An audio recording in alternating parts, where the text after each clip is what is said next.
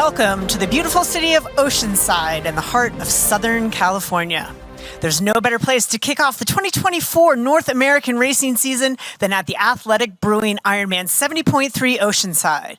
And just when you thought it couldn't get any better, it's the first race we have here in the new IRONMAN Pro Series. The formation of the IRONMAN Pro Series was announced at the 2023 VinFast Ironman World Championship in Kona, and we've been counting down the days since then to this very one. Southern California is known as the birthplace of triathlon, so it's fitting that the IRONMAN Pro Series should be born here as well. The pro triathletes are geared up to race in this series, and the fields are absolutely stacked. Today, endurance meets determination, and every second matters. Yeah, Didi, every second is definitely going to matter today, and you don't really need to say much when you look at that venue. The venue is beautiful. You can see the athletes underneath the lights in transition. I get goosebumps. This is my favorite race every year. It was the Dust Buster. Get those cobwebs out, and it's a fantastic race, and everybody shows up for this race, and it's going to be a stacked field today. Of course, though, with the birth of the Pro Series, this can't just be a Dust Buster. Everyone's got to be on their A game here today. Yeah, no, for sure. Like I think there was always pressure, and now there's added pressure because it's like, man, the better I take advantage of every second today, maybe I've got some other cards to play as the season goes. So I think the way athletes race might be affected by this Pro Series, and I have been waiting since it was announced in October in Kona, and I'm so excited that we're starting off the series here today in Oceanside. Absolutely. It's a beautiful day here in Oceanside, and let's take a look at our race weather presented by Roca. Current temperature 46 degrees Fahrenheit, that's 8 degrees Celsius. We've got clear skies, though. The water temperature 59 degrees, humidity 86%, winds light at 3 kilometers per hour out of the northeast. Yeah, it's a typical day in Oceanside. It really is. Sometimes they expect, hey, we're going to go to Southern California. It's going to be great. It's going to be nice and warm, but it's always a little bit chilly when we start out the day. But welcome to the studio. We're going to bring you all the action from the race here today. And Didi, we kind of talked about Oceanside as this iconic location and this race that always brings so much attention and, grit to the start of the season. On paper, this looks like it's going to be a phenomenal race. What are you most looking forward to today? I mean, just getting the season started, of course, and it's always interesting to see this early in the season where everyone's form is at. Of course, they want to be on, particularly with the Pro Series, because every second matters out there. At the same time, it's a long year, right? So they don't want to be too hot too soon. No. Lots of stories going to unfold here. Massive field fine for all of those points in the Pro Series here today. That's going to play a role as well. We've got a lot of familiar faces, but a lot of new names as well, and that's very exciting. Yeah, for sure. And some of those familiar faces that we don't necessarily see focus on the 70.3 distance, but it's the Pro Series and that schedule that has brought us here. So let's take a look at the 2024 IRONMAN Pro Series schedule, and we can kind of get an eye on what these athletes what they have ahead of them for the rest of the season. The Pro Series, it's the ultimate test of speed, endurance, and grit, and it's a point-based series that runs parallel to the Ironman and IRONMAN 70.3 Pro Racing calendar that rewards the best performers. The IRONMAN Pro Series begins today at the Athletic Brewing IRONMAN 70.3 Oceanside and runs through December, culminating, of course, at the VinFast IRONMAN 70.3 World Championship. In total, there are 20 races, 8 Ironman and 12 IRONMAN 70.3, including our World Championship events in Kailua Kona, Hawaii, Nice, France, and Taupo, New Zealand. The series takes place in 9 different host countries on 19 stunning and challenging courses. Let's talk, Matt, a little bit about how the points work. The IRONMAN Pro Series winner will be determined by the total number of points earned throughout the entire series. And here's how the points will be awarded. First place at the VinFast Ironman World Championships earns 6,000 points. First place at an Ironman race earns 5,000 points.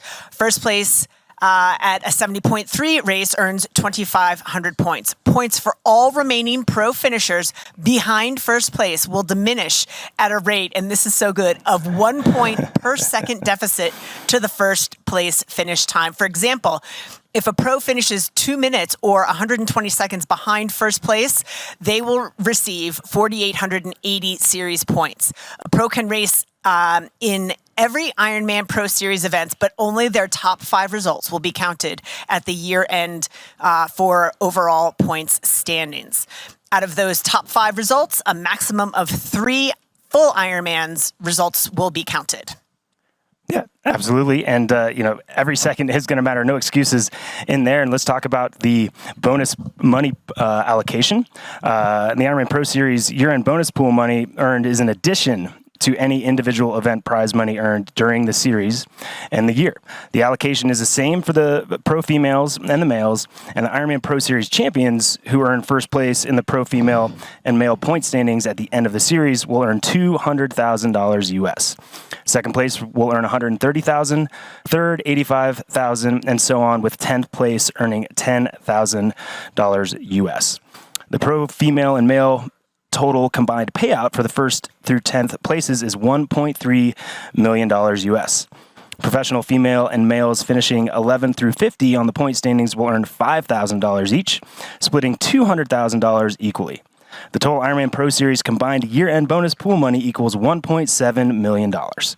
When you combine the Ironman Pro Series bonus pool with the individual event prize money, the total money paid will almost be $6 million. That's a lot of jack. It's a good time to be a pro triathlete, I'll tell you that much. And if you didn't catch quite all of that, you can go to the website, which is proseries.ironman.com for more information. But now, Matt, it's time for us to throw down to our 2 very best friends who are down on site as the athletes prepare for the race. Good morning to you, Greg Welch and Marinda Carfrey.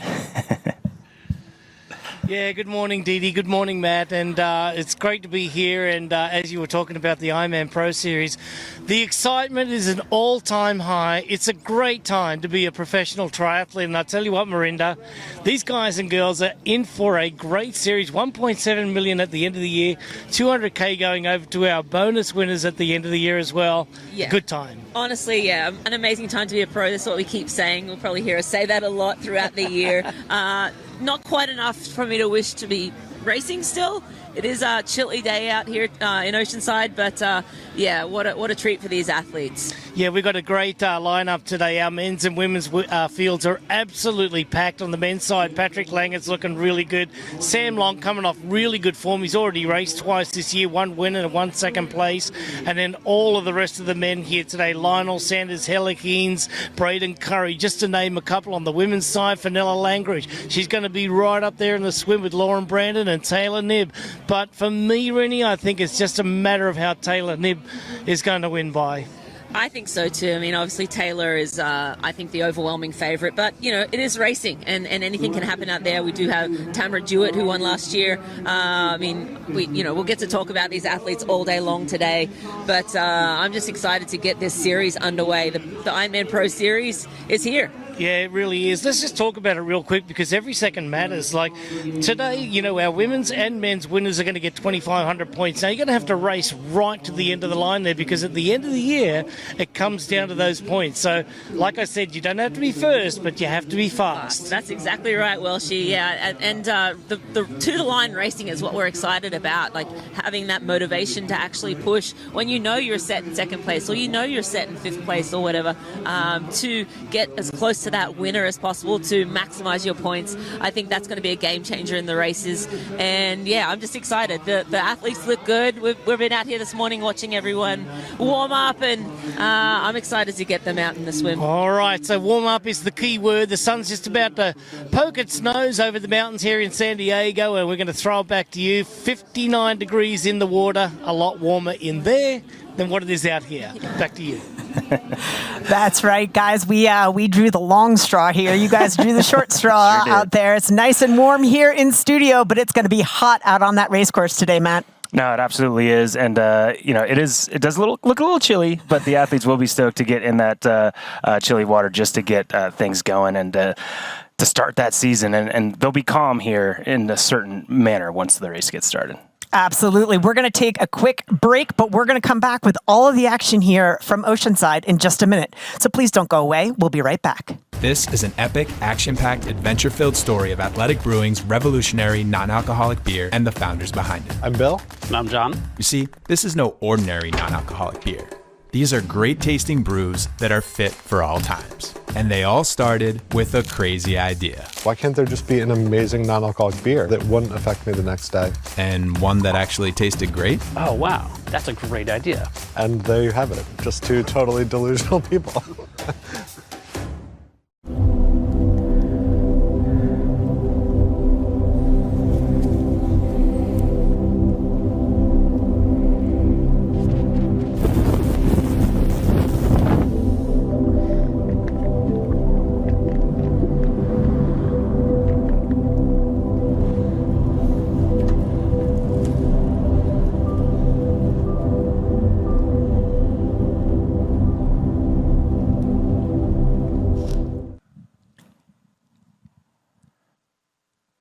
Welcome back to Oceanside and the kickoff of the 2024 Ironman North America race season. We are here at the Athletic Brewing IRONMAN 70.3 Oceanside, the launch of the Ironman Pro Series Championships. An exciting day, the first official race of our race season. There have been a couple of events for athletes to get their whereabouts, but this is where we really kick it off, Matt. Yeah, it certainly feels like that. And to kick it off, we're going to go down to Greg Welch, who is with our new CEO, Scott DeRue. Greg, what do you got for us? Yeah, thank you very much, Matt and Dee Dee. It gives us great pleasure right now to announce the new CEO of Ironman, Mr. Scott DeRue, and a great pleasure to have you down here, Scott. Welcome on board, and how's your first 60 days going? Greg, thank you so much. It is truly a privilege to be here. These first 2 months have been, the word I would use is inspiring. Having the opportunity to travel the world, engage with our athletes, our pros, our age groupers around the world, experience our events, participate in some of them. It's truly been inspiring. Yeah, first time down here to SoCal to witness one of our best Ironman 70.3 races. This is always the biggest race outside of the World Championships. What are your thoughts so far? Well, the energy level is an 11 out of 10. I mean, it is off the charts. Yeah. And with the launch of the Pro Series, the history of this event, the excitement, you can feel it this morning. It's really exciting. And what about the Athletic Brewing IRONMAN 70.3 Oceanside kicking off with our Pro Series? With our Pro Series, we're really excited to raise the bar, elevate the game for the pros, the professional athletes, what they do for this sport, and the opportunity we have to empower them to dream even bigger. It's really exciting. And what we're doing with the prize money, what we're doing with the content and the storytelling this year, we're really excited about what we can do to help them elevate their game and really inspire people around the world to dream big. And also, Andrew Messick, the former CEO of Ironman, is racing today. So, yeah, he's here this morning. Yeah, pretty inspiring. And actually, you're going to get out there and race as well in a team? Absolutely. We'll join a relay team. My team, every event I've gone to so far this year, they tell me the day before that I'm going to participate. So we jump in and we do it. So we'll do a relay. I'll finish with the run leg this morning, and we'll have some fun. You got a great swimmer, pretty average biker, and a good runner to finish off. I won't tell our biker that, but we got a good team. Not you. Anyway, in all seriousness, just to finish off here, the vision of Ironman, where are you going to head from here? It's all about the athlete and the athlete experience. And, I've been doing a lot of listening to our athletes, our professionals, our age groupers, and really engaging to learn from them where our opportunities are at. And this year we've already put to work really investing in the experience. So, for the age groupers, a lot of it was around, the tangibles. We invested in, better shirts, better medals, better bags, the food post-race, the village experience. We're really elevating the experience of the race. And then same for the professional athletes. It's not only about the prize money, it's really around the content, the storytelling, what we've invested in terms of our digital ecosystem with our athlete profiles, and it's really exciting.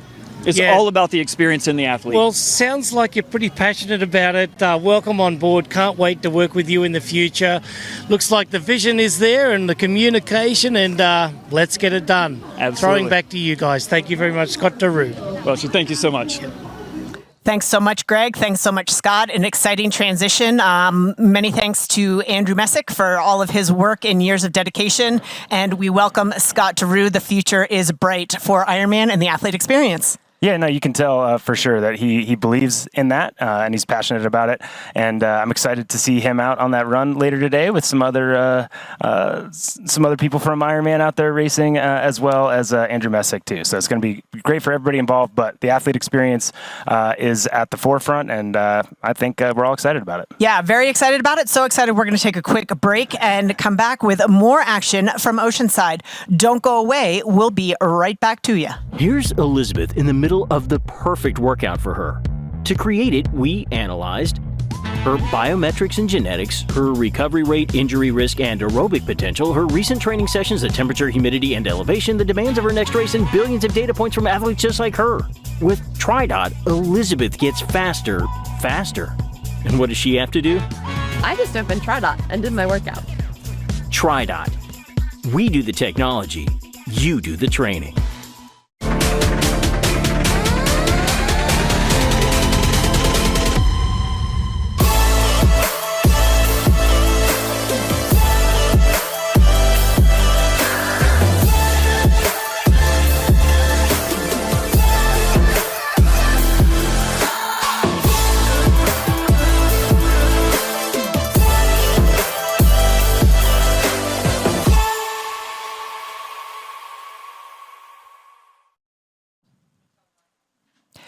And welcome back to Oceanside in the 2024 North American racing season at the Athletic Brewing IRONMAN 70.3 Oceanside. We are here in Southern California to get things rolling. It's a chilly morning to get things underway, but as is typical here in Oceanside, lots of anticipation with the new Pro Series, lots of anticipation with the new Ironman CEO. And right now, we're going to throw it down to our very own Marinda Carfrey, who's there with another familiar face. Rinny, down to you.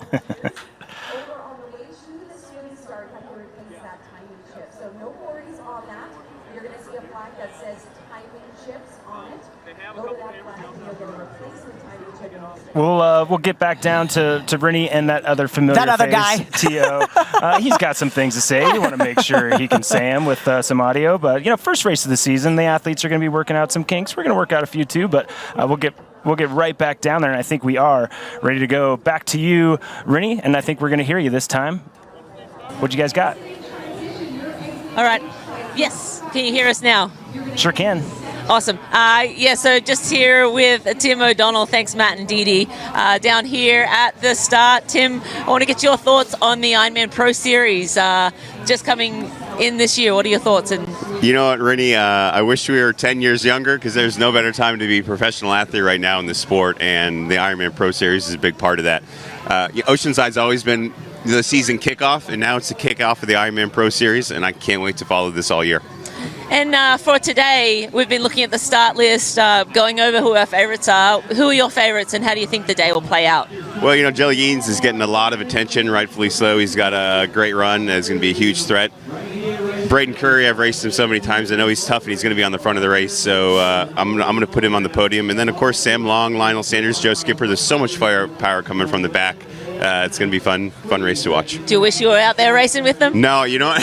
It's too cold out here for me. It's never this cold in Kona. That's why I never really loved this one. But I know some of the guys love racing in the cold, and they're going to thrive and run really fast in these conditions. Yeah, and what do you think the key is to racing well here in Oceanside? I know you've done this one a couple of times, but what do you think are keys to a great race? It's a really fast run, and I think it's all going to come down to how it plays out on the bike, and if Braden Curry and Florian Engart and the guys up front can hold off the big dogs in the back. Yeah, the big dogs. We'll see how it comes together. If it comes together on the run, it's going to be a heck of a race.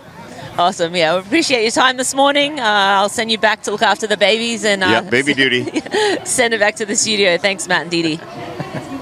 That's right. I wonder what the kids were up to during that interview. Just running amok. Running amok. But again, I think Tio just sort of emphasizing our excitement over the Pro Race Series and in general just getting this 2024 race season underway. Yeah, no, it's, again, unofficial start of the season, North America. It's a great race. We're all excited to see it, and to have Tio and Rinny down there is a great part of that as well. But let's take a look at the course maps here when we get back from this commercial here in a little bit. But Dee Dee, when you talk about this race, when you've raced this race, what were you excited about coming in? I'm just excited to see where the fitness is at this point. You know, for many of these athletes, it's the first race of the season. And so there's some question marks there, and that always adds to the excitement. And the excitement will continue when we come back after this quick break. Your new vehicle, Mr. Lawrence. The VinFast VF8. All the latest tech? Precisely. Whoa. Cut. Great delivery, Joey. I've had a lot of practice saying that word. It's pretty cool, huh? The VinFast? Yeah. It's got action. 402 horsepower. All-wheel drive. Over-air updates and a 10-year unlimited miles battery warranty. Yes, but 15-inch infotainment screen. Cut! None of those lines are in the script, Joey. I just think people are really going to want to know those things. That's what the website's for, Joey. Open up the sky, 'cause I'm coming up to you. So send down your wings and let them bring me to you. You know I'm standing at the station, ready to go. Oh, big old aeroplane, I'm just in your soul. Get on up, Big Bear. And we are back here in Oceanside, getting awfully close to the start of this race. And anticipation, athletes taking care of final duties down in transition, pumping up the tires, calibrating those power meters, getting the nutrition on the bike, last minute details being taken care of, nerves at an all-time high. Yeah, no, absolutely. You got to try to get all those things done. It always feels like you've never done a triathlon before when you get to your first race of the season. But some people that have done some triathlons, Rinna Carfrey and Mark Allen. Let's see what those two have to say. Yeah, let's go down to Rinny. Rinny, are you with Mark?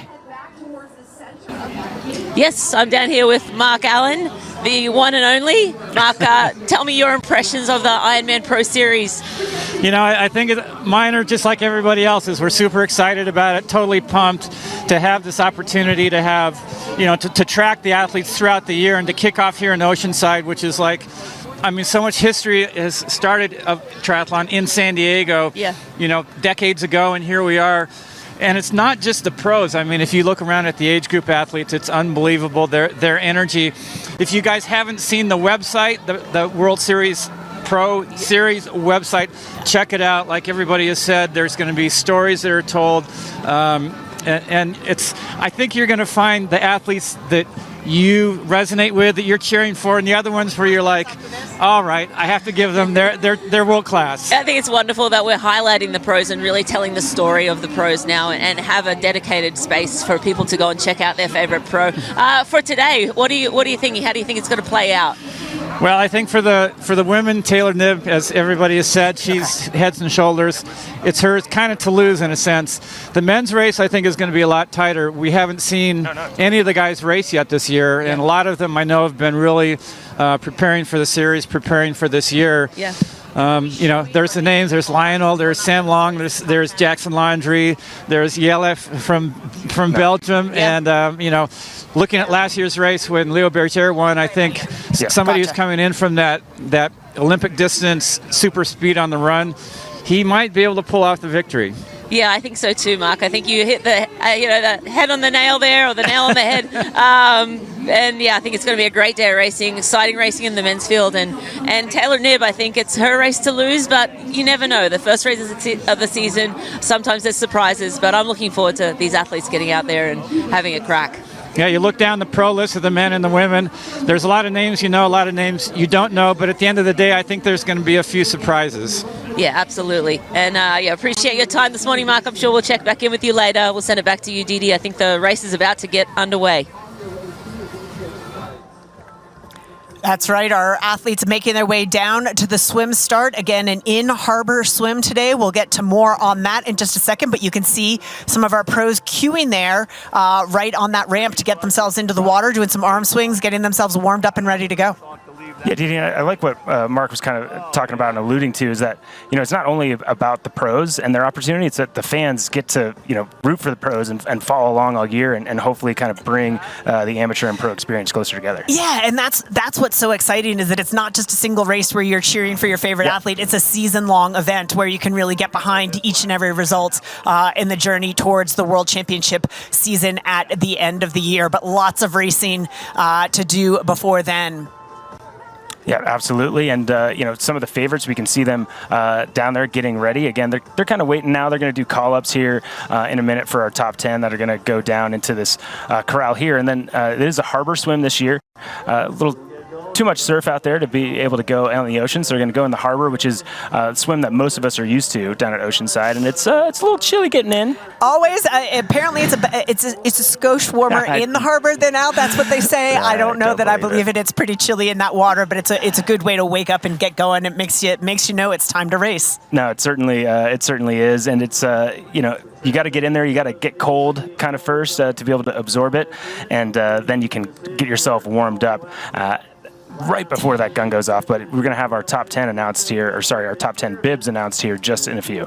Yeah, here we go. We're going to call up our top 10 athletes. We've got some color-coded caps associated with them. And we will start, I believe, in reverse order with 10th place, which will be Chris Leiferman out of the United States of America. The top 10 men today in the 2024 Athletic Brewing Company IRONMAN 70.3 Oceanside, representing Canada, bib number M1. Please welcome the Jackson Laundry. From Germany, representing Germany, M2. They're coming down now. Okay, please welcome Patrick Lang. Representing the Green White North of Canada, bib number M3, please welcome Lionel Sanders. Representing the UK, the United Kingdom, bib number M4, please welcome Joe Skipper. From New Zealand, bib number M5, Braden Curry. From the USA, M6, his bib number, please welcome Sam Long. All the way from Belgium, M7, his bib number today, Hella Reams. From the USA, M9, his bib number, Mark Dubrecht. Also from the USA, M10, his bib number, Chris Leiferman.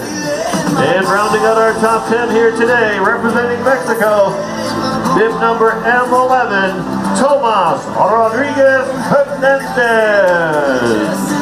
That is your top 10 for the 2024 Athletic Brewing Company IRONMAN 70.3 here at Oceanside.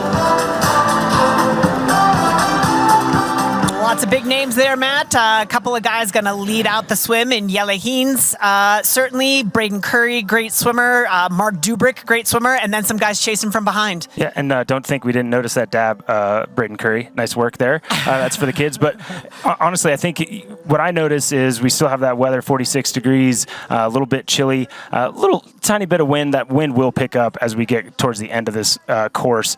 But water temp 59 degrees, humidity 86%.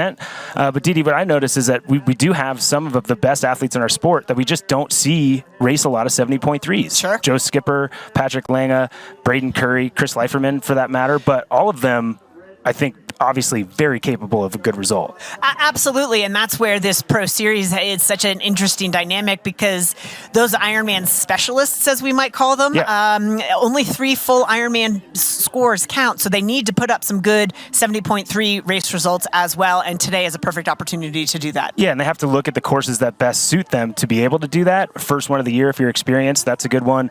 I do think the Oceanside is underrated in its difficulty at times. It can kind of spit out the weaker athletes by the end of the day. So an athlete like Braden Curry, who comes from a very long racing distance, but then specialized in shorter off-road triathlon, like he has the ability to be up there. And I think he's going to be one of the big players, obviously in that swim, as you said, but in the bike early. And let's talk about the race dynamic. I mean, we had 76 men entered. We had a couple of DNSs did not start, as we always do, but I think 71 men taking to the water here this morning. Talk about how the size of the field is going to impact today's race dynamic. Didi, this swim start is always like, it's in my nightmares forever. Yeah. I've never had a good swim here because you're just in a fight for the first 500 meters because it's so narrow and it's just cold and you can't feel anything.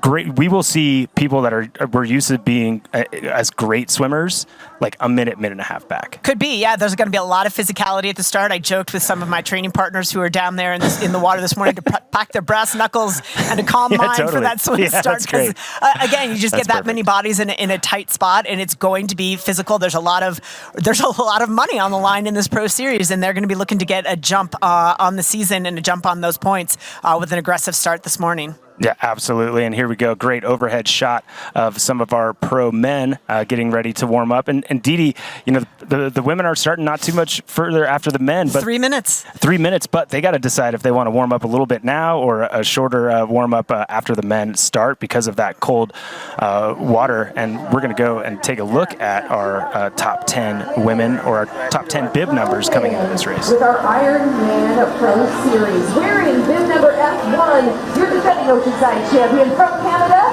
Miss Tamara Jewett. Wearing bib number F2, representing the United States, Taylor Knibb. From the United Kingdom, wearing bib F3, Canella Bonebridge. From Canada, wearing F4, we have Paula Finlay. And from the United Kingdom, wearing F5 is Emma Alec Brown. In bib number F6, representing the country of Spain, Barutze Franes Larabe. From Australia, wearing bib F7, Grace Beck. From the United States, in bib F8, we have Danielle Lewis.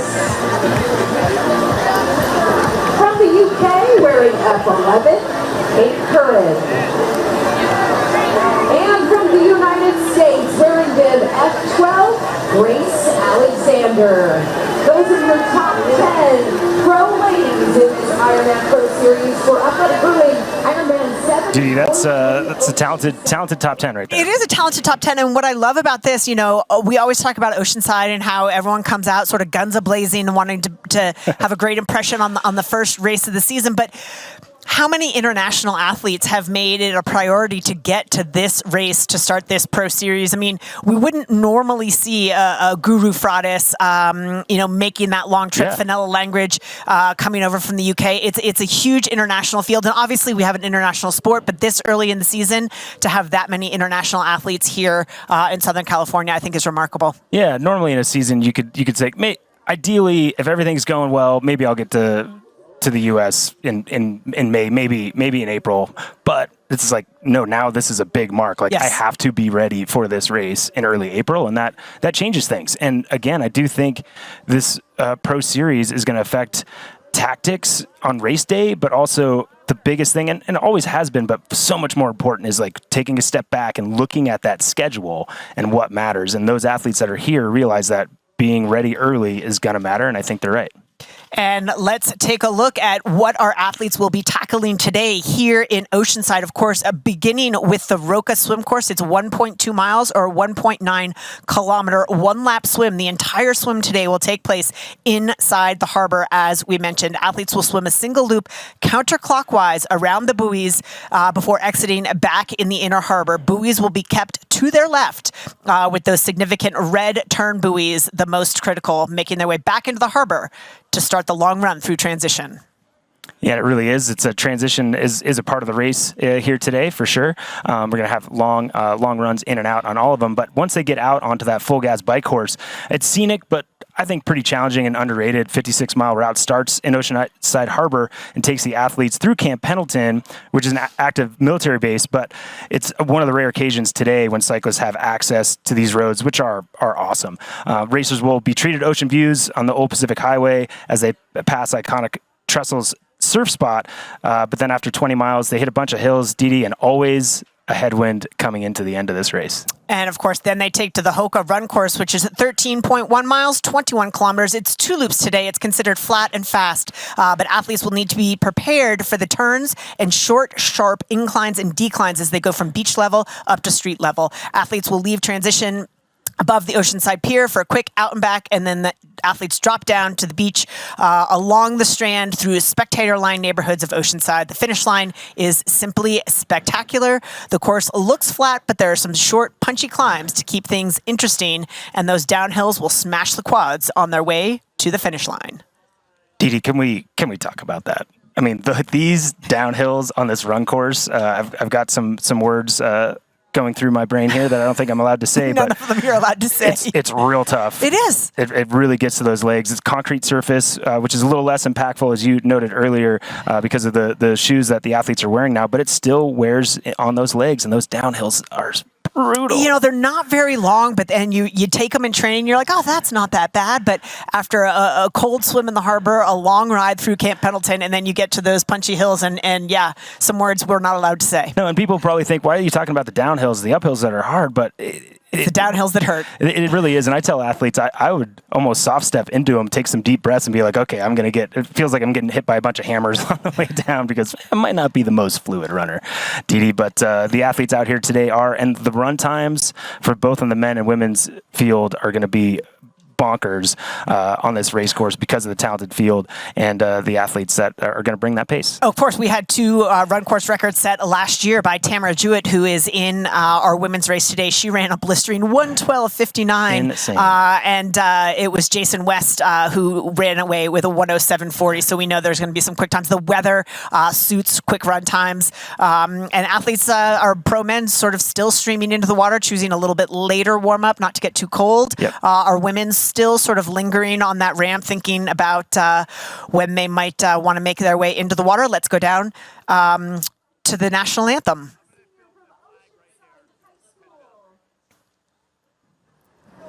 Whenever you're ready, boys. Oh, say, can you see by the dawn's early light what so proudly we held at the twilight's last gleaming, whose broad stripes and bright stars through the perilous fight o'er the ramparts we watched were so gallantly streaming, and the rocket's red glare, the bombs bursting in air, gave proof through the night that our flag was still there.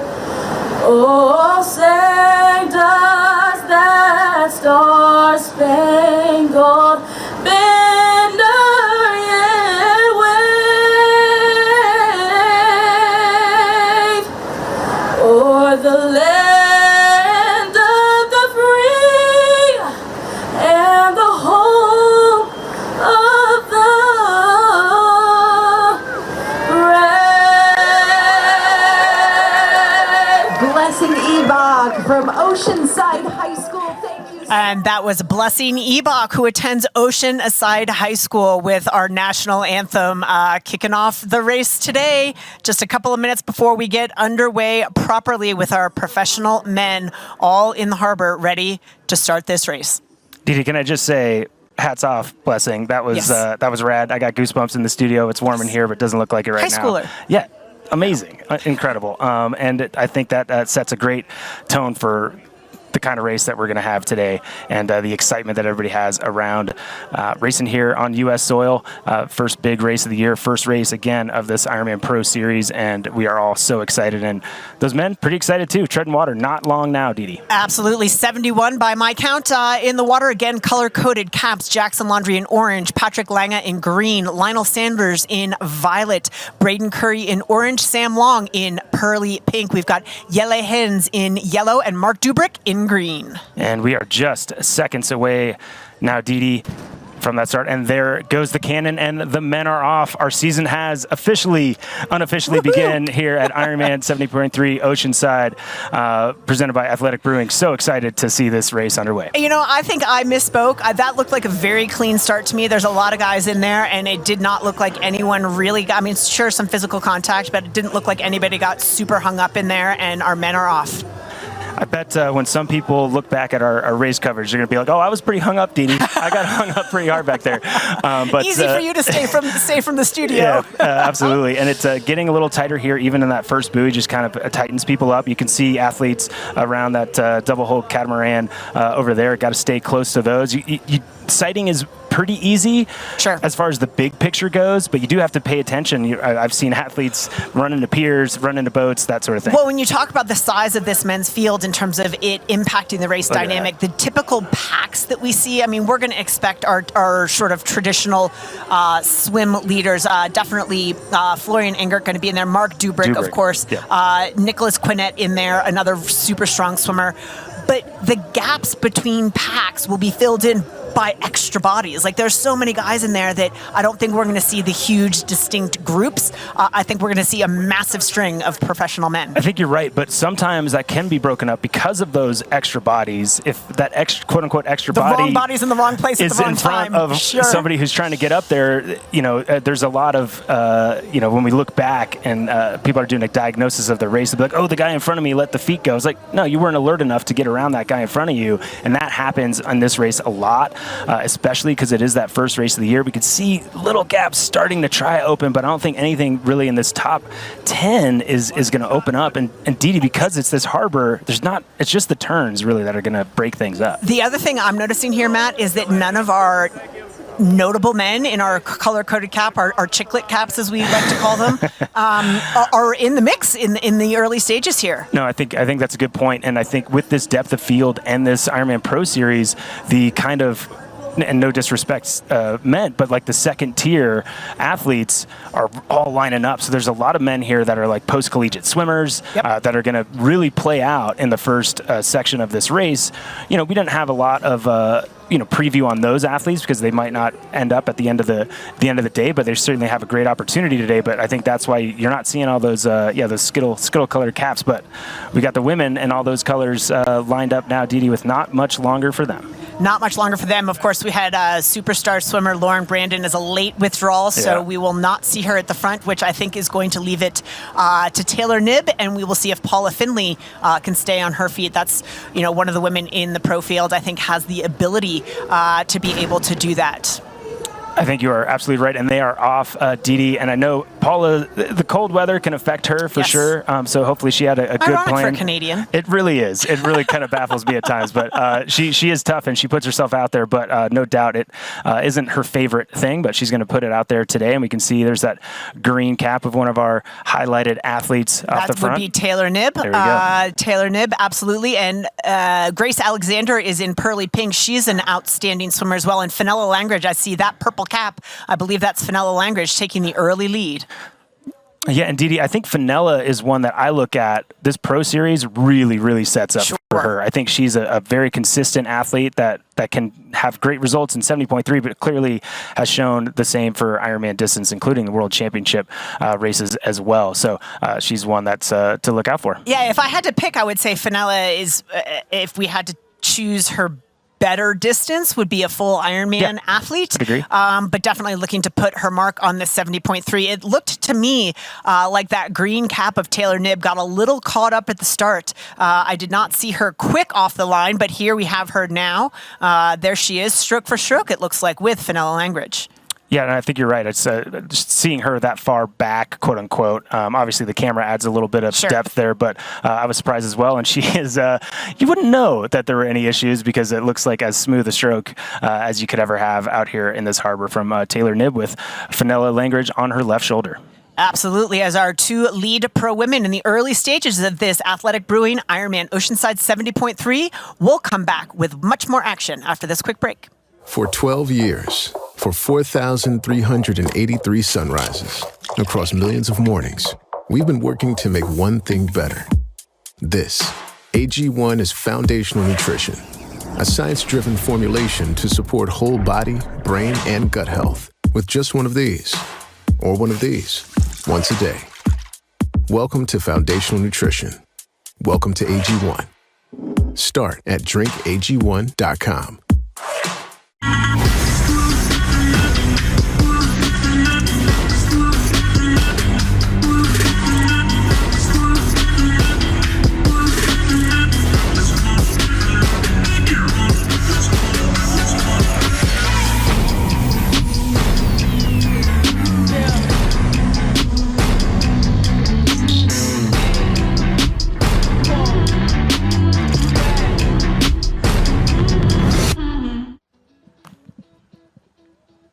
Back to the action here. Our professionals in the water now. Our age groupers queuing up for that rolling start. They'll be underway in just a couple of minutes.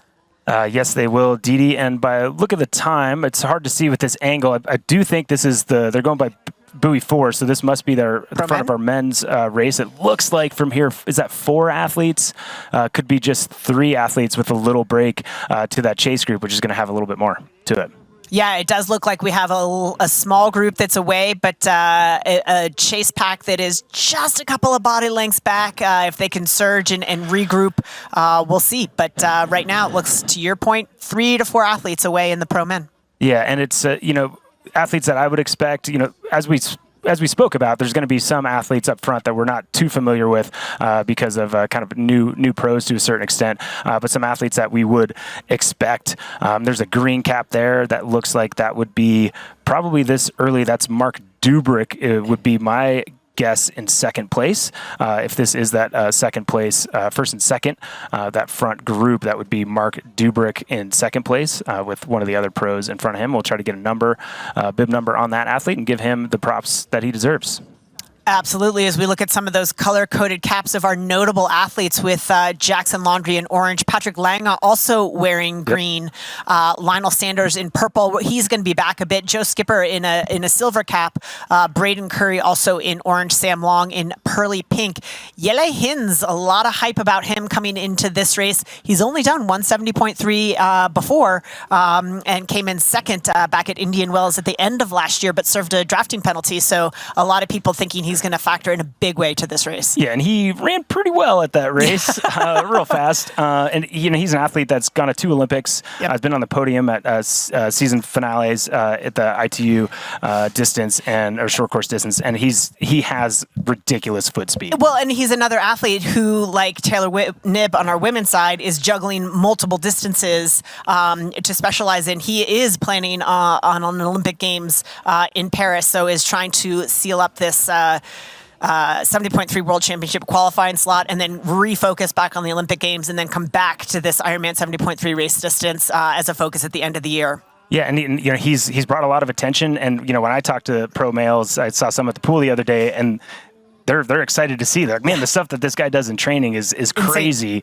Yep. So if he can run like that off the bike here at Oceanside, he's certainly gonna put some work into some of our favorites. And here's looks like our third athlete, maybe actually bridging up from before. There was a little gap to those first 2, so looks like there's 3 now in that front group for absolutely crushing kind of the early sections of this course. And athletes still behind. It's still super early, Didi, like 8 minutes in. They're still kind of trying to figure out what went wrong on that start and where they are and who's around them. And as we like to often to talk about, seeing quite a bit of texture on the water here as the athletes make their way out of sort of what I'll call the inner harbor. Yeah. They never get out to the full ocean, but once you leave the protection of that jetty where the transition is set up, once you leave that protection, there is quite a bit of, we can see the athlete on screen here fighting to sight to the athlete who is literally immediately in front of them. Yeah, and you can see it immediately, and you can feel it immediately as one of the athletes, and that was Matt Sharp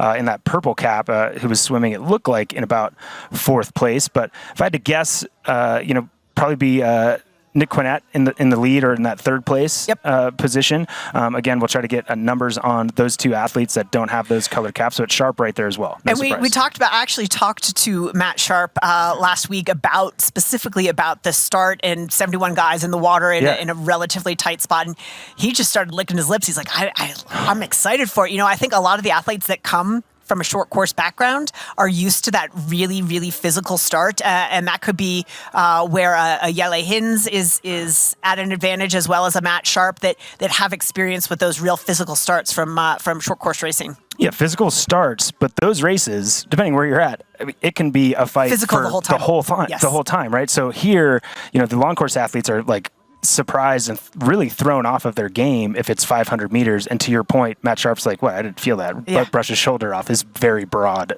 shoulders, so that might help Matt out as well. Yeah, absolutely. So well underway here in Oceanside. We'll be back in just a minute. Don't go away.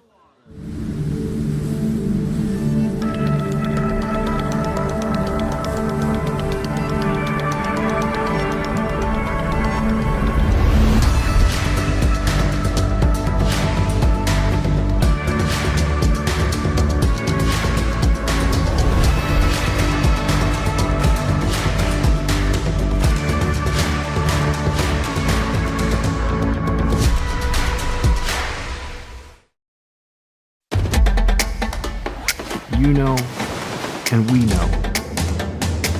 The thing about challenging yourself is you're always looking for what's next.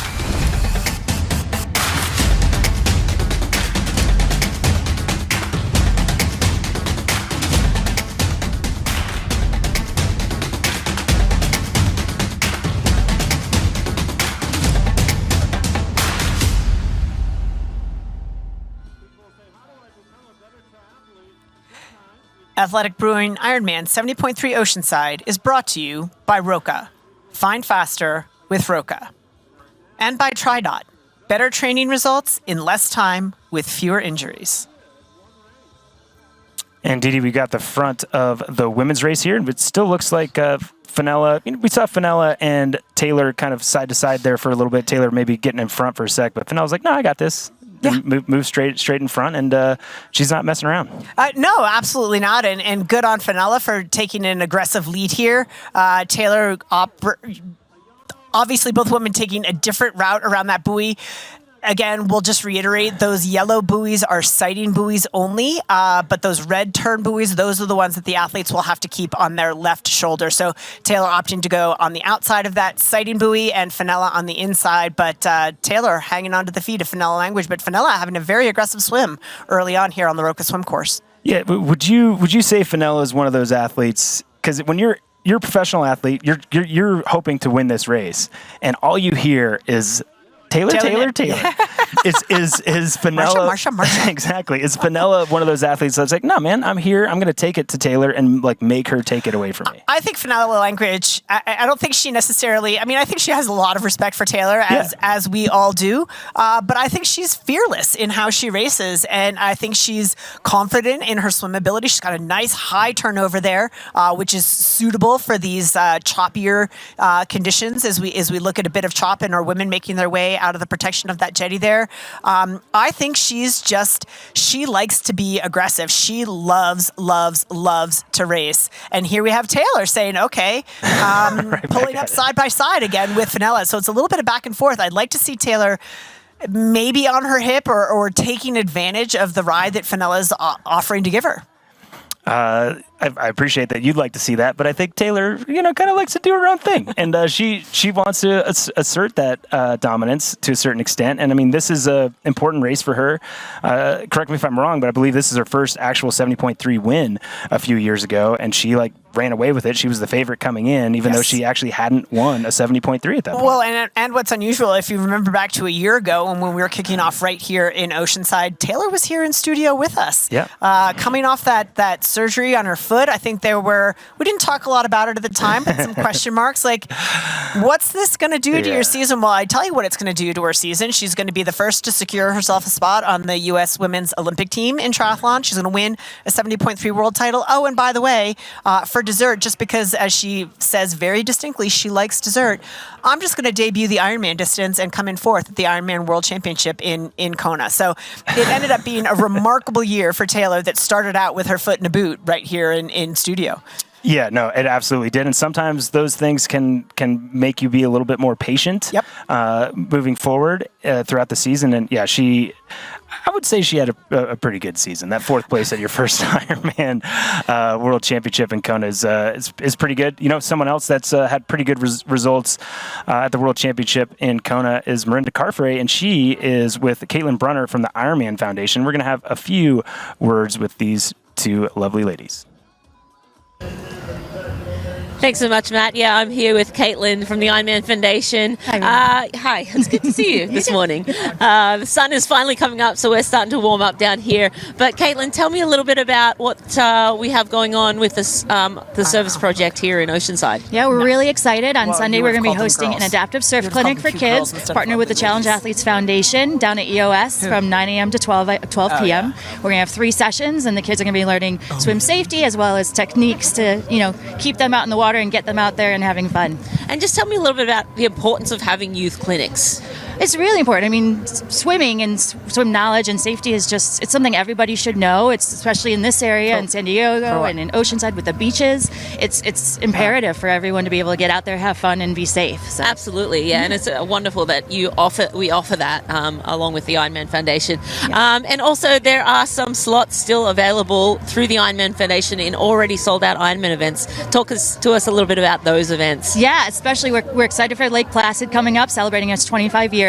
And the race is sold out except for through the Ironman Foundation, and we have some special events, especially with the relays. Brittany's going to be racing with the Ironman Foundation's relay team, so individuals can come out. The Team IMF slots are important because it helps us raise money that we give back to the local communities. It's really important to us that we leave a lasting impact long after race day in all the communities that welcome us in. Absolutely. And so I'm in Lake Placid. If you want to race, you can get a slot still through the Ironman Foundation, and I will be doing a relay. I'm doing the run in Lake Placid in July. Hopefully I'm fit enough to make it through the marathon. I ran 14K the other day and it felt like a marathon, I can tell you that much. But so people can bid on the bike for the relay that I'm doing in Lake Placid in July, but really looking forward to that and just love everything that Ironman Foundation do. Thank you for all the work you guys do, and we appreciate it. Thank you so much. Yeah, visit ironmanfoundation.org to get more information and learn how to race. Absolutely. Awesome. Thanks, you guys. Thanks so much, Rennie and Caitlin. Awesome stuff, as always, that the Ironman Foundation is doing to help communities that help us race, and always some cool opportunities there. Great opportunity for these two silver-capped men to make a name for themselves in the biggest race of the year so far, and the start of our Ironman Pro Series. Again, we have those two silver-capped athletes. Probably one of them is Nick Kone, and then we've got other silver-capped athlete, and then that is going to be Mark Dubrick and Matt Sharp. So that's our 4 athletes. And Didi, this overhead shot shows that all that white stuff. To me, that's energy. That's a lot of energy going into the water. But by my eye, in that great overhead shot, which is, we got a little bit of guys off course. We've got one of our water safety guys redirecting our lead men. They've all got their heads up now. Where are we going? Where are we going? An actual quick pause there. Yep, they're going to see there's a turn buoy there that they've got to keep on the shoulder. They missed that quick turn buoy, but all the guys correcting themselves. So one of our water safety guys giving the guys some guidance now, an opportunity for that chase group to make up a couple of seconds there. But our lead 4-man, this is the second time, to my recollection, Matt Sharp's been a part of a missed swim. Boulder 70.3, I believe, last year, a similar dynamic. Mark Dubrick was a part of that group as well. Yep, I wasn't going to call them out, but I'm glad that you did. But for the chase group behind, that can be a gift, like a true gift. But it didn't look like they took too much advantage of it. I think they had, the last time that lead swimmer had sighted, he was on the same path that those 4 athletes were on. So they probably lost a few seconds still, because you saw them actually stop. But anytime you see a pro athlete swim with their head up for multiple strokes in a row, more like a water polo and a couple stroke. of them stopped. Yes, yeah. That's how you know they're definitely off course. You want to take these little peaks like this lead athlete is doing right now. He peaks for a second, takes a picture, kind of mentally puts all that together, and puts his head down and keeps swimming forward. But there's our 4 athletes, Didi, with a pretty sizable gap, but going to be a hard gap for those athletes to hold off with the dynamics that are happening behind. But we'll see where they're at when we get back from this quick commercial break.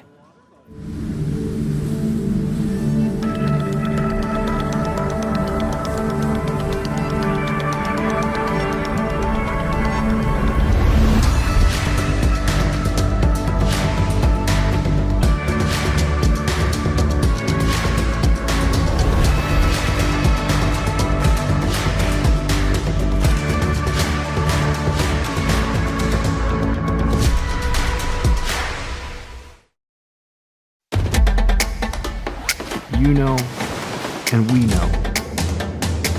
The thing about challenging yourself is you're always looking for what's next.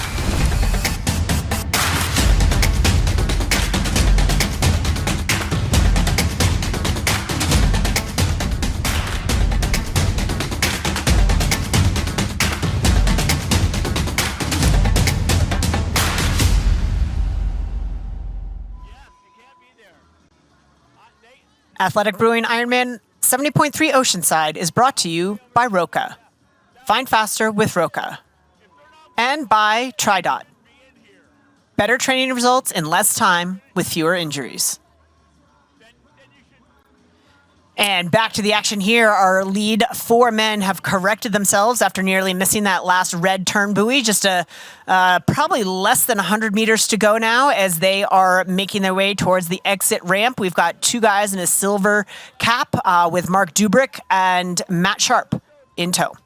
Yeah, and Didi, looking at the number, it could be wrong here, and I had some input from out on course. It looks like it could be bib number 2, or 42, excuse me, Benjamin Zorgnati. And that athlete has some very, very top-end swim results in the past, so it certainly could be him as well. You can see him put those legs into overdrive now, really kicking it in. Could be a swim partner bonus on the line for the first out of the water, but definitely to see a surge like that at the end of the swim is impressitive swimming. No, that's a robust swim background. No, yeah, you can tell for sure when they are putting that much effort in at the end. But that second group, to me, you talked about possibly the numbers of athletes starting, keeping these groups together, and I think that second group is pretty massive at this point. It looks like Matt Sharp moving around Mark Dubrick to be in that third position, so keeping up with that fast kick and turnover and finish that this lead athlete has coming into to transition. And we're going to see. All the guesses will be over here in a second. All the guesses is, again, the eyes are on that final red turn buoy that's going to take them into the exit ramp and the long run all the way down the length of transition to the far end before they U-turn it back. The pro bikes racked most closest to the bike exit. So we are eagerly anticipating our lead men as they exit the water here on the Roca swim course here at the Athletic Brewing IRONMAN 70.3 Oceanside. And a great overhead shot. You can see that second group just coming into frame as these athletes come over, and you're going to see that. It's going to be about 30 seconds. Yeah, maybe not as much of that last athlete in that group, but you'll see this first athlete get up, look over their shoulder, because again, we have that long run. They're going to get up, run underneath this arch, and turn to the right and have a real long transition here. Here's a great shot of that athlete, and that was Magnus Manor, bib number 45, actually, not bib number 42. So Magnus Manor first out, and Mattia Ceccarelli, bib number 22, second. So we were definitely off with our assumptions for those first 2 athletes, but those athletes doing it well, but that was Matt Sharp and Mark Dubrick. And we will see what the gap is and how big those chase groups are. We do see a couple of packs of men you can see in the water making their way as our lead group of men make their way down the long run of transition. And that's a fast swim. If you've got athletes like we're waiting on Braden Curry. Yep. We're waiting on other athletes like Eric Lagerstrom. We're not seeing him, and we can see here the first out of the water, Magnus Manor from the United States, 1:11 minute per 100 meters. That's pretty quick. That's an impressive open water swim time, no doubt. Overall time 22:58 for Magnus. And some of our favorites in that group, second group coming out of the water, just about 30 seconds behind, as you said, Didi, Florian Engert. We have Dylan Gillespie, Justin Reale, Yele Yeens, Martin Uloa, Patrick Lange in that group. Oh, good swim from Patrick Lange. Good swim from him for sure. Braden Curry further back in that group, about a minute back, but that group is about 45 seconds long per se. Yeah. So that's a lot. It's a lot of that's going to come together in transition. But tell us about how important tactically this run and this transition is to find that group. Well, certainly you don't want to give anything away, any of that hard-earned time that you've earned. And certainly if you're in that chase group, you don't want to lose touch with that chase group. It's a little bit technical as they come out of transition onto the bike. And we're going to throw it down quickly to Greg and Rinny. They're down at swim exit. Guys, what are you seeing? Well, we've seen a lot of great action, right, Rennie? We got Mark Dubrick, as we thought would be one of the swim leaders out, just getting into his transition right now. As you can see over our shoulder here, just trying to get all of those wetsuits down. They get their helmets on. They have to be strapped on before they leave their bike out of transition there, and they're running off to the mount line right now. But a couple of big surprises out there. We thought that Braden Curry was going to be right up front there, Rennie, but Patrick Lang has had a good swim here at the moment. Very cold conditions. I spoke to Patrick this morning, and he did say that he was going to put gloves on before he took his bike out of the rack. So a couple of, little strategic things here today, and I would imagine that a vest or gloves and toe warmers and things like that would be on tap, don't you think? Yeah, absolutely. And it's interesting that athletes will have those things on their bike and then they'll either discard them or decide not to use them. A lot of urgency from Mark Dubrick coming through transition. He really looked like he really just wanted to get out and get in front of this pack. And it's really just a streaming line of men now just coming through transition. Not many athletes opting for gloves or vest. And what the athletes do is they'll put something like a base layer underneath their kit before they even get them. So like a space blanket or something. A lot of the men will have that underneath their kit. So even though they don't have a vest on, they will have something on to block the wind because it is pretty cold this morning. Yeah, it is pretty cold. And I thought that, Patrick did say he was going to take the gloves. Lionel Sanders. Yeah, Patrick did not take the gloves. I saw that he was in a bit of an urgency situation to get out of there. But Braden Curry went out behind Patrick Langer. Was a big surprise to me. But as we now look over our shoulder, here's number one. This is Jackson Laundry just taking his bike right now. There goes the wetsuit for Jackson as he makes his way through the transition here right now. We're waiting for Lionel Sanders as well, but looks like Lionel is right in the mix. So he's right there with Jackson Laundry. But look at this. Lionel Sanders having trouble with his helmet right now there, Miranda, and it looks like he's just tossed maybe the shield off there. There go the sunglasses and the bike out now for Lionel Sanders. So Lionel losing a little bit of time, and Chris Lieferman from Longmont right behind Lionel Sanders. It's chaos down here in transition. We're going to send it back to you guys to see the action as those packs form out in the bike. It's going to be a great day. I can see you're itching. What do you got, Matt? Didi, I mean, for me, and Sam Long getting to his bike right now as well, for me, Lionel Sanders came out of the water 90 seconds behind the very first swimmer. Yes. Less than a minute behind that second group. And what did you say to me when you saw that? He just won. Yep. And I don't know that that's true, but he's normally used to 2 minutes and this huge deficit and then runs, when we saw him run into second place a few years ago when Jackson won, I think he came off the bike and he was in 7th and 8th. He's like, I might as well finish. Yes. Right? He is extraordinary in these situations. And so those three athletes in front, the Jackson Laundry and, a Leiferman and a Lionel Sanders being that close to each other, they are going to move that chase group to that second group pretty quick. Well, and the other thing, of course, we heard Greg say is that Lionel lost a little bit of time, but there's so many guys out there that's going to be he's going to be a little frustrated by that because to have such what I'm going to call a career best swim, to be in 100%. That close proximity to the men's leaders. He's going to be a little bit frustrated to lose that time, but in just a hot second, we've actually got our lead women out of the water now. Overhead, we've got Fenella Langridge, Taylor Knibb, and Kate Curran in the lead for the women. Fenella Langridge, 25-23 out of the water there. So a lead group of 3 for the women. It was 4 for the men. Yeah, and Fenella, did a lot of that work and pays off by getting the first or the fastest swim split today for Fenella Langridge and Taylor Knibb on the heels. You don't say those things very often. Taylor Knibb on somebody's heels. So there you go. And Kate Curran, great swim from her as well to round out that top 3. Still waiting for that second pack. And we've got our Roca first out of the water. A female pro is Fenella Langridge, 1:19 minute per 100 meters. That, again, real quick. Yeah, very, very good swim for Fenella Langridge. And again, her aggressive race style paying dividends out there. Still just those 3 women out of the water, still waiting for the women's group of chasers as the men continue to stream out of the water, now interspersed with the front of the women's race. Yep, and it's Paula Finlay comes in next, just under a minute behind Fenella Langridge, with Grace Tech right behind her, just 3 seconds back with Grace Alexander in that group as well. So a powerful powerful group of three there. So it's 3-on-3, kind of like basketball, like our co-commentator Miranda Carfrey used to play pretty well. It's going to be 3-on-3 on this early sections of this bike ride. And who do you expect to see make the most aggressive moves in the early part of the bike? I mean, it's going to be Taylor, but Fenella, because of that gritty attitude that you talk about. Yep. If Taylor pulls around her, she can be like, I bet she pulls around her a few times. And I think we're going to see pretty early on how much the cold impacted Paula Findlay, whether or not she's able to close down that gap. Arguably one of the strongest cyclists in the field.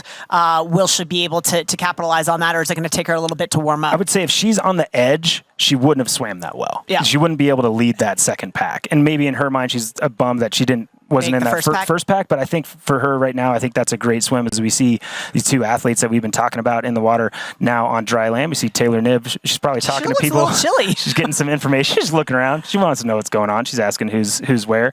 But her competitor is first out, and those other two athletes straight there. So she's still working on it. And we'll see if she puts on the socks again. Signature move on Taylor Knibb to put the socks on in transition, but we're going to throw it down to Greg and Miranda Carfrey for what they're seeing in T1. All right. Hey guys, so we'll see what you're seeing. Yeah, Taylor Knibb. I don't know what she yelled at us a minute ago, but obviously taking her time to get her socks on. She's going to make sure she stays warm. And as Dee Dee said, it's a signature move from Taylor to make sure she gets everything set before she gets out on the bike. We have Fenella was in and out real quick. She didn't mess around. She's been gone for 30 seconds at least now. Paula Findlay rolling into transition now too. Welshie, what are you seeing? Well, I'm seeing a very slow transition by Taylor Knibb, but a very calculated one. She's got the right glove on. She's going to put that left glove on here pretty soon. I would imagine that she's going to have to put that on before she gets on the bike, because that would be really dangerous. But looks like she did take a good old time, around about 45 to 50 seconds as she lost to Fenella Language there, Miranda. So very, very surprised, on how long it took her in transition. But like I say, it was calculated, and as you can see here, Paula Findlay doing the same thing. Gloves. It's going to be one of those things today. It's very important. You see my hands right now, very red. It is very cool out here this morning. Now, when you get out onto the course as well, it's going to be a little bit windy. So, with those conditions, the wind and the heat coming out of the hands and the head and the toes, a very, very smart decision by both Taylor Knibb and Paula Findlay. And it's a drastic difference, the men's transition to the women's transition. The women were much more relaxed. They came in, put their gloves on, taking their time. Most of the women have opted to put something on, Fenella the exception. All of the men were in and out. They were like, let me get out of here as quickly as possible. There was chaos. People were falling over. Wetsuits were flying everywhere. But yeah, a lot more relaxed for the women. Yeah, and then also, as we noticed, Joe Skipper was a very, very slow out of transition as well. So a couple of slow transitions by Taylor Knibb and Joe Skipper, but at the end of the day, you watch old Taylor. She'll be in the mix here pretty soon. Yeah, I don't think she's worried too much. She's going to roll up to Fenella in no time. But, I'm excited to see how this plays out shortly. All right, you two, take it away. Great observations down there from Greg and Rennie. I think you underestimate, and even if you practice, and again, just a note to our athletes, practice those transitions. It's really hard to put on gloves and socks when you're wet, but when you're wet and cold, it's a magnitude of 100 times harder. But Taylor didn't look too fussed about it in the slightest. I might have had that conversation with an athlete last night that's racing today. They're like, trust me, it's harder than you think it is. I know you put socks on before, but when your feet feel like icicles and they have no dexterity whatsoever and your hands aren't helping, it's a tough situation. For sure. Again, Taylor gave up a full minute. She's now 1:04 out of transition behind Fenella Language. But as Taylor said in St. George, it's an investment in the future of her race to keep warm. So a strategic decision there on behalf of Taylor Knibb and some of the other women. As we get underway on this bike course, we're going to take a quick break. We'll be right back. Your new vehicle, Mr. Lawrence. The VinFast VF8. All the latest tech? Precisely. Whoa! Cut. Great delivery, Joey. I've had a lot of practice saying that word. It's pretty cool, huh? The VinFast? Yeah. It's got action. 402 horsepower. all-wheel drive. Over-air updates and a 10-year unlimited miles battery warranty. Yes, but 15-inch infotainment screen. Cut! None of those lines are in the script, Joey. I just think people are really going to want to know those things. That's what the website's for, Joey.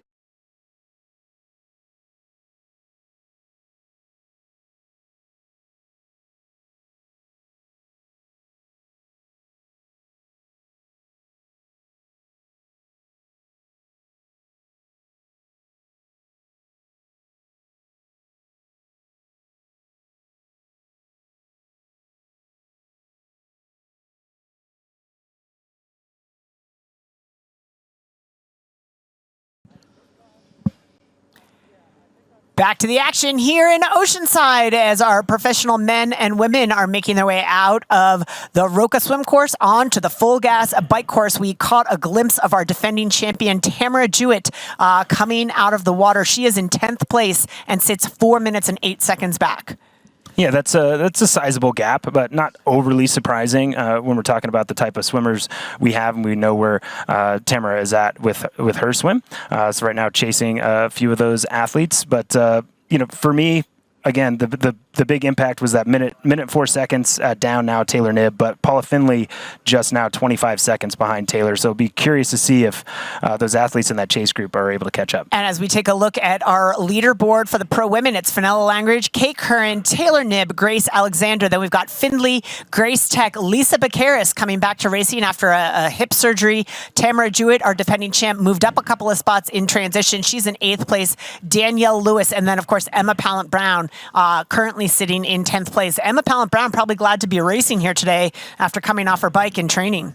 Yeah, no, you never know how that's going to go, but she's put her work in there to get to that start line and through the swim. And we can see there on screen our Martin transition times, our top 3 fastest ones. We got Danielle Lewis at 3 minutes. Sometimes chasing gets you a little bit more aggressive. And in that transition, Fenella Langridge with a 3:03 and Tamara Jewett, another one chasing at 3:07. Absent from that list, Taylor Knibb. Yeah, Taylor Knibb not on there. She's going to want to work on that transition for the Olympics. And who do we have on screen here, Dee Dee? I'm going to put you on the spot. I don't. I can't tell Kate specifically. Curran? I'm going to guess Kate Curran. Could be. Yeah. It's hard when we don't always see the athletes in their kits They're new racing. kits. It's the new kits that throw you every time. I do believe you are right on that one, but we'll get that bib number here in a moment. But these top 2 athletes, we assume this is who are with Fenella Langridge at the front, and they're going to head to that kind of coastal path here in not too much time. Absolutely. There's a couple of twists and turns as the athletes make their way away from the harbor there. A little bit of technical riding, a little hill, a couple of turns. So really important that the athletes get sort of their feet in their shoes and get situated on their bike, heads up riding, particularly with the women starting 3 minutes behind the men. A lot of bodies out there on the course. Yeah, no, absolutely. And they're moving through this course really well, really smoothly. The early sections of the course, I've seen a lot of flat tires. We can see some of the road quality in the middle. If you're making a pass, you have to be aware. You have to be heads up. We've seen some people crash. We've seen some people get disconnected because they're not paying attention. A lot of bottle drop. We'll see one already. We can see that athlete doesn't have his bottle. This is a race where I'm like, you button everything down because it's just till you get to that path, there's a lot happening. So right now we're with our 6th placed athlete at this point, coming through the first sections. That looked like bib number 21 to me, Dylan Gillespie. Yep. So he is currently sitting, making an aggressive move here in the early stages as we look at our Morton transition times for the men. Sam Long with our fastest transition time at 2 minutes 30. Mark Dubrick at 2:37, and Chris Leiferman also at 2:37. As we take a look at Matt Sharp, the long, lanky figure of Matt Sharp, currently sitting, I believe, in 5th place. Pretty easy to be able to pick out Matt Sharp, and he was passing that the course kind of tightened as we went through a section, and good job on Dylan for being heads up and putting in an effort. He probably didn't want to go as hard as he did at the end of that pass, but he got himself in front of Matt Sharp. So those athletes, I believe, are 5th and 6th place at this point from what we're hearing out on course, but definitely a lot of horsepower around, and I think we are going to see a very, very big bike group here pretty soon. And we didn't really get too much time to talk about it, but holy cow, Lionel Sanders. Yes. He's going to disagree because he always disagrees, but that felt like his best swim of his career. I 100% agree. And Sam Long was a bit further behind, made up some time in transition. So out of transition, another athlete we're not used to having good swims, as we see Matt Sharp is being distanced by this group. Matt Hansen was only 2 minutes down out of transition, and that puts him with Jackson Laundrie and Lionel Sanders. Joe Skipper 4 minutes down with Sam Long just 2:23. So going to tighten up, but man, for Hansen, you tell me Hansen and Sanders were going to be a minute behind like the majority of the race out of the water? See, we'll talk about this. We're coming up to a quick break, but we're going to talk about Matt Hansen's swim when we come back. I've always known he's got it in him. He's struggled to execute in open water, but he certainly did today. And we're going to take a quick break and come back to the action as athletes make their way around this full gas bike course. Introducing the Ironman Pro Series Virtual Edition on Full Gas. Join athletes from across the globe as they conquer bike courses from the Ironman Pro Series. Challenge yourself, travel the world, and earn your exclusive Finisher's Medal. Push your limits and make your mark. Exclusively on Full Gas. Unleash your inner champion. Register now at fullgas.com.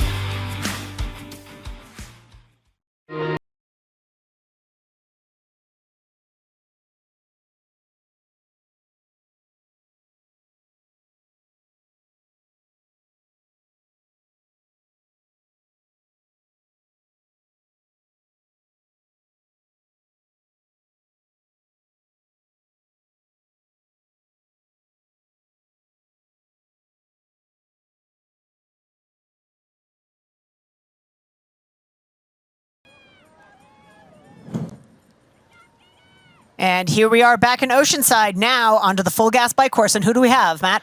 Looks like Mark Dubrick, and he's kind of that last athlete in the group at this point, as far as we can tell. And we did see Dylan Gillespie make a move earlier, so maybe he put himself in front of Dubrick as well. But certainly someone at the front of this group is pushing the pace pretty darn hard. Yes. If Matt Sharp got pumped out the back already. So in that group, I'm not sure who that would be at this point. So we're gonna move our way up with this camera as we have these quality shots, and we'll know who's pushing the pace. But somebody definitely, this is not a settling in, waiting for that group to catch. No, absolutely. And I think the differences that we're seeing here to a certain extent are how long it's going to take these guys to warm up coming out of the water. That water is chilly, coming into chilly air, you're wet, tough transition for some of the athletes, and to hit the gas full bore once you get on the bike, easier for some than others. You don't have feeling in your feet. Sometimes it actually hurts as your feet start to warm up and you get circulation back in there. So a couple of the athletes at the front of this group, again, as we make our way up, taking advantage of some slower starters on the bike. Yeah, absolutely are. And here we have our camera moving up. Just one more athlete. So again, we think this is around the fourth place athlete. It could be the third place athlete at this point, but we'll get word as soon as we can. Can't quite see a number on him quite yet, but look how super aero athlete looks comfortable. Again, definitely pushing the pace, but we don't see a lot of rocking. What I see actually is the liquid falling out of that bottle in the back. Or maybe that's a string, a rubber band. Yep. Rubber band. You're it's right. not actually liquid. I was worried about his nutrition. There's Morton leaking out the bottle, but it's just a string. Yeah, but that string not being attached, that could come into play, but not too big a deal. That athlete, bib number 49, I believe. Riding nice and smooth at this point here. That's early. Nicholas. That's Nicholas. Okay, so now we have reason to talk about him. We see him here, and he's pushing the pace and able to. You can't underestimate the chaos, that we saw Rennie and Welchie refer to in transition. But you have to really be on it. Like, you have to be sprinting through. If you want to get, if you swam with that front group and you were the fourth out of four, you need to make some moves if you want to stay there. Yeah. And then the guy in the front is going as fast as he can to try to get rid of you. And there's that little kicker out of transition too that, affects the pace. So getting there and finding this group and quote unquote settling in while your heart's through your ears is challenging. And another reason, and hashtag pro tip advice to our age group athletes out there who might be watching along at home, We've so often practiced those bike run bricks, right? How many times you come in off a bike, you head out right out the door to run? It's not as often we practice those swim bike bricks, and I think they're so critical. So to the extent you can bring a trainer to the pool and set up poolside, do a hard swim, and get on that bike and hammer, hammer, hammer, get yourself used to the feeling that these guys are feeling right now. Yeah, absolutely. And that athlete that we were looking at before was actually Manor. Magnus Manor, 45. Nicholas is getting a lot of play today because his number's close to Manor's, but Manor's the one who's putting that effort in. He put the effort in the swim to be able to have that solid position, and now he's settled in to the pace early in the bike ride. And as we are taking a look here, I believe that's Hele Hins here, bib number 7 for the men. Yep, that's Jelle Hines, and yep, settling in really, really well. Looks comfortable, looks smooth. He was kind of debating on what gear he wanted to be in there for a second, but he's gone to a little bit lower RPM than he was for a moment. But he's got eyes locked, and it looks like he's in contact with this front group. Oh, absolutely, very much. Very much in contact, and a couple of bumps and bruises in the road there as he settles in here. A couple of adjustments on the saddle. Again, for some of these athletes that come from a short course background, one of the most difficult transitions is making their way to a TT position from a road bike position. That adjustment takes time, and particularly given the fact that he has a focus of the Olympic Games later this year in Paris, splitting time between the TT bike and the road bike can be a juggling act for sure. No, it definitely can. And he used that experience to have a very quick transition as well. And he actually exited transition just 35 seconds behind the very, very first athlete and only 20 seconds behind kind of the end of that first group. So he put in an effort maybe on that first climb to get well in contact with that front group. And Jelle knows now that he just needs to try to stay as far in front as long as possible in front of athletes. Like, he would not think that Lionel Sanders would be as close as he is. Exactly. Right? And there is a section on this course with an out and back where he's going to have an oh crap moment, and he's going to see that Lionel Sanders and some of the other favorites are a lot closer than he would like. On paper, Jelle should be confident that he could outrun all of those athletes, but you don't want to get off we've seen where Lionel goes in his body and in his head when he's racing. You don't want to start next to that guy necessarily. So Jelle's going to want to put in some effort. We see one of our athletes at the front here moving quite well. Pretty aggressive aerodynamic position, arms pretty far in front of him. And both of these old eyes are squinting as much as they can squint. But our producers see that's Maximilian Spurl, who is having a great ride. Very, very aggressive in the early stages of this bike. And that bib number doesn't match with what's on there. So, again, our squinty eyes are still getting it at this point, but we will get as much information to you as quick as we can. But this athlete moving along quite well. And in the lead of the race, of course, our first timing mat out on course will be at mile 12. So we'll see how the athletes have shaken out in the early stages of this men's bike race here on the full gas bike course here in Oceanside, California. It does look like bib number 15 to me. It is bib number 15. So, yeah, moving along really well, making an impact early on the ride, and super, super smooth. I mean, the watts that this athlete is putting out to be in front of all these people clamoring and chasing as hard as they can and be that smooth is pretty incredible. And I say he had an aggressive position, more so his elbows in front of kind of his ears, that part of it, but he's quite high. So that will offer him a fair bit of stability, and he's certainly done a lot of work on that aerodynamic position, so it's going to be fast, and also appears to be quite comfortable because he is not moving around on his bike at all. No, very, very smooth in terms of his execution of power through the bike. You see very, very little movement. Set a cup of coffee on his shoulder blades there. Very, very smooth here as he makes his way to some more open roads, a little bit of a bump there, but making their way towards the military base at Camp Pendleton. And here we go through one of the tricky sections. Some of the there's a little bit of covering on some of the rougher sections of the course, and he goes over that quite smoothly. And now we are back to our women's race. one of our early leaders on course, riding quite smoothly. Not quite on Camp Pendleton yet. Still going to be heading out on those kind of ocean roads along the coast, which, I mean, you're moving in that section of this course, Dee Dee. Yeah, I believe this is Kate Curran, who had a super swim and made her way around Taylor Knibb in transition and currently sits in second place. I believe Fenella Langridge is up the road and is our current leader. We'll get an update on that, but our cameraman currently sitting with second place, Kate Curran, who is doing a super job here, open road ahead of her. Fenella has gotten a bit away, and we'll get more information to you after this quick break.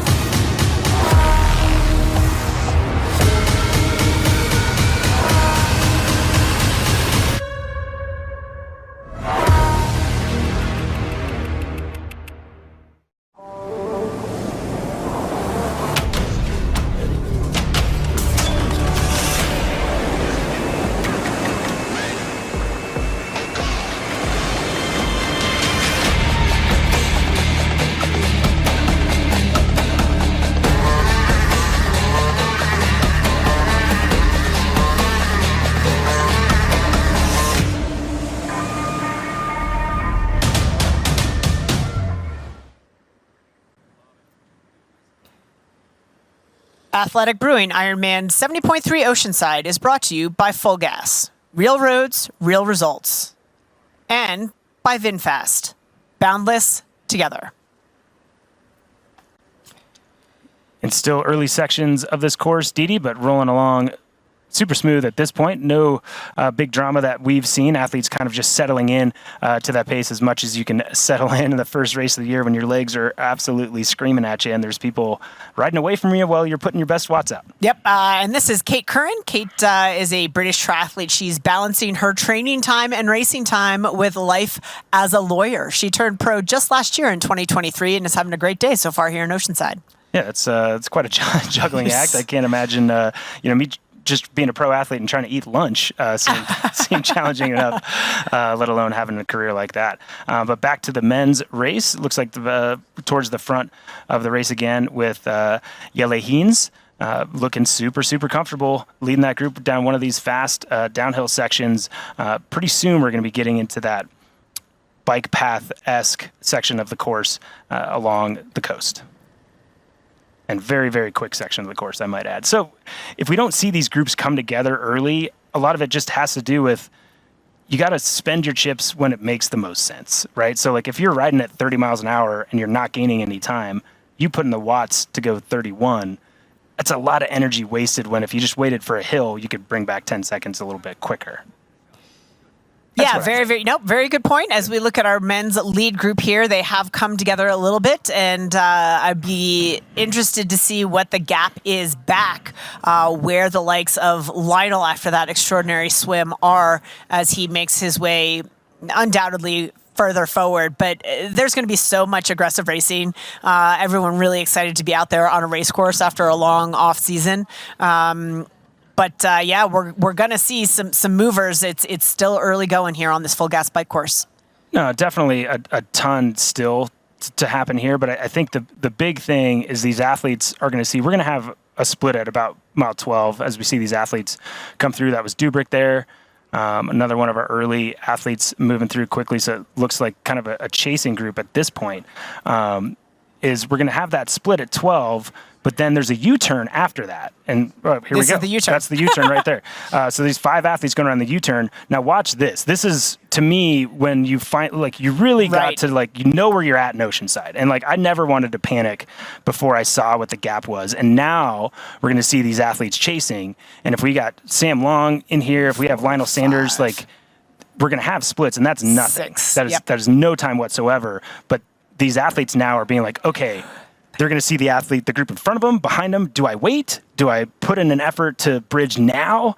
or what's my tactic, but a lot of decisions will be made like right now. Yeah, well, and there's absolutely no such separation between what I see as 3 groups of men, and it's got to be 20 guys within those 3 groups. Yeah, so it's 20 seconds, and the split has come through now. So the front group is Jelle Heens, Maximilian Spurl, Magnus Manor, Mark Dubrick, Dylan Gillespie, and then 30 seconds back from the front of that is Martin Ulloa, Braden Curry, Benjamin Zorgnotti, Justin Reale, Matthew Sharp, just losing contact with that group, and then it's everybody kind of chasing. It's Jackson Laundrie, it's Sam Long, it's Lionel Sanders, it's Florian Angert, it's Chris Leiferman, it's Patrick Lange.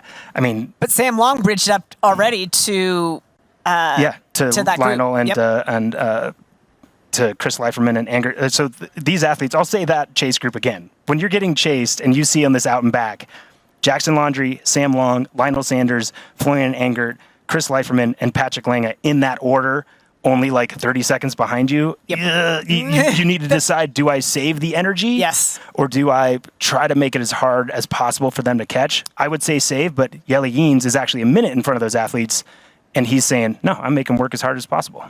And good on him. Yeah. I mean, again, for a guy with very little race experience across this distance, only one Ironman 70.3 distance race under his belt, somewhat uncharted territory for him.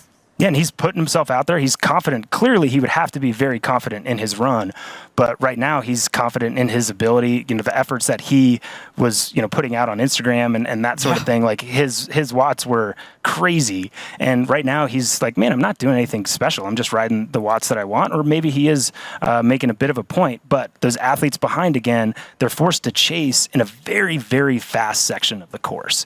And I believe in this course to have good splits as much as you can, holding some of that energy for when you hit kind of the rougher sections and the quote-unquote heavier sections of the course that will just grind you. When you get that headwind, you get 2-3 legitimate climbs. Yeah, I was going to say, the climbs are coming. Yeah, and they're steep climbs, and you have to have that energy. So, like, if you've spent too much, this is actually working out well for Jelle, is that everybody is chasing as hard as they can to catch him.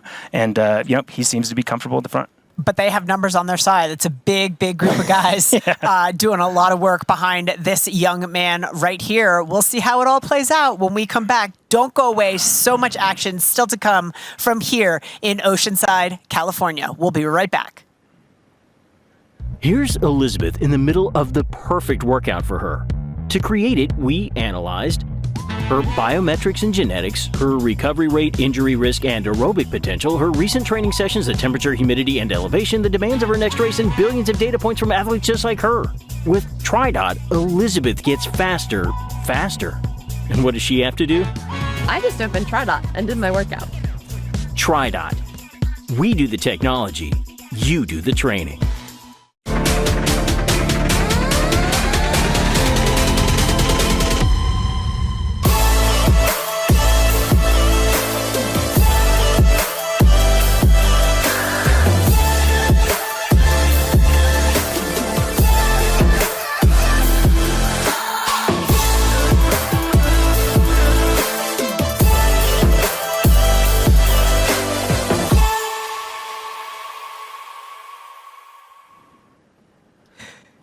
Back to the action here in Oceanside as the men taking on a little bit of a technical section of this course. You can lose time in some of those turns. Yeah, absolutely, Didi. And this is why I said you kind of have to be heads up in this first section of the course before you get out onto the base. And this is that bike path-ish section of the course. Obviously, you can see the bike path on the left side of the road. Sometimes this section can really confuse people. You can see athletes really trying to go all the way to the right. So I'm sure at the pro meeting, they made sure to distinguish where they had to be. But this is obviously a smooth section.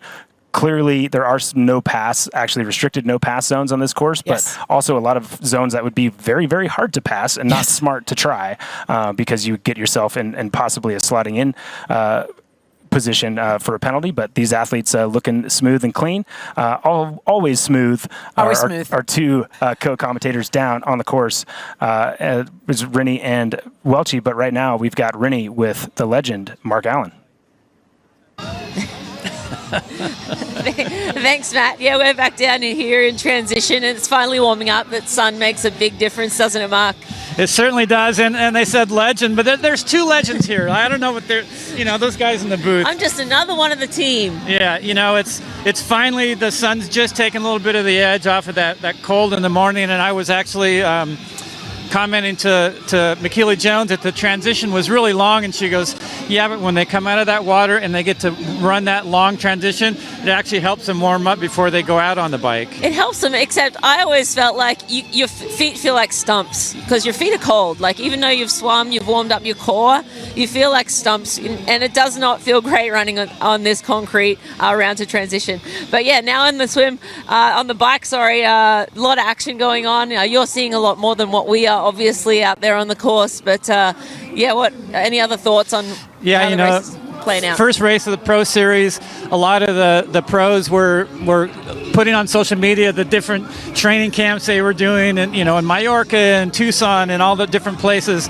But when the gun goes off and you actually have to put it all together, that first race of the season, there's always that little bit of, like, you have the memory of what it was supposed to be like, and at that last race of the year, you had all the bugs worked out. There's a few bugs in the system, like, Lionel came in, he had, I think, the best swim of his career, but then he was in transition for a while. He couldn't get everything going, and he finally had to pull the stuff out of his helmet, the padding. Oh, yeah. So that means that he's got this Velcro sitting on top of his head. Just little things like that, but now they're on the bike, and it's time to really settle in, and we're going to just see how it starts to unfold. I think one of the biggest challenges in a cold race like this is when you come out of the water, the blood is already, it's in your arms already, and then your muscles are just cold, and they don't work quite the same, and it's really hard to generate that power that you're used to doing in your normal training days. Yeah, it takes a minute to get that blood flowing into your quads and get everything sort of connected and feeling like it's actually working, right? Like, it almost feels like you're pushing and nothing's really connected for the start of the bike. But I think by now they're probably well and truly warmed up and pushing some big watts out there on the bike. One thing I saw in transition, which I was really impressed with, was Danielle Lewis's swim. She got out with Lisa Bacheris, a couple other, Tamara Jewett. So she's in really good company there, and she's a phenomenal cyclist and runner, someone we haven't really spoken about too much, but I was really impressed to see her come out where she did in the swim. So she'll be one to watch as the day goes on. And classic Taylor Knibb, she's always said, I like to take care of my body first and foremost. She took the time to put on her socks, her signature thing that she does in transition. She loses time, but then she gains it back later. Well, she's that good, Mark. I think she can afford to. She swims the best, right? She's the best biker, and then she runs along with the best women, so she can afford to have the luxury of putting on some socks and taking her time in transition. Some of us didn't have that luxury, but yeah, I think she always makes sure she takes care of herself, and she definitely did. She lost a minute to Fenella on the transition, so that's significant. Yeah, Fenella had an amazing transition in there. Yeah. Taylor comes in. Obviously, she's going to be focusing on the Olympics later. She'll have that speed. I think at the end of today, we're going to see a couple runs in the men and the women's field that really set the stage for how to win at the 70.3 in the Pro Series. Absolutely, yeah. We'll send it back to you guys in the studio, but warming up down here, and H-Boys are rocking and rolling as well. Thanks so much, Rennie and Mark Allen. Mark Allen, both legends, obviously. Miranda Carfrae with many world championship wins at both distances, as well as Mark Allen has won a bunch in his day, and still someone who the athletes go to for input and advice. Someone else who's won a few world championships for us here at Ironman is Patrick Lange. And right now, Didi, it does look like he's just maybe off the back of that group. Leiferman was 2 seconds ahead of him at that timing map, but that was before the out and back. And again, man, it's like a pack of wolves on a piece of meat type of thing, right? Like if you're Lionel Sanders at the front of that group and you see, oh, shoot, they're only 30 seconds. And Patrick Lang in the back says, oh no, because it is on. There is a gear change when athletes can kind of smell the blood in the water, so to speak. So like he's trying to react to that effort right now and just getting a little bit gapped. Yeah, I was going to say, you and I were both during that interview with Rinny and Mark Allen trying to figure out, is he at the front of this group now or has he been gapped after that last little out and back? But definitely there is a sense of urgency in how Patrick Lange is riding right now. He's given up, again, a number of spots since transition, and it does look like he's been gapped from that second group and with a big gap back to the third group. I think that's the important thing, right, is how big that gap is behind, and that's why he'll be working quite hard to stay in contact. But we talk about watts per kilo a lot, and if you're just a slighter rider, a smaller athlete, and you're behind like Sam Longs and a Lionel Sanders on fast sections of the course where they're going over 30 miles an hour, you just can't. You just don't have. But his time is coming because the hills are coming, right? The hills are all inside of Camp Pendleton, and that will be an opportunity for a more slight athlete like a Patrick Lange to use that power to weight ratio and get himself up those hills and maybe get himself back in touch. Yeah, and Patrick has had great results at 70.3, but you don't see him race it a lot because he's so good at the Ironman distance. So you kind of pick your battles, and that's one of the great things about this Pro Series this year is that some of these athletes are going to go outside of themselves and put themselves in races with tougher fields and distances maybe that they don't consider like their specialty. So it's going to be great to see what Patrick Lange does as the series moves forward. But you see athletes like him, we haven't talked about Joe Skipper, and we probably honestly won't because he's far enough back where he's not going to be able to ride that wave in. And there's just no time to quote unquote settle in 70.3 racing at this level. It's got to be a little demoralizing to have been a part of the mix right at the start and look up the road. Like, we've got a long straightaway here on this bike path. He's looking up the road, and there's absolutely nothing he can do about it. And when it happens, when you know that you're getting spit, you're just looking at the group, be like, oh, hey, Chris, maybe you're struggling a little bit too. It's okay. Fall off a little bit, right? Like, you want someone to do this with. You don't want to be in this no man's land, especially in this part of the course where it's so fast and you can get a motivation advantage from being with athletes and just being on your own is challenging, but we'll see how Patrick Lange does on the other side of this quick commercial break.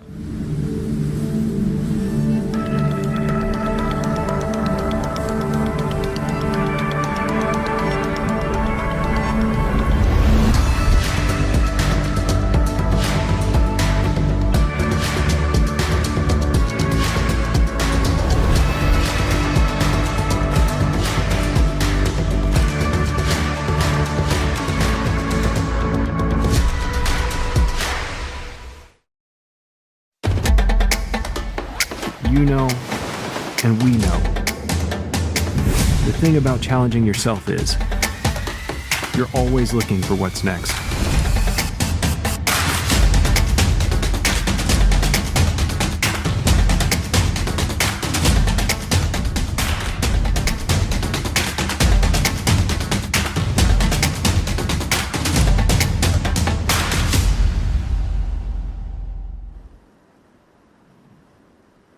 Back to the action here as we take a look at Patrick Lange buzzing through an aid station, grabbing some aid, getting it on board, trying to waste no time. Missed that first bottle grab in his haste to try to get back in touch with the group from whom he has been dispensed. Did get that second grab, got the nutrition on board, and back to work.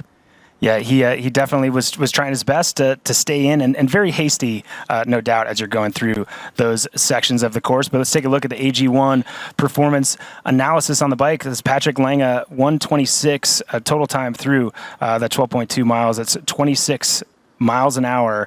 And again, he is getting dropped at 26 miles an hour. That shows you how fast this section of the course is and just how ridiculously fast these athletes are moving through it. Yeah, very, very aggressive riding at the front of this race and athletes wanting to, they haven't yet seen Lionel Sanders. They haven't yet seen Sam Long. So they certainly would have seen them at that out and back section wanting to make haste and get away for as long as they can, I'll say, because I think the time is coming. And it is funny, though. It is kind of like a prey and predator situation. Like these athletes, there will be a little bit of like actual fear on that turnaround when you see that group and you're like, okay, yeah, I expected one of them, but you're, oh no, Lionel's with Laundry and Long and Angert and like all these guys that we know can ride crazy fast and then have these really fast run splits. And I think that's going to be the separator, is that Oceanside was always for some reason a race where these guys could run so fast off of hard bike rides. 110 was the thing, and now we saw last year with a 107, and that didn't even win the race because the athlete was behind a little bit chasing. But we're going to see one or two of these athletes that are able to run a 108 or faster, and then a lot of them are going to be fighting in that like 10 and 11 range, which is crazy that's the like. Also, Rans are running like 10s and 11s. Well, and I'm going to take a second and talk about Mark Dubrick, right? Yeah. Mark Dubrick is very quietly sitting in a pretty perfect position right now, capitalizing on a great swim. We've always known him to be a great swimmer and a great runner. The strides he's made on the bike, and if he can bike smart and take advantage of the powerhouse athletes that he's around, they can drag him all the way through this full gas bike course and put him in a really important position, and he's an incredibly talented runner. Yeah, I think at times we're so impressed with his swim that we like focus on that, but like he was kind of ticked after 70.3 Worlds last year in Lati. He had the second fastest run, only by a few seconds, but the guy who had the fastest run was in like 28th place or something. Like he didn't get to race that person. He was just racing himself, and he thought he was going to have the fastest split, and he was in the 8s. So I think you're right. He is a dark horse, so to speak. A little bit. That all the athletes kind of like, he's a known dark horse, like a known quantity. He just hasn't done it yet, but there's no reason to think that he couldn't stay on the shoulder of an athlete like Jelle Heens that we're saying is going to run away with it. And he's done so much work on the bike that I think he's put himself in a position to capitalize on the run that we already knew was extraordinary. But I keep seeing his name, and he's sort of tucked in there, and he's got the goods. We know he's got the goods in the swim, and we know he's a great runner. And has he done enough work to hold his own in this powerful bike group? And when we see the likes of a Sam Long and anticipate a Lionel Sanders coming through, can he hold the candle to him and hold his own to get himself onto 2 feet? No, and those are the important questions. Also important questions being answered out on course by the women. We haven't had pictures in a little bit, but race is happening, and Taylor Knibb, we were kind of not concerned, but noticed that she had lost a minute in transition. She's now a minute and 15 seconds ahead already. I was going to say 2 minutes. She is 12 miles in, and she has put 2 minutes and 15 seconds into Fenella Langridge. Is that why maybe she looked kind of relaxed in transition? She's like, I'm about to... whoopsie, my transition wasn't so good. I'm about to drop a bomb on everybody. Paula Finlay is 2:45 back, so another minute and a half behind Fenella. 3:33 back is Kate Curran. 3:49 is Grace Alexander. Grace Theck, 3:58. Emma Pallant-Brown, 5:16. Lisa Baccaras, 5:22, and then Tamara Jewett, 6:05 back with Danielle Lewis at 6:15. So those are two powerhouse runners. Yep. 6 minutes back from Taylor, 4.5 minutes back from kind of the front of the race, or the realistic like position they were probably trying to chase at this point, because she's made 2 minutes already. It's going to be Let's just take a look at Taylor Knibb's. I know what you're doing. Yes, you are. I'm putting Taylor Knibb in the men's race. Let's see. That's overall time, 57:54 through 12.2 miles. Well, let's just look at average pace of 25.9 miles per hour, which is exactly the same as Jelle Heens. Wow. By herself. Jelle was kind of sitting in that group a little bit again. I'm glad that the other women out on course don't know that just yet, because that could be a little demoralizing. Yeah, it certainly can. Also, and not to, pick on him, but it's kind of demoralizing to be in a position. Matt Sharp is seeing the caliber of this field kind of ride by him at this point, right? And he's been swept up by that group, which I wanted to mention. We were so excited about talking about Lionel Sanders and Sam Long and that group of chasers with Jackson Laundry and Leiferman. Braden Curry is in the middle of that, right? He was only 30 seconds behind with Martin Ulloa, who's had amazing results at 70.3 distance as well, riding almost 27 miles an hour. Braden Curry is he's a very strong runner. Like this bike course, if it gets hard at the end, which I know it always does, always gets windy, he's going to be able to, like, he will run a 112 or under if he's feeling okay. Like, that's just Braden Curry, right? So, like, he's going to be in the mix for that top 5. That's not going to put him anywhere near the podium at this point, but he's definitely in a position to let everybody else fight around him and be the guy who's like, I'm going to run steady, I'm going to run my 112 and see what happens. But right now, Matt Sharp in a position that we saw Patrick Lange in earlier, and that position is called no man's land, and that might even be Patrick I was going to say, chasing that's him. Patrick coming up behind him. Yeah. Which could be good. I mean, that could be, sometimes you get alone and you get a little bit passive. And so he might get a little surge of energy if he realizes he's got company and that company is Patrick Lange. Yeah, for sure. You're going to get motivated by any company at this point. And unfortunately, when you're a big athlete like Matt Sharp, you're not going to get much help, quote unquote, from Patrick Lange, but he's going to like the company. And as we take a look here at our TriDot race index graphic, TriDot data points show the course difficulty. The TriDot data takes into account the course terrain, water temperature, swim conditions, wind, weather conditions. All the baseline for all courses would be rated a 0. The race index will be the TriDot course rating on the day that the race happens, between 0 and 100, indicating sort of the difficulty level. So based on the race index, TriDot will provide course times that different levels of triathletes might be able to achieve based on the difficulty of the course. So a slower triathlete, maybe a new beginner who would race in the 6.5 hour range on a course like this might race somewhere around the 8 hour, 15 to 20 minute range. A middle of the pack triathlete who normally would hope for a 5.5 hour finish time might be looking at almost an hour and a half slower than that. And of course, an elite triathlete could be looking at almost a 30-minute difference on this course versus other differently rated courses. I don't want to say easy because there's nothing easy about 70.3 distance racing, but today's race score 57, taking into account all the weather conditions, not just the terrain and the topographical aspects of the course, but the real-time conditions the day of the race. Yeah, no, very well said. All of it's hard. It's cool to see that TriDot race index, and I like it. I think this Oceanside course is often underestimated because we see these athletes put in these crazy fast times. Is that it is a tough course. We have fast run splits at the end, but the bike course is challenging, and someone who's not making that bike course look challenging at all is on screen, and that's Taylor Knibb. And as you said, riding away from this women's field, 2 minutes already in the first 12 miles. That's crazy. And looking so smooth and so easy doing it. Again, 2 minutes and 15 seconds into Fenella language in these early miles. We're going to come back with much more on Taylor Knibb after this quick commercial break. Your new vehicle, Mr. Lawrence. The VinFast VF8. All the latest tech? Precisely.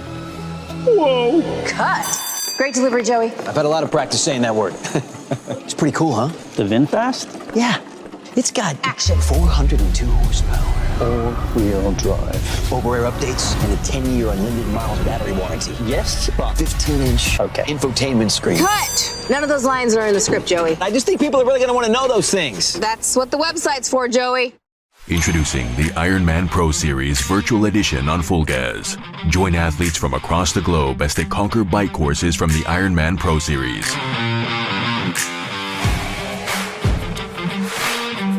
Challenge yourself, travel the world, and earn your exclusive finisher's medal. Push your limits and make your mark. Exclusively on Full Gas. Unleash your inner champion. Register now at fullgas.com. Back to the action here. We are in the full gas bike course here at the Athletic Brewing IRONMAN 70.3 Oceanside, and we are looking at none other than Taylor Knibb.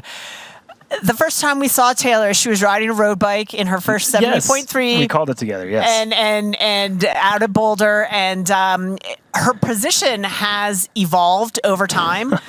Just recently, she actually spent some time at her home in Boulder, Colorado with Matt Bottrell, who was doing some tweaks. And that was just a week to 10 days ago. And Taylor said, she's like, I feel so good. I'm generating power so easily. And all I could think of to myself is, oh boy, the women's field is in trouble if she is generating even more power and feeling even more comfortable. And she just looks smooth and fast and aero and all of the things that you should look on a TT bike. Yeah, and I love that you pointed that out because I obviously remember, but calling that race with you, it was almost entertaining to see her like, oh, I'm just going to do this race because it's in town and I'm on my road bike and blah, blah, blah. She looked up, she looked like the Wicked Witch of the West on the sit-up bicycle with a basket in the front. And it's the culture around her has changed around the bike. And, you know, she's spent a lot of time she's on a pro cycling team. Right? Like she spent time at training camp being surrounded by these people. Her sponsors have really come around her and allowed her to find, you know, she likes to geek out on stuff. So they've given her that to geek out on. And I would say the aerodynamics and the power is coming together. If you're like, 2 minutes in 12 miles, normally I would say that athlete has just ruined their race. No, but look at how easy she looks. She looks 100%, so relaxed, 100%. so comfortable. She's changed her setup. She got rid of that rear bottle cage, which she had, remember, in Kona. She had some trouble with that. Actually ended up serving a penalty. She launched some bottles out of that. She was a little bit of... she dropped a lot out on that course, but she looks very, very composed, very smooth, very good. Of course, we're talking about the two-time 70.3 Ironman world champion. She is raced in the Tokyo Olympics. She's a silver medalist on the mixed team relay, and she is the first woman who has secured herself a spot for the Paris Olympics. So she will be headed to Paris this summer as well. We caught up with Taylor pre-race. Let's take a look and spend some time with Taylor in our A Fighting Chance series. Here's Taylor Knibb.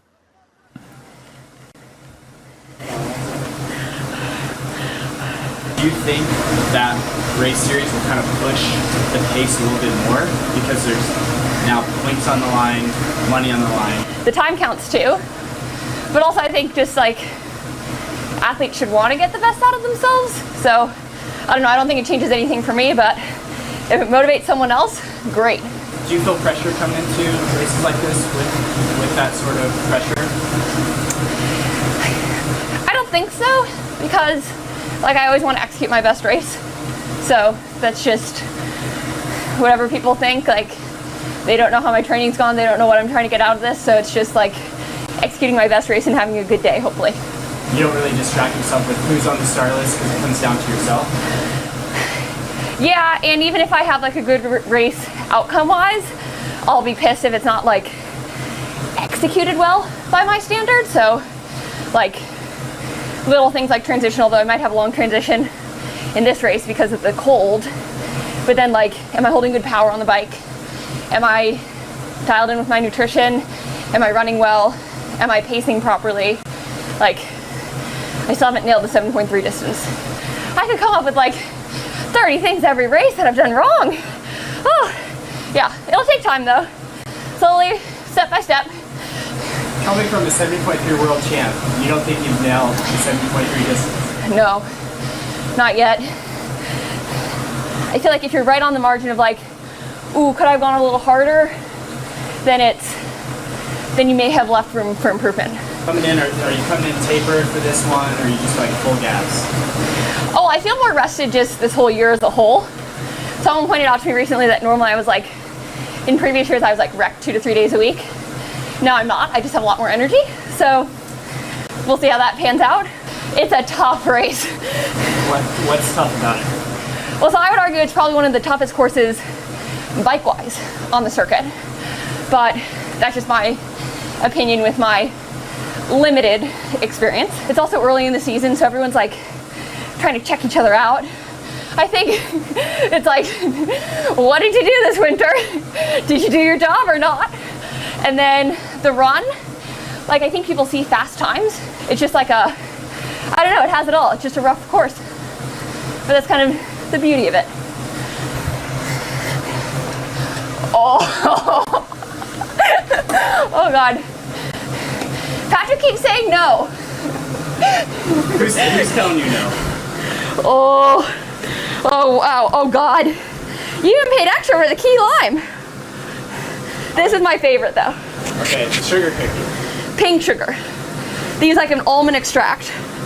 Yeah, oh, I had 4 of these this week. Which one will you have first? That one. Then probably that one. That one's tempting though. Do you want me to just like dip in? You do you. Oh good, thank you. It's like a carrot. I'll have my best ever power numbers. No. Dee Dee, I know best ever power numbers courtesy of Crumble Cookie. Yeah, I know you're going to want to talk about, insight from, tactically, but pink sugar almond extract for this week. For the win. Yeah, that's a lot for the probably win. Yeah, for the probably win. Yeah, no, I mean, I think big takeaways besides cookie preference would be I haven't nailed this distance yet. Yes. Said the 2-time Ironman 70.3 world champion. Okay, lots of action happening here. We'll get back to Taylor Knibb, obviously.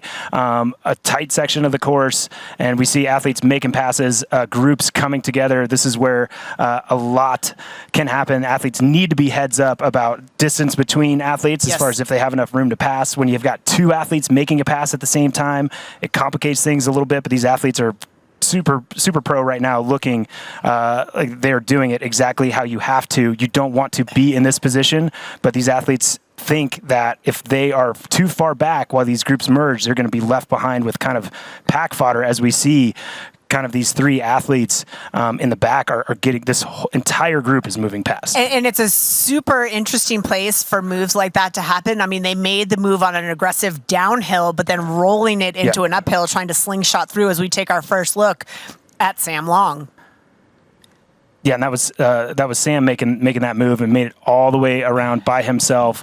Was not waiting for those athletes behind, and that can be tricky. And he's a smart racer. He's still pretty young when all said and done, but he knows that if he puts a big effort in when the groups come together, some of those guys might settle up and get lost. Some of those guys are going to get caught up in that because you can't slot in on that big group, and you can't make it past Sam Long. We're going to see what happens in this mess out on this bike course after we take this quick break. We'll be right back. Don't go away.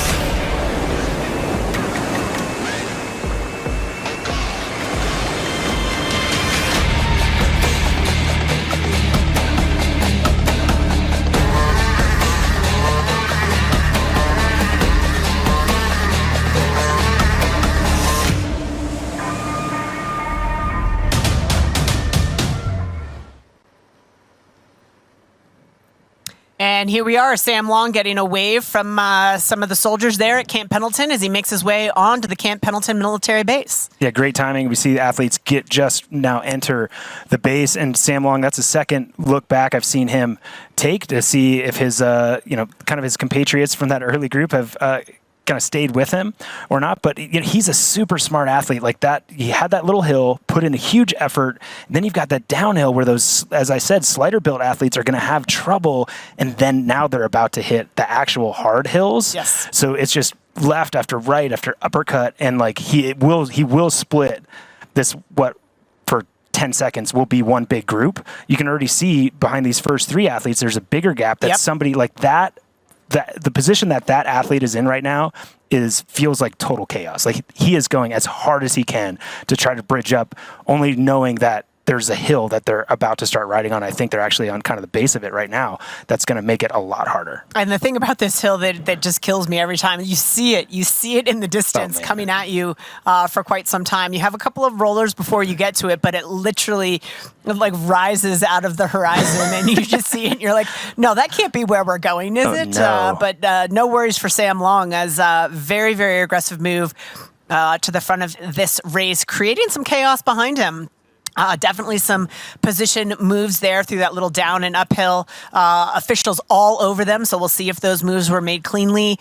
It definitely opened up some possibilities for some slotting in for some guys who just couldn't quite make it all the way around. We'll have to wait and see. But you can see the line of bikes just following behind Sam Long now. Yeah, no, there's a bunch of kind of explosions definitely happening behind him, but the experienced athletes are able to like stay in contact. That's part of it, right? Is you know at times with Sam, it's hard because he can put such a huge effort out and huge numbers out kind of the whole time, but you have to know that, okay, you have to be able to differentiate. This is a move. I need to hang with it as long as I can because at some point it's going to settle to some extent, right? Like with Sam, it's still going to be really hard, but there's a little bit, it's going to settle a little bit. Or if you get close enough to where you're not continuing to make up these gaps or going around these athletes, then you can settle into a smooth effort. Because that's the advantage that Sam has, is he's not going up and down with his power at all. He's looking at a number. He's like, I want to try to make that number a little bit bigger,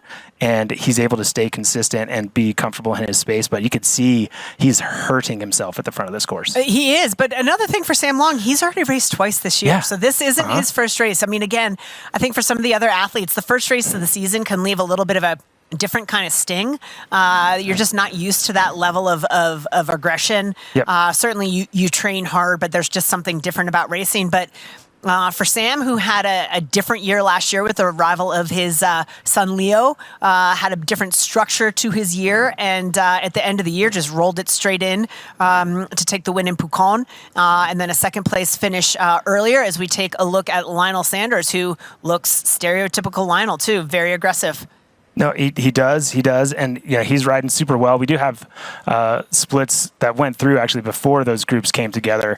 So it was all the athletes we thought it was. It was Spurl, Gillespie, Manor, Dubrick in that front group, and then it was Sanders, Reale, Sam Long, Laundrie, Curry, Ulloa, Leiferman, a little distanced from that group. So Leiferman kind of off the back of that.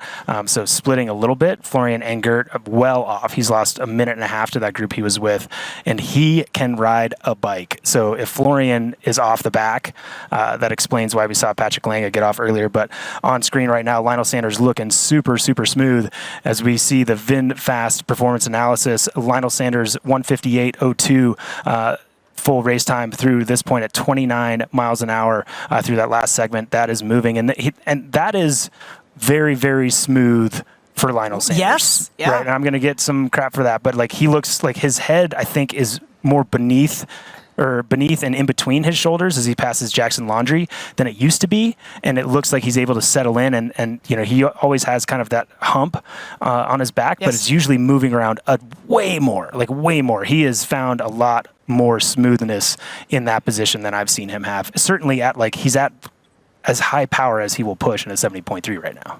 Yeah, again, and I think the way his head is falling in between his shoulder blades, whether that's a slight change in his cockpit and where his arms are that allows him to sort of slot his head in that way, or if it's working on your thoracic mobility to enable your head to get literally in that position as we see them start to attack this climb. This is it. This is that climb, and it's hard when you're in that front group, and we have Spurl trying to make a move around, and he is still in those aero bars looking so smooth as Lionel makes a pass at the same time. Now Spurl's going to have to make sure he gets his wheel in front of Sam Long's. But at the same time, Lionel's got to fall back of Spurl. He does, yeah, and he kind of has to let that distance go. Things on hills will tighten up, and the refs realize that. But right now, Spurl not being able to make that pass could open him up to a penalty because he just could not get past Sam Long at this point. So Lionel Sanders has dropped back. He does have 20 seconds to drop back as well, so he's done so. But the thing that I noticed is that he moved in. He was well within the distance to Sam Long. He was in the draft zone and fell back out. So there could, again,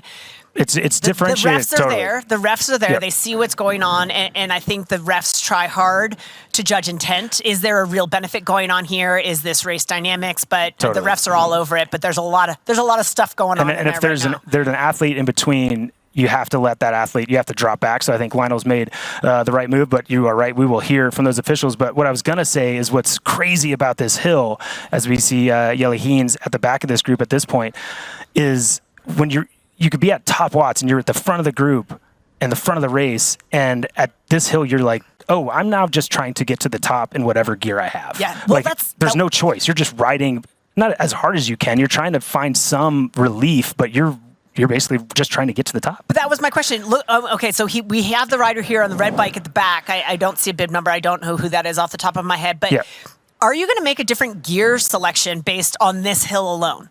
Yes, and I certainly, back in the day, we had different gears, and I would make sure I had a 25 on. 3-speed. The rear, exactly. Internal hub 3-speed, to make sure I had enough, because, again, you're just trying to get up, but if you're just getting up in a lower gear that forces you to ride faster, you're either riding faster than you want to and putting yourself at the front of the group, or you're kind of doing this like eccentric standing, trying not to go too hard while pushing out a lot of watts, and that really eats up your energy and your muscle glycogen. And Sam Long, he found a good gear, and now back with the women's race with Emma Pallant-Brown. Yeah, Emma Pallant-Brown, who, again, we mentioned very, very quickly. Emma has gone off course and is now a bit behind. She's lost some time. Missed a turn, apparently, we're being told, but has gotten herself back on track, but has given up a bit of time in the process, as we have Taylor Knibb having gone through 25.9 miles now, just the only woman to have gone through that timing, Matt. So we'll see how much time Emma has given up. She was rounding out the top 10 earlier on, and as we're told from our spotters on course, has gone off course and has lost some time. We'll see if she's lost any places. At 12.2 miles, she was in 7th place, had moved up 3 spots, and was 5 minutes, 16 seconds back. That's of Taylor, so she'd have been 4 minutes back of Fenella Langridge. So we'll see how much that wrong turn has cost her as she goes by an athlete. We presume they're a pro male walking his bike. So rough day for whoever that was. But Emma Pallant-Brown back on course. We'll see what the damage done to Emma's race so far. Yeah, and right now you got to feel for Emma, right? She just has not had good luck this year, and right now she's, probably trying to keep it together emotionally, as we all would, and she'll get there for sure. But you kind of think, why is all this happening, right? Like I just need something to get straight, and she is a tough lady, and no doubt a positive athlete that's gonna make the most of it. But yeah, it's hard when you go off course, especially when you're doing your best to try to chase these athletes that are the best in the business. She's already overcome so much just to get to the start line, as we said briefly earlier in the race. Yeah. She came off her bike in training and was unsure of her ability to start here.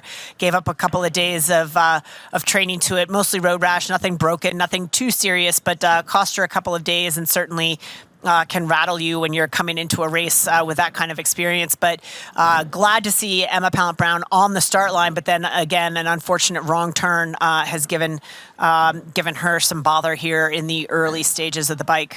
Yeah, and this is an athlete that I recollect at 70.3 World Championship in St. George that really struggled in the cold too. Yes. So she's overcoming that already, and she's doing a great job. Unfortunate to see that happen. We can see Taylor Knibb obviously not too far behind where we saw the men get onto the base, or when the men got on the base, and again, she started 3 minutes behind the men. Her split now through this point is 3 minutes slower than the fastest of the men's group, but already, Didi, 4 minutes faster than Fenella Langridge at 3:15, and a little over 4 minutes to Paula Finley, who is the Canadian national time trial champion and went to world championships for the time trial and just lost, which is a 40K or 25 miles, which is what this split is.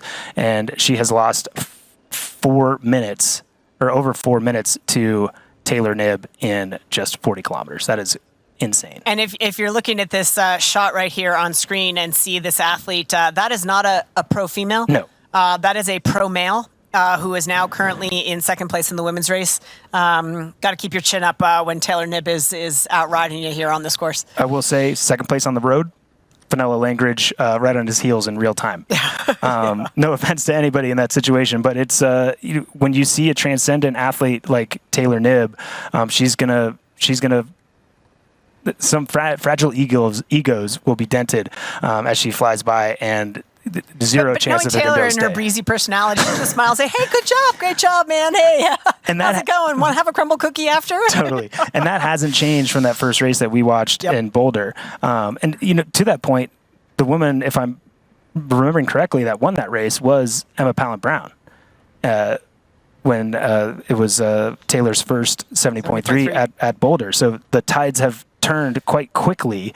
And again, no fault to Emma with the season that she's had, and clearly bad luck so far this morning. But it is crazy how quickly the sport develops. Okay, so Emma Pallant-Brown in fourth place, 6.5 minutes back. So she's a minute and a half behind Paula Finley.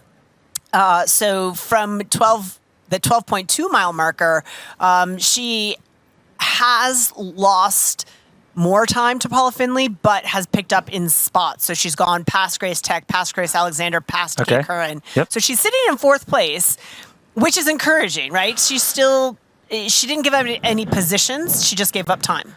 Right. And we don't mean to, in that commentary, be like, oh, her race is done, but she's got some hurdles. She had setbacks. She wanted things to go smoother. The quicker she gets to that headspace, the better. And she's certainly gotten there already, just 90 seconds behind Paula Finley, and has just overtook Lisa Bicharos, who's having a great race in fifth place. That's Paula Finley on screen now. Always very, very smooth, metronomic, and you can tell she's very focused on her aerodynamic position. And another thing I'll add is, we've talked about the fast runners in this women's field, Didi, as Lewis and our defending champion, Tamara, and Emma Pallant-Brown on this course. Like, this is a course for her. Yes. Like, those ups and downs, like, if she heard us being like, the downhills are hard, she'd be like, you guys, come on, just put your chest down and run. She will fly down those hills. So she is in a position to still get the next best spot in second place or that podium position in third, as does Paula Finley on screen. And we will see how those women do the back half of this bike course when we get back from this commercial break. This is an epic, action-packed, adventure-filled story of Athletic Brewing's revolutionary non-alcoholic beer and the founders behind it. I'm Bill. And I'm John. You see, this is no ordinary non-alcoholic beer. These are great-tasting brews that are fit for all times. And they all started with a crazy idea. Why can't there just be an amazing non-alcoholic beer that wouldn't affect me the next day? And one that actually tasted great? Oh, wow. That's a great idea. And there you have it. Just two totally delusional people.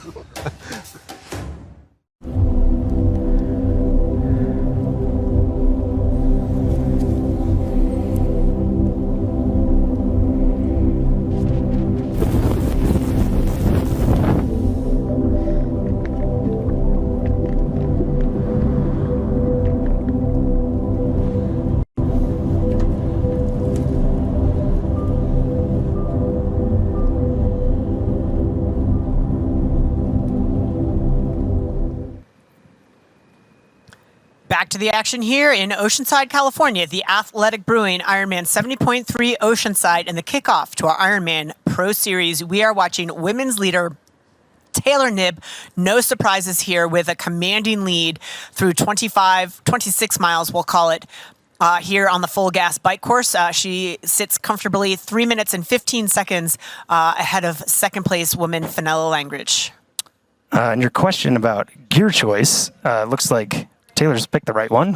She is like seemingly just on the accelerator, just dropping. These are pro men. The pro men's field. These are pro men, and Taylor's like, "Hey, how you doing?" Pro men with a 3-minute head start. Yes, I think important to add, and you can see that where this hill peaks up. I know some people measured it at up to 16% at the steepest, and I believe it when you see an athlete that, again, clearly, again, with that culture around her, has picked the right gear. She has a 25 at minimum. I imagine she probably has a 28, and she's standing, and you can see her slow just with that gradient as she hits it. But Taylor Knibb makes it look so easy, Didi. She's just so playful in the way that she races, but don't let that fool you, because she is a vicious competitor. She's a monster. But just such a happy demeanor. A lot of changes for Taylor Knibb. She changed coaches at the end of the year. Yep. Has a new coaching team around her.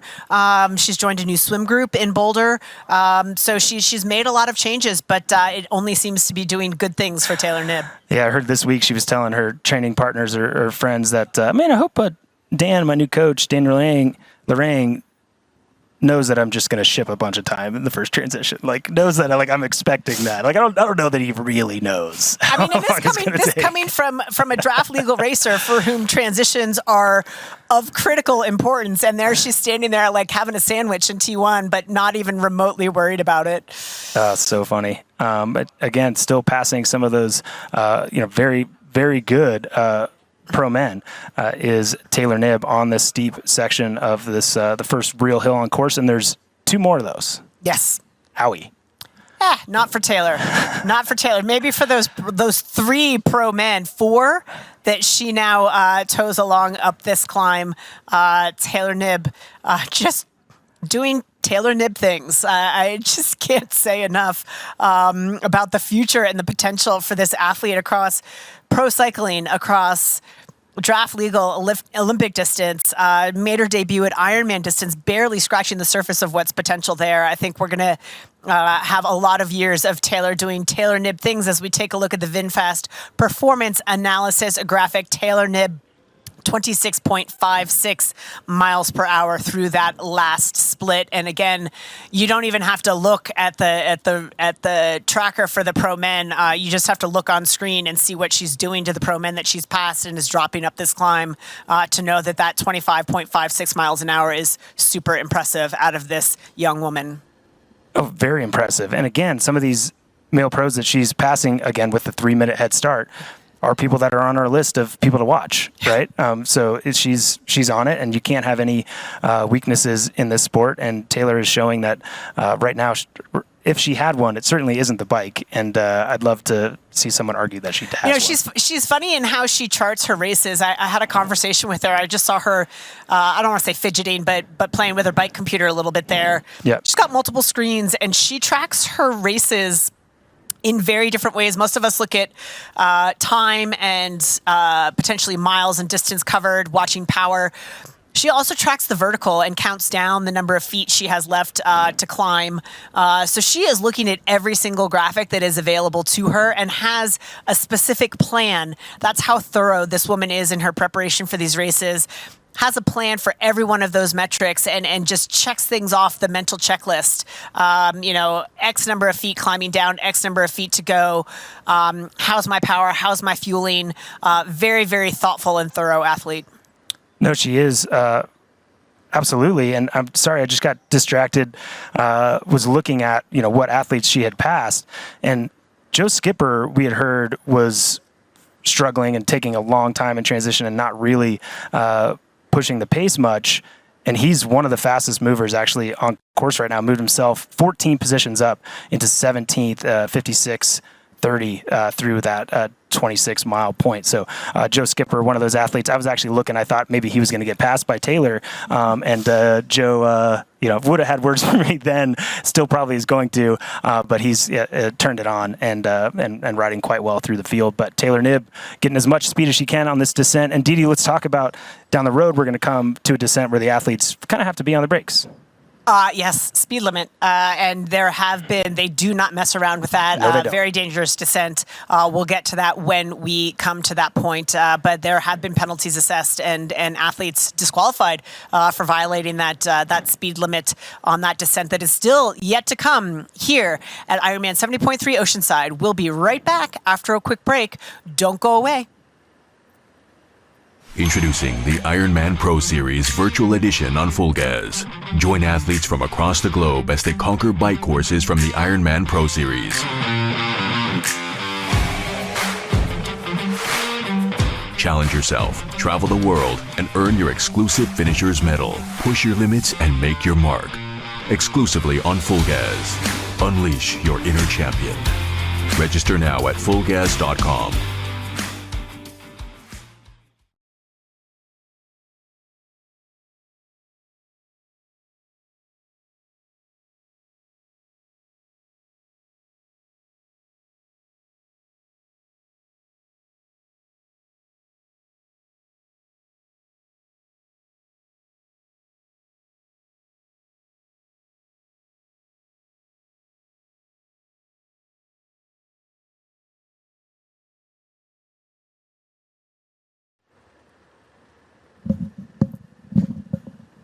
Back to the action here in Oceanside. All of the pro men and pro women well within the Camp Pendleton military base here, going over some brutal climbs with some really fast descents coming up as well.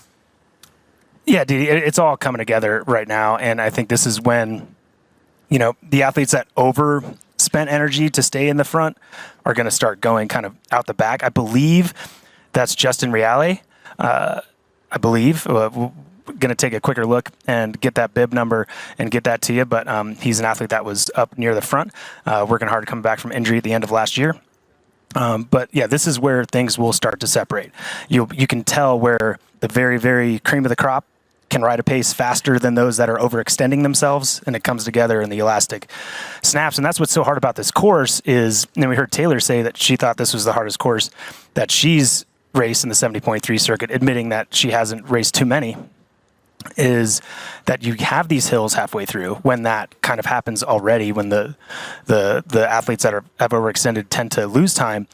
But after the hills, Dee, there's these stair-steppy tiny little hills going back into town, and the wind's in your face, and it's brutal. So looking at our leaders now on course at about the 39.5 mile mark, that is precisely where this speed limit zone is. There is a no pass zone on the descent. The curve, there is a strict 35 mile an hour speed limit and no passing zone for the pros. The age group athletes have a 25 mile an hour speed limit there.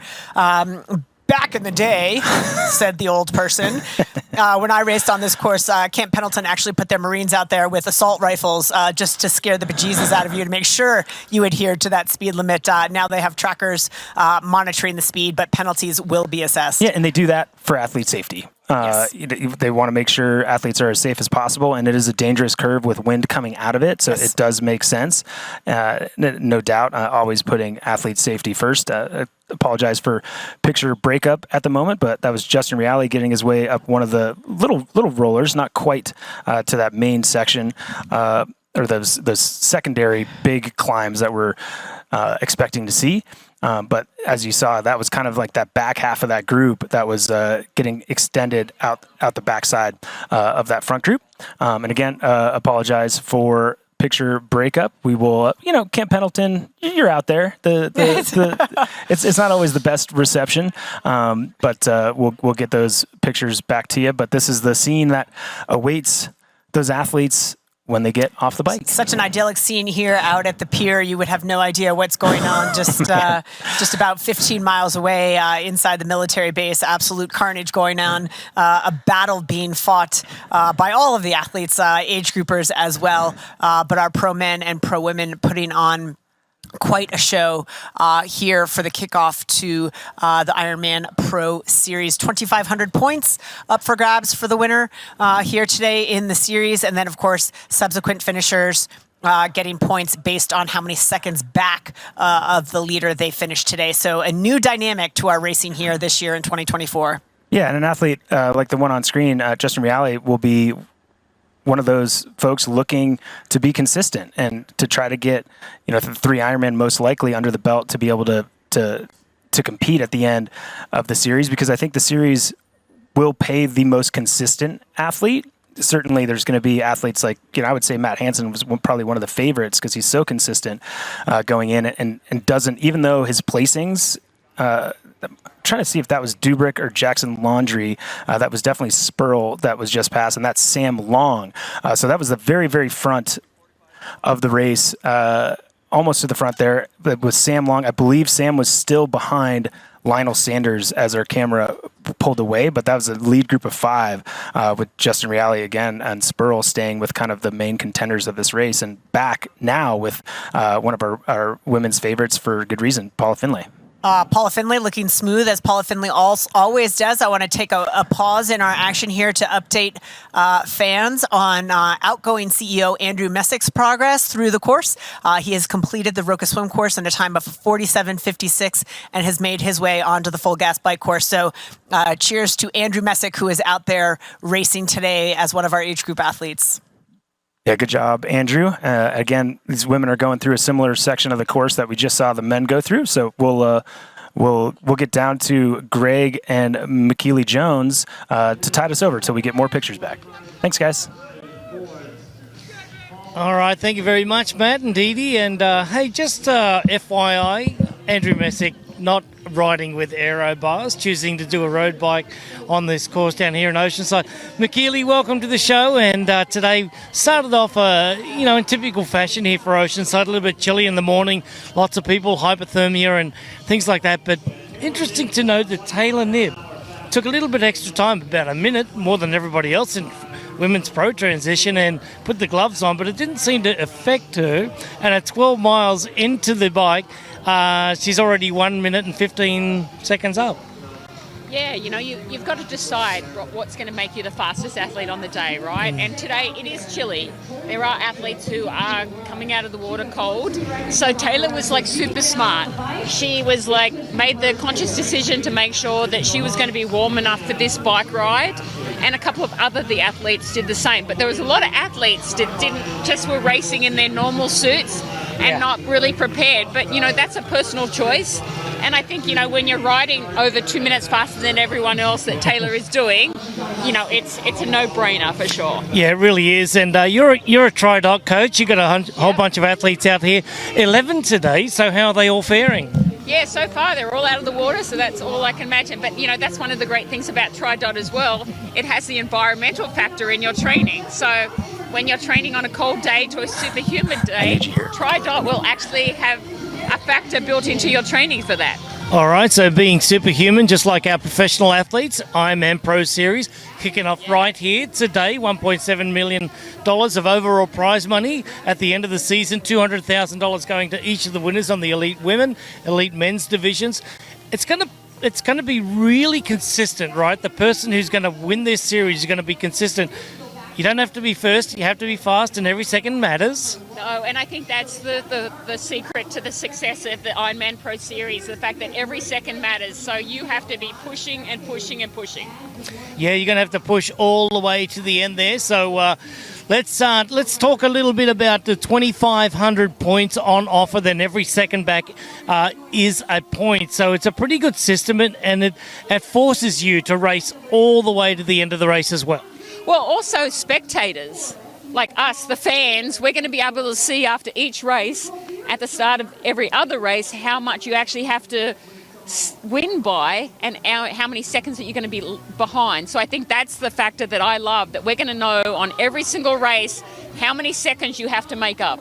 5 races at the end of the year, up to 3 Ironman or full distance races will count toward that total point score as well. So here today we've got a little bit of wind. It's about 8 miles an hour out of the east right now. It typically switches around. Right now going out with a tailwind, coming back with a headwind. So coming back along Vandergrift is going to be crucial to the athletes as they make their way back into town. Yeah, that's when, you have the toughness of the hills on this course, but then, so it demoralizes you a little bit towards the end because the last 10 to 14 miles can be a headwind.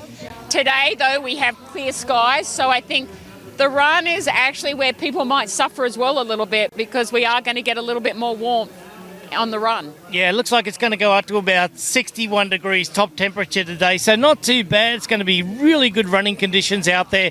Tamara Jewett finding herself a little bit down right now as one of the favourites. Defending champion on the men's side, Patrick Langer, a bit of work to make up. Back to you guys. Thanks so much, Greg and McKeely.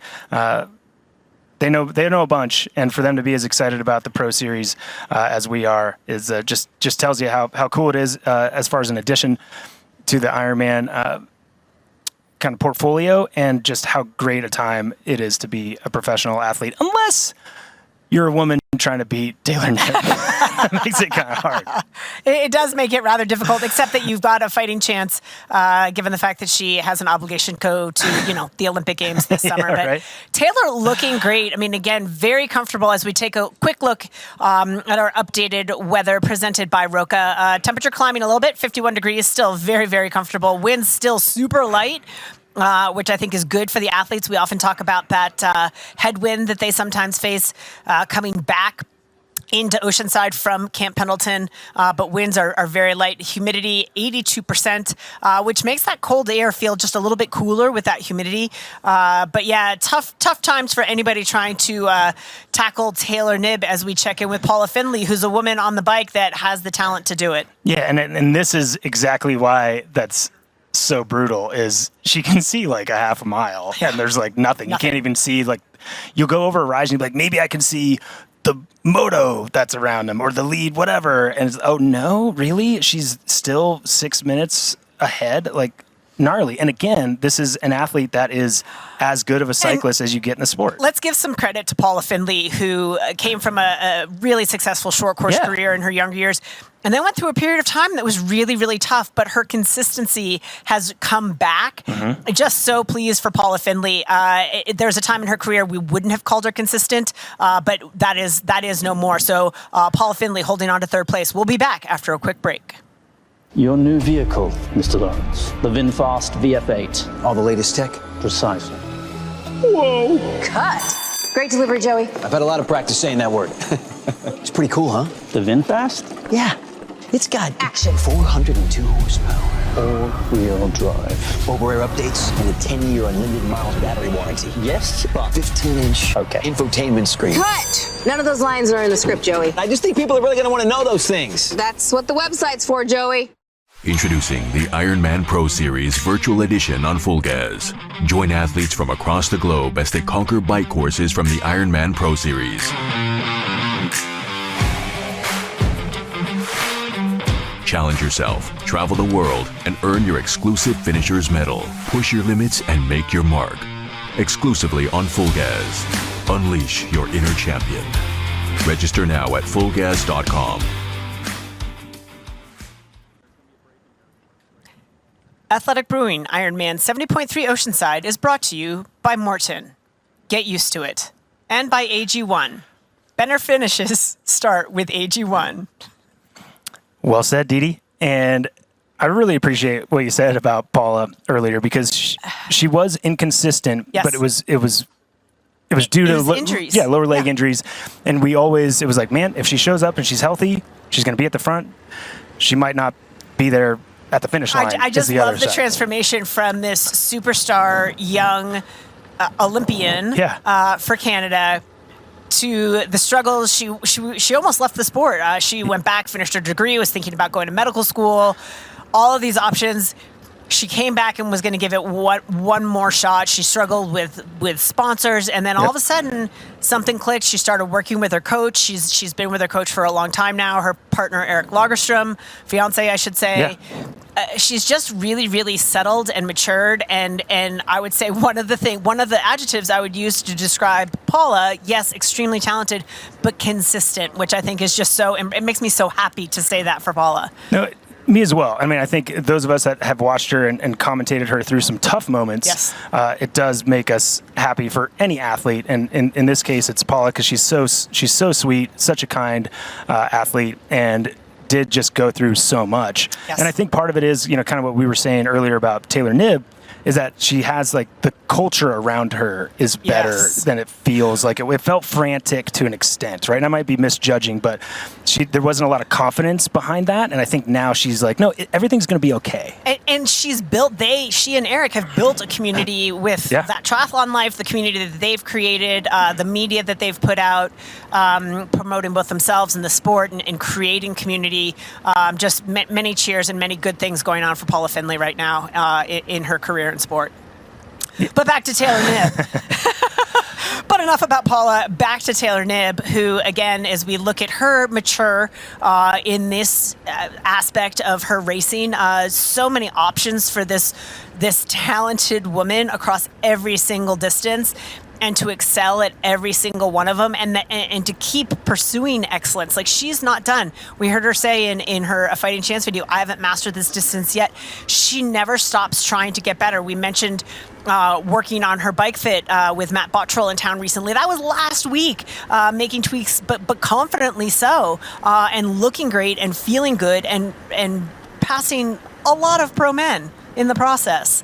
Yeah, no, and here comes another one on cue, another pro male that she will be riding by nice and smooth, and I think that's important that you can tell with her energy, like she didn't overextend herself, which is still just crazy to me that like 2 minutes and 12 miles, again, normally I would say that athlete is doing something that is not what they should be doing, but Taylor, that is her being well-paced, and that is crazy. Yeah, always just so mindful of the decisions that she is making, both on and off the course, in and out of training. I don't want to say calculated makes her sound so boring because she's anything but. She's Right. curious and inquisitive and always questioning. Never takes anything for granted. Makes a decision, comes back, revisits, but back to revisit this pro men's race. Yeah, and we're here with Maximilian Spurl. He's in the middle of this group, as far as we can tell at this point, and that group was through that last checkpoint, Sam Long, Lionel Sanders, Spurl, Laundrie, and Justin Reale is having a great swim and bike at this point. And big news was Yeli Yeens was 27 seconds back, so about 22 seconds behind Justin at that last checkpoint. Sort of stuck in no man's land. And then again, what we've been talking about is that no man's land, and behind him, not really the horsepower that's like, there's no chance, nobody's coming back to that group, right? Like that's not going to happen. And Joe Skipper's too far back.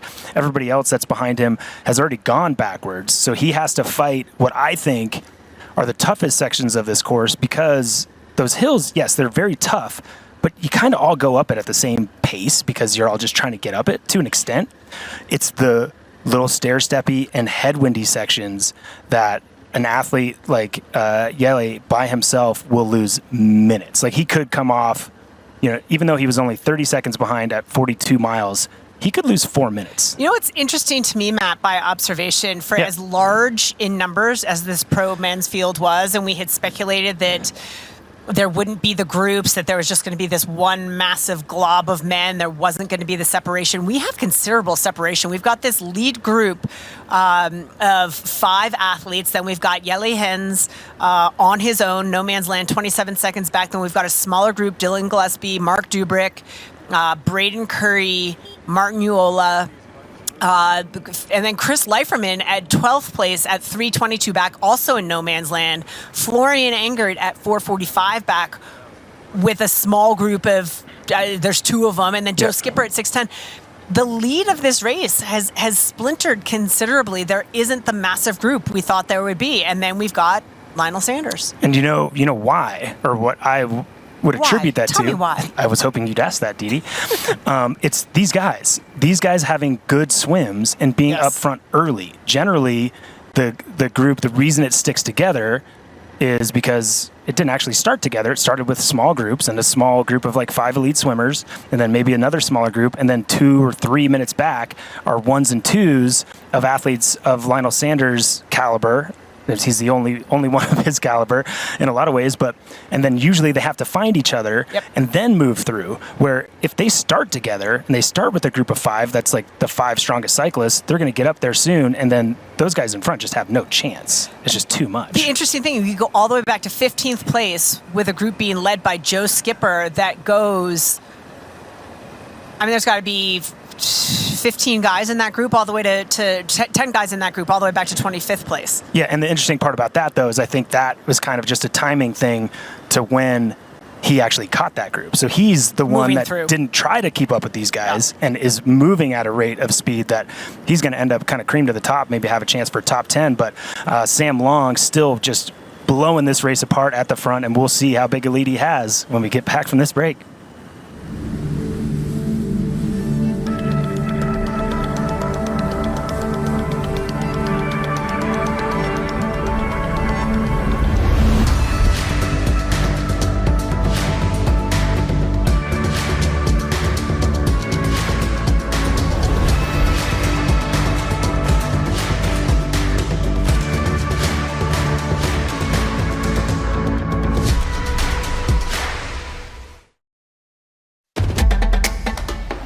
You know, and we know.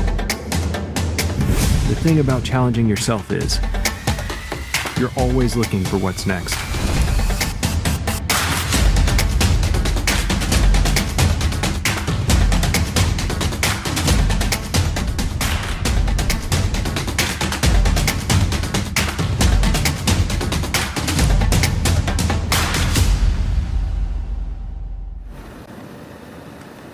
And we're back at Athletic Brewing 70.3 Oceanside, and it is Sam Long looking as calm and collected as you possibly could while putting everyone in this race, every pre-race favorite, every dark horse or X factor that we talked about in his rear view, and looks so smooth, right? And I think, like, sometimes I think Sam, he's been running extraordinarily well. Yes. And I think, to your point, he's raced a couple times already.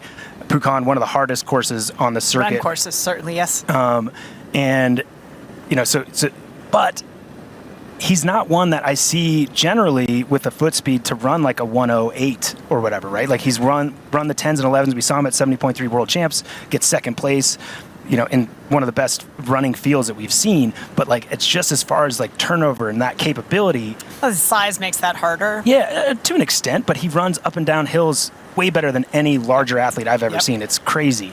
But with the effort that he's putting out, and as comfortable as he seems to be as he's destroying everybody behind him, I feel like he's as in control of this race as you can be while having Lionel Sanders in your group, while Lionel Sanders is now not in the group.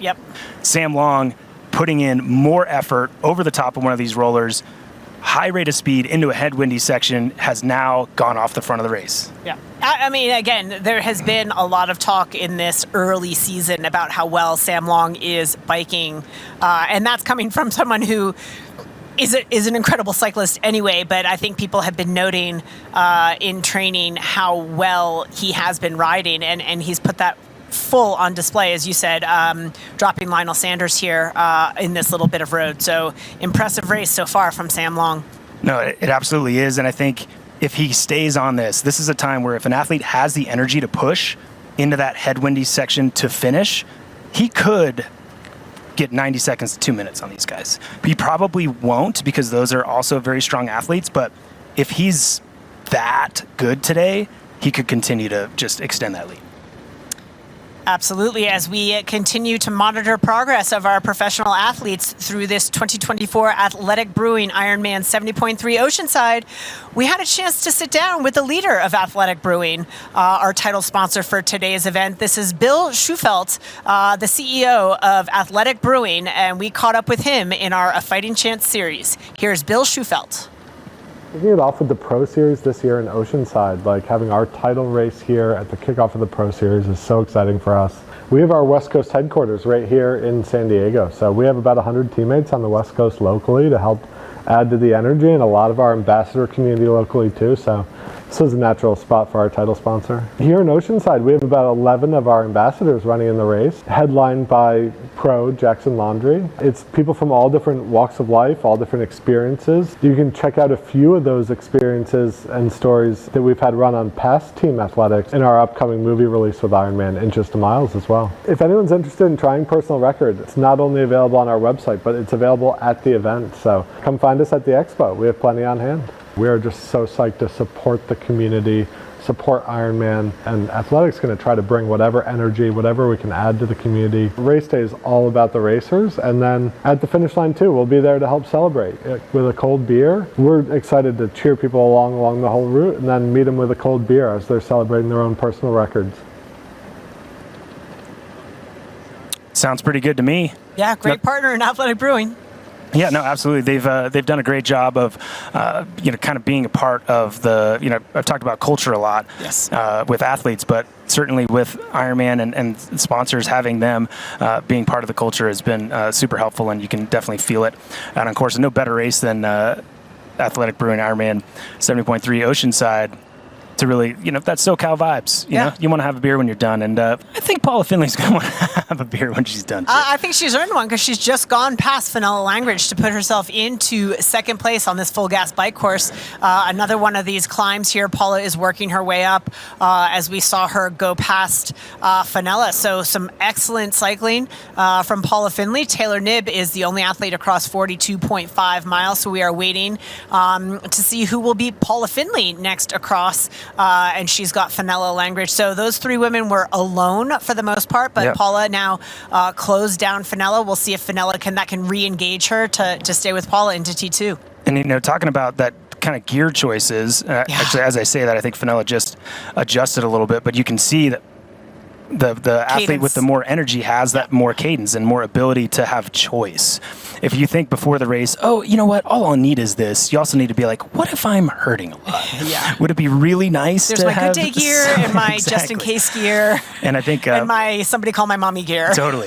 Paula doesn't need her mommy calling gear today, and she certainly looks as smooth as ever going over the top of this. But again, that fighter and that gritty athlete, Fenella Langridge, is not going to give up that gap easy. She's going to hope that she can get over this like in sight and like try to bridge, quote unquote, back. But she's on the limit right now. You can see in her face that the tenacity. She's so awesome. She's fighting it. But again, So I mean, awesome. I look at Fenella, an incredibly gifted, talented athlete. If I had to pick her distance, it would probably more likely be the Ironman distance. Yeah, no doubt. But putting up a spectacular fight here against, I'm going to call a middle distance specialist in Paula Findlay across this 70.3 distance is really, I mean, Paula hasn't stepped up to an Ironman distance event yet. Taylor Knibb certainly has shown versatility across all distances, but Fenella Langridge certainly holding her own amongst some women who specialize and thrive at this distance. So full credit to Fenella as well. No, I think you're totally right on that, and very well said. And Paula, as far as I've heard, doesn't, you know, she knows, she's been around long enough. We talked about her journey and what she's done well at, and she knows that that's not her distance, and she doesn't really need to go there, because her weakness and what put her in that position where we thought she was inconsistent is injury. And adding distance doesn't usually pan out well, and she's found her spot.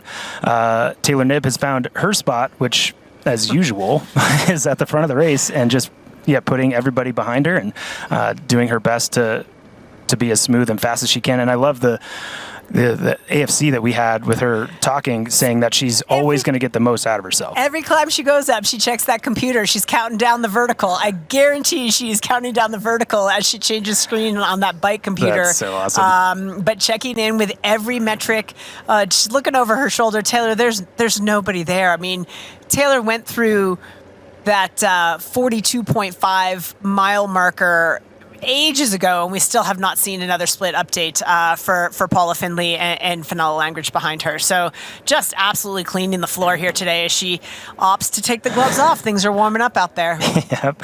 And she looks so calm and collected in literally everything that she does. Even when races aren't going well for her, she seems pretty in control.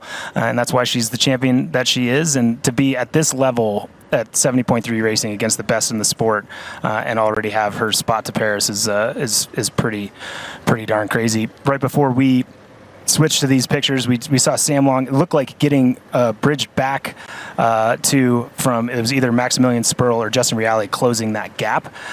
So right now back on screen, that's Sam Long. But last we saw, a group was coming back up to his wheel, so to speak. But again, in the last sections of this course, real strong headwind generally that will keep everybody honest, Sam included. And we're going to keep ourselves honest by taking a quick little break. We'll be right back. Your new vehicle, Mr. Lawrence. The VinFast VF8. All the latest tech? Precisely. Whoa! Cut. Great delivery, Joey. I've had a lot of practice saying that word. It's pretty cool, huh? The VinFast? Yeah. It's got action. 402 horsepower. All-wheel drive. Over-air updates and a 10-year unlimited miles battery warranty. Yes, but 15-inch infotainment screen. Cut. None of those lines are in the script, Joey. I just think people are really going to want to know those things. That's what the website's for, Joey.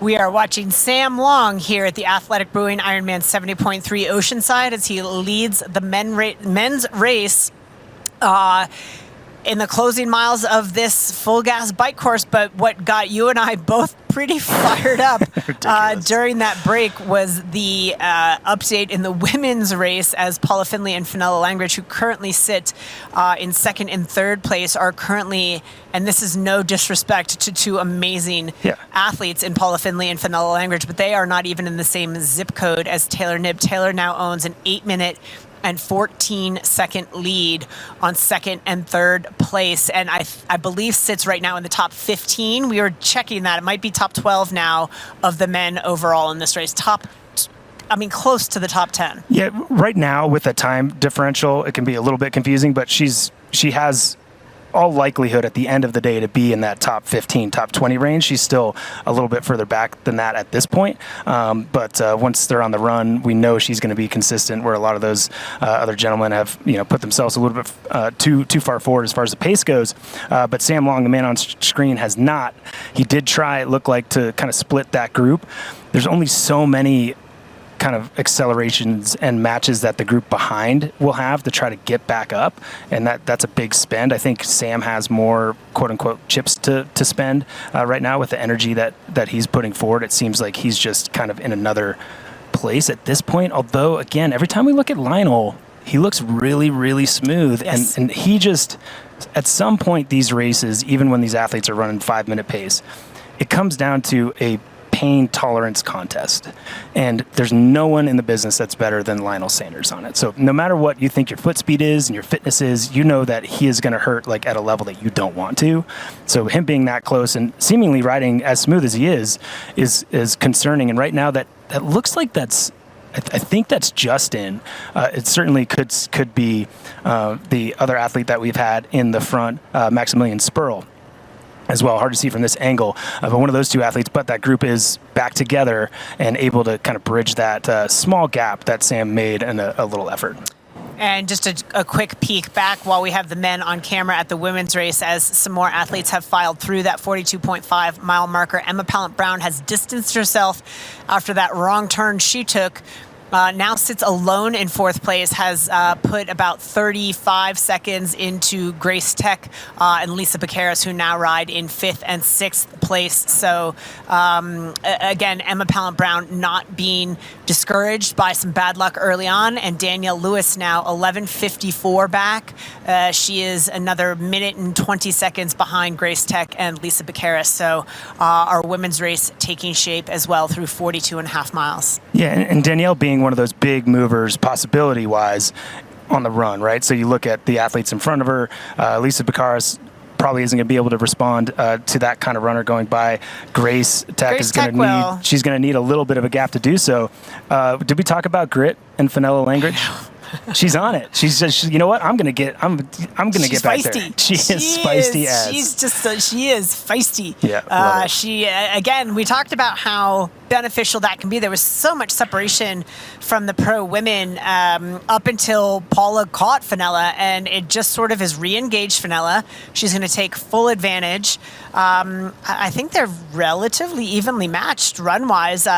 Again, maybe a slight nod to Paula Findlay, but I'd say Paula, yeah. I will not put anything past Fenella Langridge, and she's absolutely going to go for it. No, and we use different words for whatever reason. I say pain tolerance contest with Lionel. I'd say Fenella's probably in the same, we call it grit, but she's kind of in that same level as far as she's going to put herself in a world of hurt in a very small box to try to stay with someone. I think Paula has more history of fast run splits at this distance, only because, as you've said, Fenella is better at Ironman right now. She's still developing. Let's not count out Emma Pallant-Brown, who's a minute 20 down from Fenella as well, and one of the sport's strongest runners. Yeah. So lots of race dynamics could still play a role here with the racing we've got left here in Oceanside. Don't go away. We're going to come back after this quick break.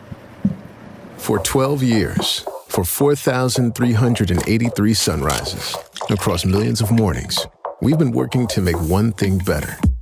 This, AG1, is foundational nutrition, a science-driven formulation to support whole body, brain, and gut health with just one of these, or one of these, once a day. Welcome to foundational nutrition. Welcome to AG1. Start at drinkag1.com.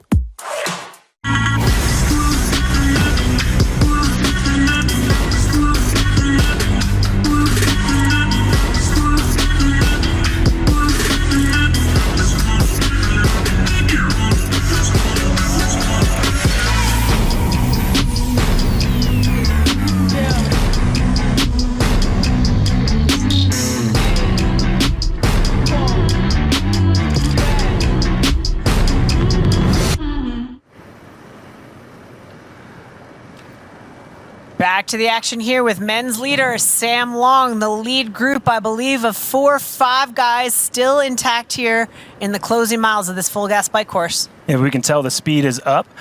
Faster sections of the course as they head towards kind of that windier last few miles that I've spoke about a few times. That did look like that was not, I think Justin Reale was still in that group, but it was Maximilian Spurl in that second place position. We saw Lionel Sanders back there. Assume one of the other athletes is Jackson Laundrie. Haven't seen a shot big enough to see if in some miracle Yelly was able to bridge up to these guys before the pace got up. But no doubt that would be part of the reason why Sam is continuing to push the pace. If you're in a group of 5 that you think you're racing against those 5, you're not just going to sit on the front and push a pace that they can all hang with when you can tell you can't drop them. But if you know somebody who you think can run a 106 or 107 is behind you, you want to get some time. And is, as of 42.5 miles, Yelly Hins was only 27 seconds down. Even if that's grown, I mean, what's the gap that he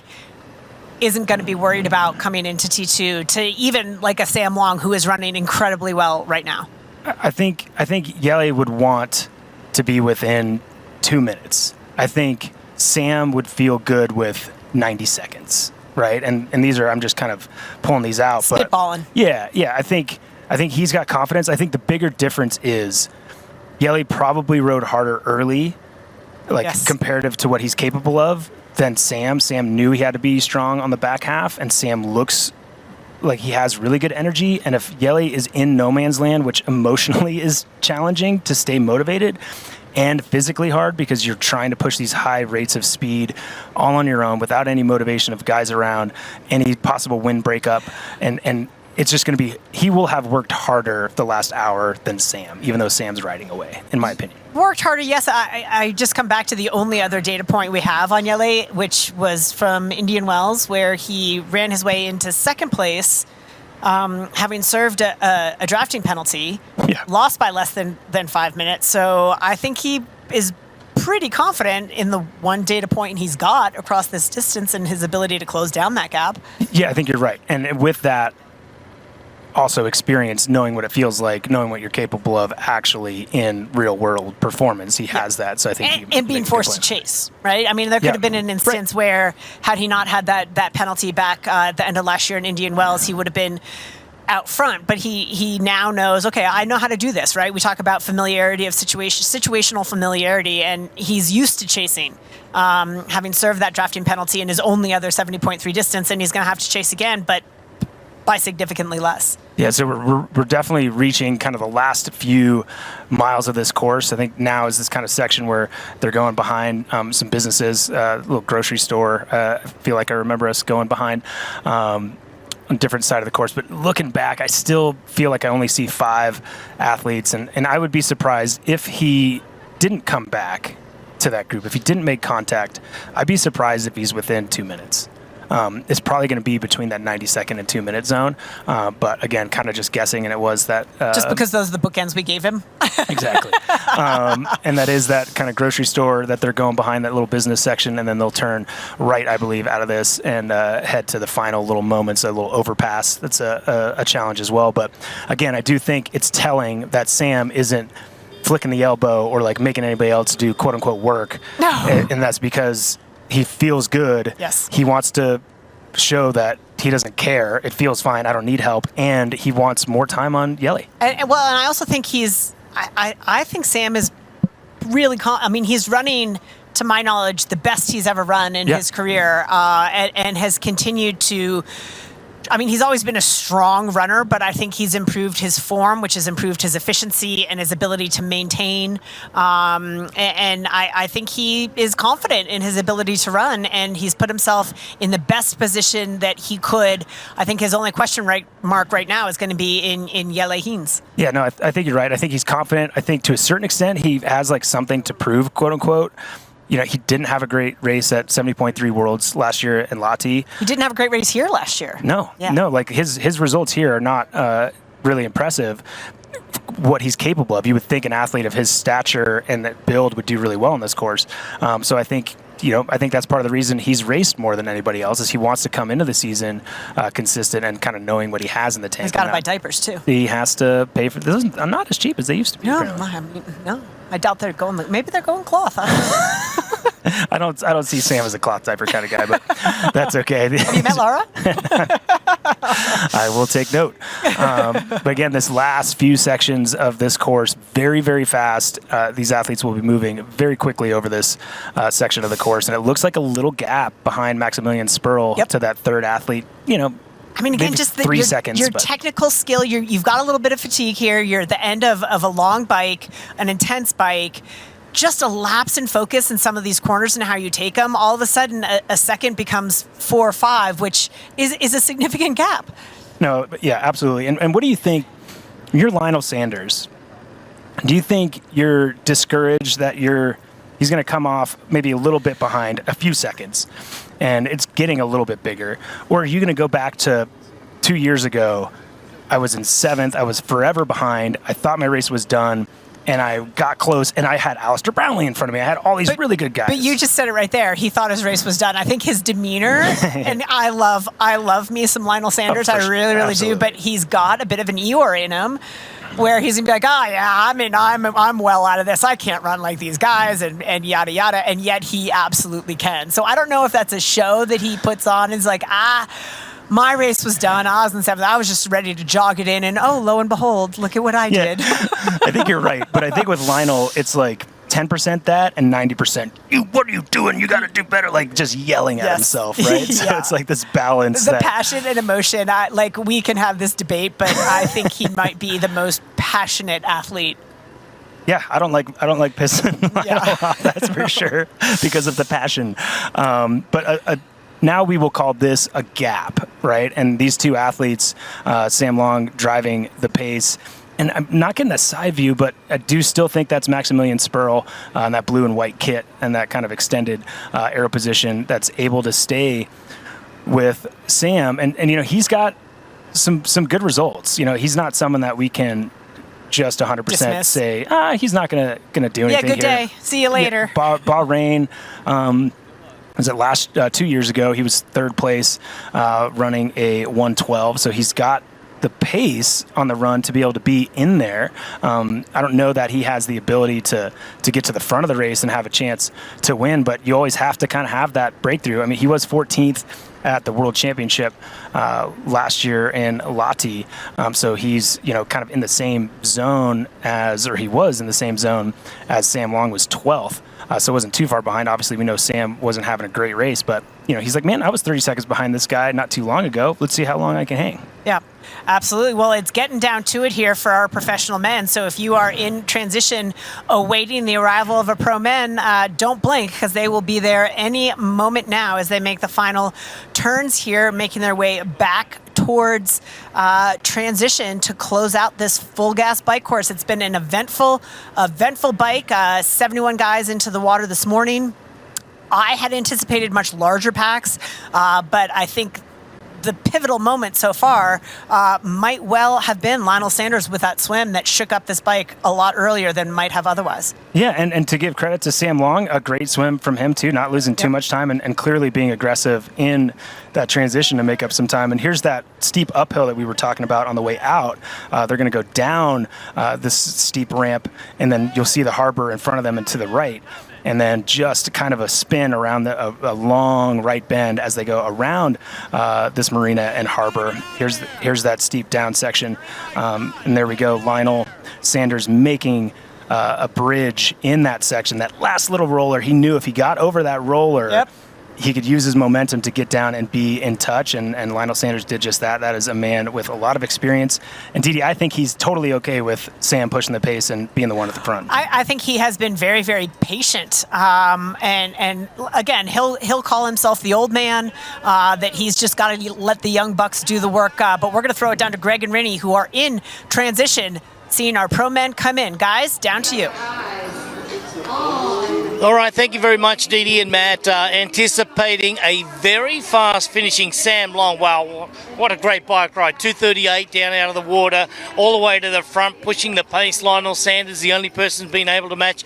Jackson Laundry still in the mix right there, so it's going to be an interesting run as they head out. So we're anticipating their arrival in about 15 seconds from now. Rinny, impressive riding from the two fellas out front. Absolutely. I think Lionel Sanders hanging with Sam Long, he hasn't really been doing that as much in this past year. We see him coming in now, but Sam Long showing that he's the strongest legs in triathlon on the bike right now. Yeah, on the bike right now, he had a 70.3 win in South America just recently and another second place in Miami just before that. Look at this. We've got a group of 5 athletes coming in, all led by Sam Long at the moment there. So incredible riding there. We can see that Lionel's sitting in 4th wheel at the moment. They go through this really tricky part around the transition area. Now they go all around the back here, Marinda, before they come right out the back of transition. Then they will get off at the dismount light, run their bikes all the way down here.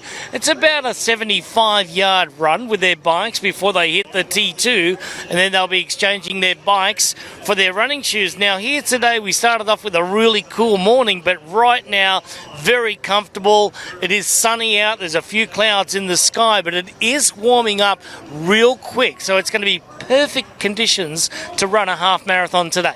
Yeah, I think the weather is warming up nicely. Always when you get off the bike from this race, your feet are still going to be freezing because riding, at those speeds, and the airflow over your feet, it's cold. But as they run, you'll see they're running a little gingerly, but they'll warm up real quick. The sun's out and it is pretty warm, and I don't think it's too warm for fast runs. I think we're going to find that today is going to be a very fast run day. Yeah, I think so too. Okay, so we'll split the screen here. We'll get you a first-rate look at it and an eagle's eye view. Now look at this. Sam Long coming in first place here. We can see that right behind Spurl is in there as well. Look at this. Jackson Laundry coming up the right-hand side. He's going into the number 1 position there. Here comes Lionel Sanders as he makes his way into the transition, holding his right quadricep there. I think he might have had a little bit of a clash there with another one of our athletes. Sam Long got his left shoe on. There goes the right shoe for Sam Long there.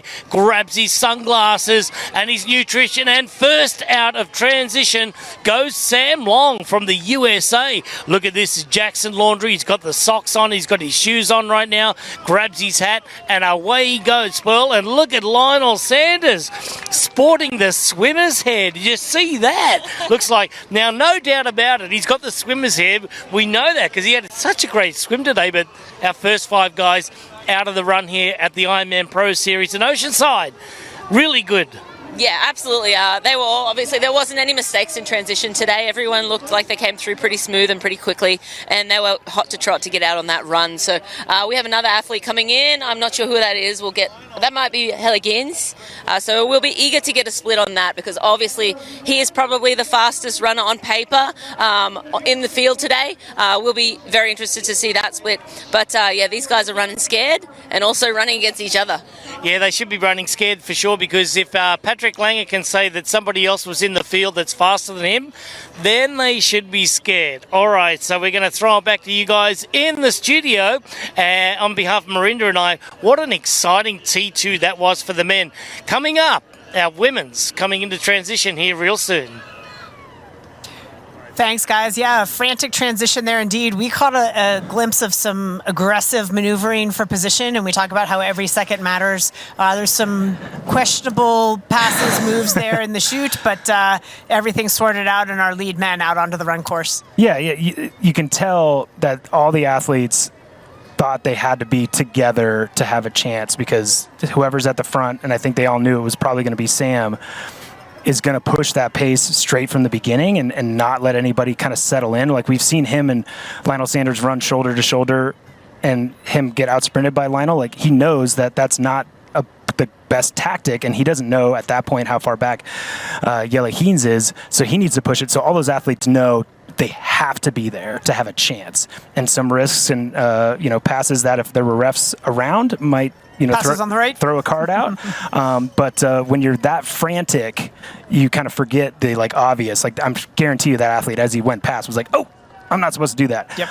But hope nobody saw that. Probably doesn't matter because right now Sam was the quickest in and out of that transition and is pushing the pace. Lionel Sanders trying to bridge. He's going to need some hills up to maybe do it. Yeah, we got a quick glimpse of Lionel just as he started the run, and he looked like he was in a full-blown sprint to get up onto the shoulder of Sam. Sam, very, very quick out. The lead 7 seconds, but he is now in control. Yeah, he certainly is, and I think important to look back at what we've been talking about, that Jelle Heens is 235 behind Sam Long off of the bike, and I think that is going to be enough time for Sam if he has a great run. He still needs to have a great run. It looks like this is Mark Dubrick coming off the bike, so he's held it together to come off the bike in 7th place. And again, Didi, as you said earlier, this is an athlete that can run under 110. So sometimes you make those choices. I'm not going to try to bridge up to this because I want to run fast. I mean, and he's got a big group with him, but I look at his ability on paper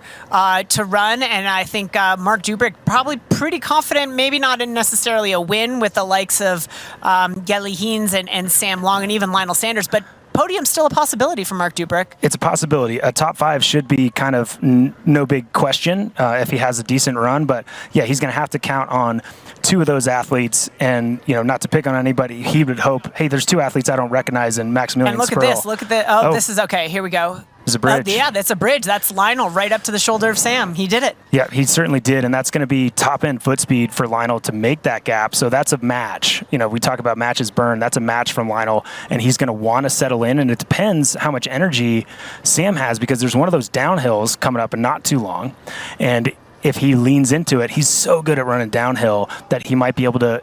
If you can respond after someone is burnt to match with one of your own, then you can start chipping away and breaking at him. And that's Braden Curry that we saw just behind Mark Dubrick. He's one that has a great ability to run fast as well. Top 5 certainly still a possibility for Braden Curry, who, again, is one of those athletes that I would say is more well-suited to the Ironman distance. He has placed top 10 at a 70.3 World Championship and won some 70.3 distance races also. So Braden Curry, if he puts his mind to it, he's had some bad luck in the last couple races. Some illness, some DNSs due to illness, so some real bad luck for him. So it's good to see him back in the mix here. Yeah, for sure. So that second group kind of out and on the course. Didi, as we know, the women are closing in as well. Normally we'd have more time. Yeah, exactly. The woman is closing in. Not too far behind. Chris Leiferman just off the bike, 6 minutes down, a minute and a half behind Magnus Manor. We'll probably expect to see Joe Skipper, one of the next across. He's one that could run himself into the top 8, top 10 zone. Any surprises for you not in the top 10 names you expected to be there that might be a little off their game today? Off the bike, Florian Anger. This is awesome. A nice little group. This is kind of that chase group behind, so not our lead contenders per se, but this will have Dylan Gillespie, Mark Dubrick, Braden Curry, and Martin Uloa, and maybe Magnus Manor as well in this group. So Leiferman in there too, yeah? Leiferman's a bit back. So okay. that's Curry pushing the pace early at the front, and he's going to try to bridge across to Mark Dubrick, who was just was not too, just 30 seconds in front of Braden coming off the bike. So a gap that an athlete like Braden could do normally, but we can't forget how good a runner Mark Dubrick is. I mean, and this course, the way this course sets up, just when you're starting to feel the fatigue at the end of the bike, such crowd support. They make their way onto the Strand, which is like no other. I mean, maybe Elite Drive in Kona, but it's one of the greatest stretches on any run course you can imagine in terms of crowd support. It is, and it's in like a chill SoCal vibe way. Yeah. Right? Like people aren't going crazy. They're like, send it, bro. Like this, it's like, it's really cool. With their surfboard, like, dude, what's going on here? Totally. Most people, and when you're in the first 10 athletes, they're like, wait, what just happened? I don't understand what's going on here. Great environment. And it does, when you want to just give up, this course won't let you. That's Martin Uloa realizing he's not going to be able to keep up the pace of Braden Curry, who is going to dispatch of all of his athletes that came off the bike near him. It looks like this athlete's going to try to hang on. I believe this is Manor, who we saw earlier as one of our early leaders, Magnus Manor. And Braden Curry's going to just... Look at Braden Curry go. He looks like Braden Curry always looks, and it's just... It doesn't feel good to be the athlete behind to be like, this guy looks kind of weird running. How come he's dropping me? And who else is getting dropped? Wow. Look at this. That's Jackson Laundrie now having gone past Sam Long as well. I'm surprised. Yeah. I am surprised. We talked about how well Sam Long was running. Did he do too much on the bike? Yeah, I mean, it's not a bunch of time, but it's 14 seconds that Jackson Laundrie bridged up in just a mile, right? So it can be one of those things that I do think this course, if you can settle in for 2 miles, you're way, way, way, way better off. And you can have kind of that finishing, closing speed. Here's that downhill we're talking about. Sam Long will almost certainly bridge if he's running well, but no, he's short stepping. Oh, yeah. This is not the downhill aggressive running of Sam Long. It's not at all. And maybe he's saving himself, but he's right there. So he's not spending that energy. Maybe he knows he can do that late in the race, maybe not early, but he looks comfortable. He's bridging up, and I think he's the athlete that actually is trying to let this run pace come. Look at Jackson Laundrie go. I mean, Jackson Laundrie is highly motivated. There's a little bit of smack talk between these two as to who's going to be the top Canadian. Smack talking as friendly a Canadian way as can happen. Yeah, of course. A little bit of a grudge match. Jackson Laundrie, if I was to pick someone, I mean, obviously Lionel Sanders has been phenomenal in this course too, with I believe 2 wins, 2 seconds, and a 3rd place finish in his 5 starts here so far. So always a factor, but Jackson Laundrie always shows up for Oceanside. He does, and I think Jackson at times can be motivated by being a little bit annoyed that we don't talk about him or we don't have him as a favorite. He got top 5 at 70.3 World Championship just in 2021, and then still, I think in certain races, feels like even after that win in Oceanside, we were talking about the sprint finish between Lionel Sanders he hates that. and Rudy Von Berg. He hates it, right? Yeah. So he's like, I won the biggest race I've ever won, and you guys are still talking about somebody else. So I think he has a little, in as polite Canadian way as you could, he has a little chip on his shoulder, and he's like, you know what better race to make them eat my chip than at Oceanside. And Taylor Knibb, she's got no chips on her shoulder as far as I know, but she certainly is riding as if she does. This is next level.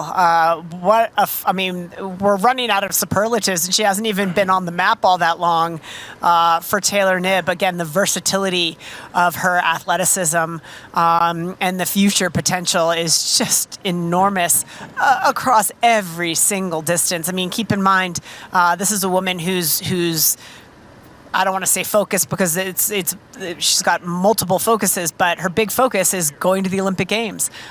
She is an Olympic silver medalist from the team relay back in Tokyo, and I think she's looking to add an individual medal perhaps to that repertoire as well, or that resume. But certainly dotting her I's and crossing her T's in every single detail, and it shows. Oh, it certainly does. And again, that team that she's chosen to be around her has made her feel comfortable to be able to dot all those T's and enough support from them that she knows that maybe she can put a little bit of that work on the other folks and she can focus on the training. But she's always got her hand in all the decisions. I don't think a lot of decisions are made about Taylor Knibb that aren't coming from Taylor Knibb. And as confident as she is and as curious as she is and involved as she is in every decisions that's made, she's also extremely coachable. Very open. Yeah. I mean, I believe that her new coach made a lot of changes in how she trains, and she took it. I think he slowed her way down at the beginning of the year and put in a really important base level of fitness. I mean, Taylor's an athlete who's just used to let's go hard, and I know because she trains with Julie Dibbins and the JD crew in the pool, and when Julie says, hey, slow it down, she's like, okay, no ego about it. She'll move down a lane and take it slow. So she, as involved as she is and curious as she is, she's also incredibly coachable in that regard. Yeah, no, I think you're right, and I've heard that because she has made some changes, and sometimes when athletes make changes, there can be assumptions made that, they were hard-headed and they weren't coachable and the coach just kind of dealt with it, but that is not anywhere close to what I've gathered from the Taylor Knibb situation, and she's one that she picks coaches.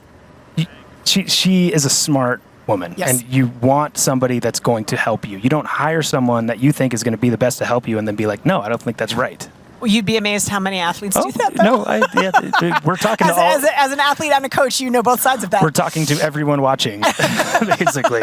Please stop doing that.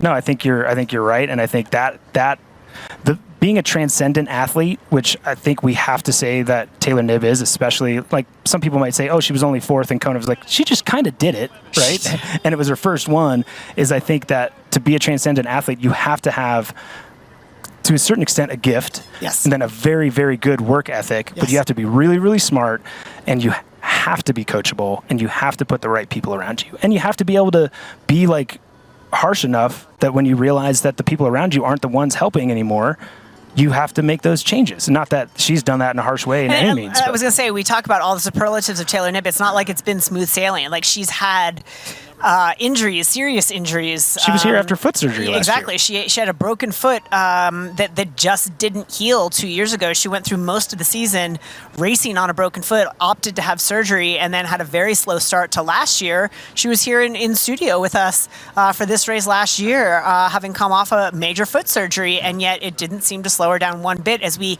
come back to Emma Pallant-Brown, who is hanging in there after making a bad turn early in the bike, but has resurrected herself and now sits in fourth place behind the likes of Taylor, who had an 8-minute lead when we last knew. I mean, anybody that knows this course, Emma Pallant-Brown is still quite a ways away from transition, and Taylor Knibb is biking in. No, real far. Yeah, she's 4 miles behind at least at this point. And in fourth place. Yeah, and having a good race. And we don't know how far off course she went to know exactly like how heroic her effort is, but we know mentally it doesn't matter. That can be so debilitating as an athlete to, again, especially an athlete that we're impressed that she got to the start line. Yes. She's had some bad luck. It has not been a year that she would have written down on paper that she was going to have. And she's, when stuff like that happens, you have to respond. And in races, you have to respond quickly and get that negative part of you out. Yep. And respond and move forward. And Emma Pallant-Brown is, and again, she's one that has a great team as well. And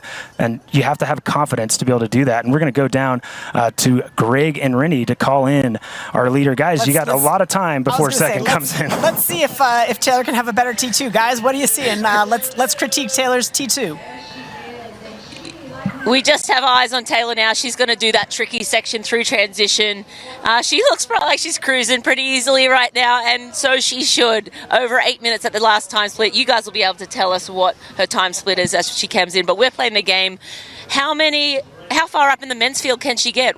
I think she's around 32nd overall, with a 3-minute head start for those men. So she is just in a class of her own. I don't feel like we need to say too much that you guys haven't already said about this young woman. I mean, huge future, and we're just starting to scratch the surface, I think. Yeah, with just a few-minute deficit, starting out the swim, Taylor Knibb was always going to be the one that we were talking about. However, I did say to you, Miranda, that she'll probably be inside of the top 30 men, just outside of that. So there's going to be a few bruised egos, unfortunately, out there in the men's race, but that's okay. You're talking about Taylor Knibb. Now, Taylor Knibb has gone out there, and now, not only did she spend about 1 extra minute right here in transition in T1, she put the socks on, but she put gloves on. A very calculated move at 42 degrees in the morning. Now it's warmed up to around about 55, and we're going to get to a top temperature of 61 coming up in about an hour and a half from now, right at the very end of the race. But it doesn't matter for Taylor because she's got such a big lead right now.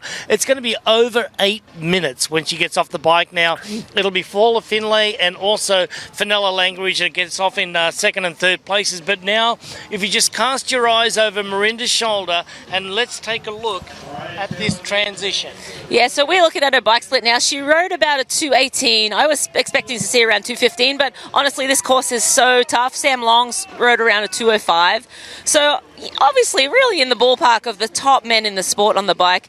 And she's relaxed here, and she's going to have a quick transition. As we know, she has her socks on already. She's going to throw those hokers on, get her watch going. As we know, she loves to know all of the stats. Make sure she records everything. You got over 8 minutes, Taylor. I'm giving her a little. Yeah. You want to have an interview? She's got about 10. I think the bike course record I missed by like 3 minutes.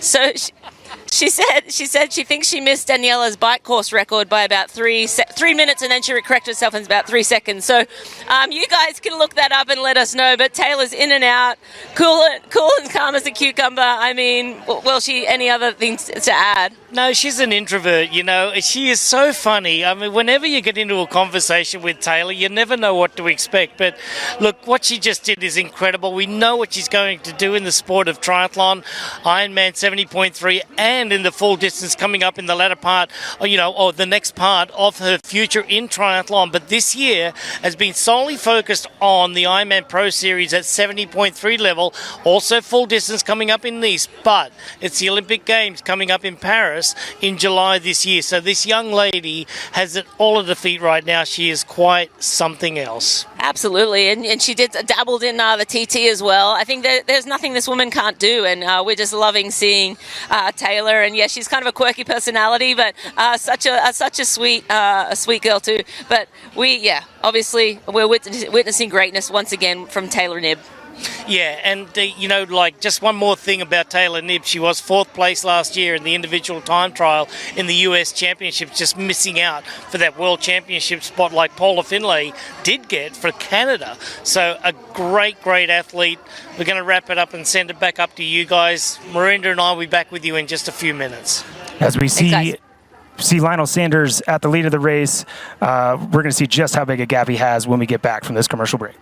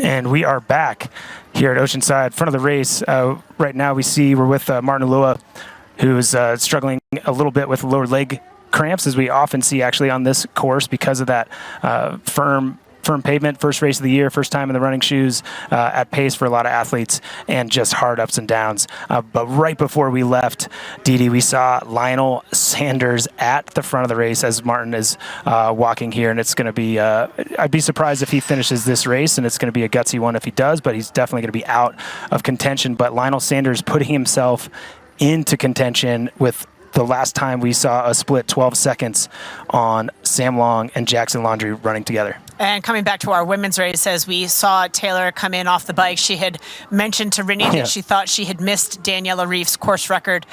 News for Taylor and anybody that wants to give her the information out there is she likes to have the information. Let Taylor know that she tied Daniela Rief's bike course record unofficially 2 hours, 18 minutes flat. I am showing that as exactly what Taylor Knibb biked, so she has tied the bike course record set by Daniela Rief back in 2019. So good job, Taylor. Just needed one second in T1. I'm telling you, get those socks on faster. She'd have had it, but a great bike ride from Taylor Knibb. No, absolutely, and she's she's so confident, and I love the energy that she has to be able to chat to us still, and clearly at the front she's trying to get as much as she can. She was looking at that number and that split the entire time. Martin Ulloa, sadly, his race is going to be done for the most part, but we see Lionel Sanders had 14 seconds on Sam Long and then 15 on Jackson Laundry, so starting to break up the race behind him.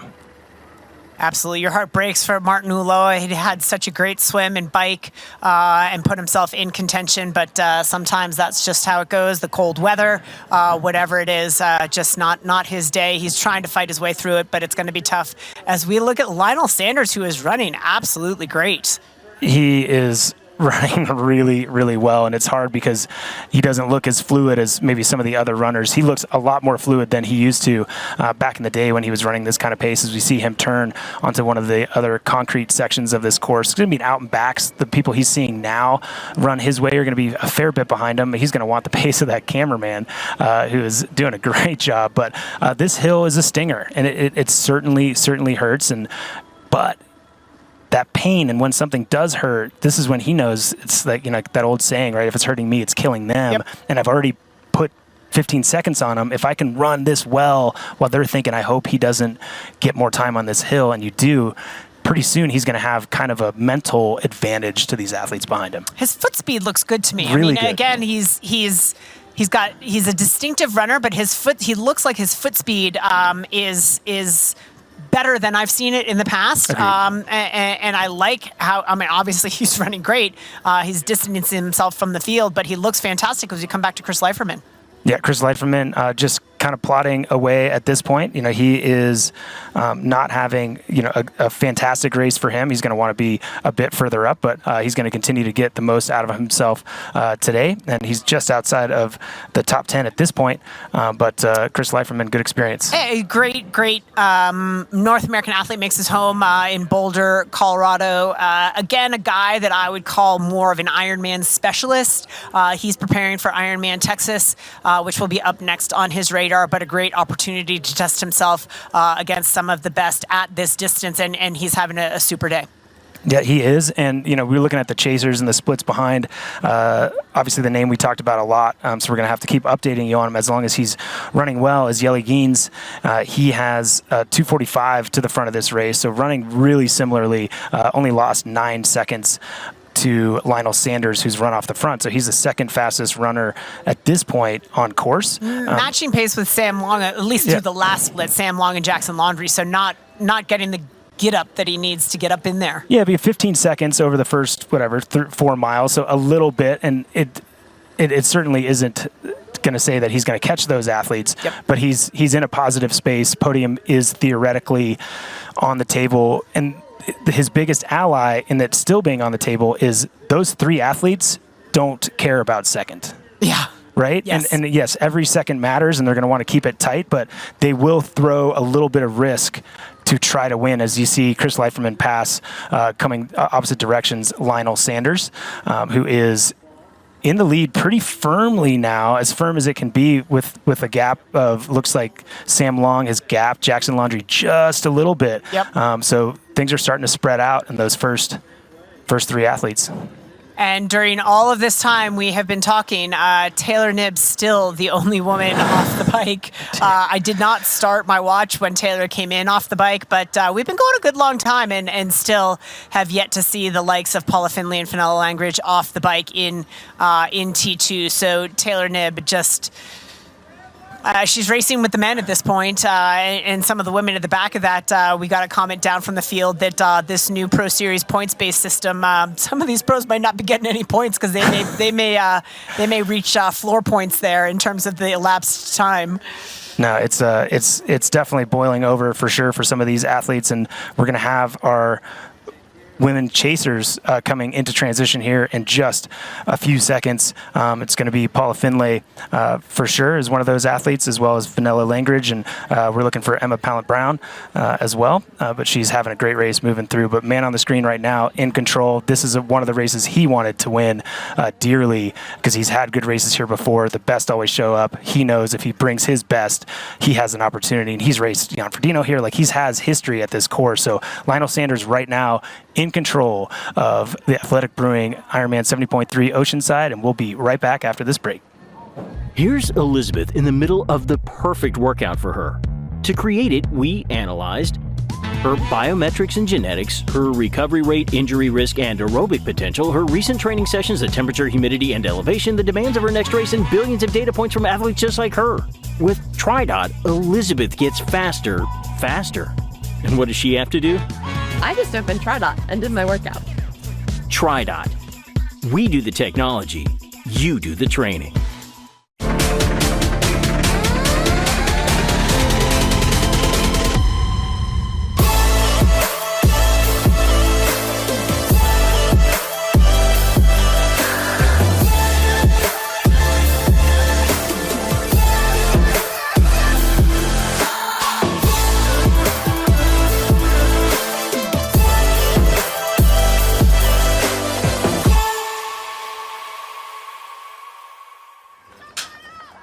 And we are back at the front of this race with the man who's putting everybody behind him and getting closer to having a win here at Ironman 70.3 Oceanside, and that is Lionel Sanders. He is a tough cookie, and he's putting himself into some pain as we see our women chasers in transition, and that was Paula Finley came off the bike in second place. That's the athlete closest to us. Fenella Langridge in white just across from her in transition, and it was 10:42 down for Paula Finlay with a bike time of 2:28, so 10-minute split difference than Taylor Knibb at the front of this course, and Fenella Langridge with a 2:29.50. And Paula out of transition first, but that fighter, like I said, to Fenella Langridge, not giving it up. Paula caught her, well, I'm going to say 20 miles ago on the bike, and Fenella not giving it up. She dropped something. Mindful athlete, right? Littering penalty. And she went back to get, I mean, it could have been nutrition. I'm not sure what it was she dropped, but she went back for it. You must dispose of your litter in a designated zone, and even unintentional, that would be a penalty. So she gave up a few seconds, but she's certainly right there. She's got eyes on Paula, and our second and third place women now in pursuit of our leader, Taylor Knibb, with Emma Pallant-Brown in off the bike as well. She's 2 minutes and 15 seconds down of Fenella Langridge and Paula Finley, and I give it up to Emma Pallant-Brown. She's going to be a little bit angry, both about the start that she's had to her year and some of the bad luck she's had up to this point, including this morning, taking a wrong turn. So Emma Pallant-Brown going to light a fire under it and see if she can't put herself onto the podium. Yeah, and if there was someone that I would bet that could, it's Emma. Yeah, no offense to the two women on screen, but Emma is going to find her way on the podium here. She's just one of these athletes. Statement of fact. Isn't going to have a great run. Emma always has good runs, and her good runs are better than most athletes' great runs. But I do think, like, to a certain extent, I think you're right. The awareness of Fenella to know she had to stop for a couple reasons. I maybe needed that. I might get a penalty if I don't grab it. And also, I do think it is good for her to be able to have her own space and not have to chase right away.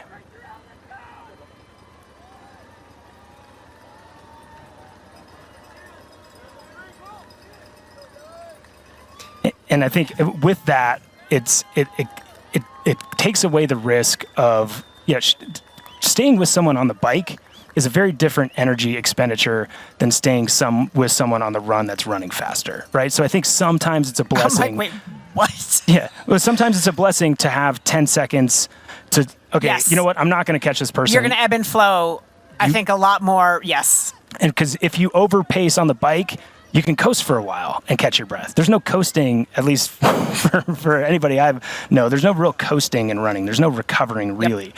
So she now is in her own space, and she already seems like she's found a really good stride. And again, trying to match someone that's more of a specialist in the distance could be harmful. But right now, Fenella Langridge doing a great job keeping Paula Finlay in eyesight after, again, as you pointed out, getting passed on the bike 20 miles ago. Yeah, absolutely. And if we look back at transition now, we have Danielle Lewis in off the bike, 2:28.48. She sits in fifth place. She's 13:58 back, which I know sounds like in a ridiculous margin, but she's a minute and a half back of Emma Pallant-Brown and Danielle Lewis, also an extraordinary runner. Lisa Beccaris in there, just a handful of seconds behind Danielle Lewis, and Grace Tech as well. Of that trio, Danielle Lewis and Grace Tech, probably superior runners to Lisa Beccaris. No disrespect to her coach, sitting right here beside me in studio, but a great race for Lisa Beccaris. So those three women now in off the bike as well, 5, 6, and 7. We will watch this race develop in just after a short break. Your new vehicle, Mr. Lawrence. The VinFast VF8. All the latest tech? Precisely. Whoa! Cut. Great delivery, Joey. I've had a lot of practice saying that word. It's pretty cool, huh? The VinFast? Yeah. It's got action. 402 horsepower. All-wheel drive. Over-air updates and a 10-year unlimited miles battery warranty. Yes, but 15-inch infotainment screen. Cut. None of those lines are in the script, Joey. I just think people are really going to want to know those things. That's what the website's for, Joey.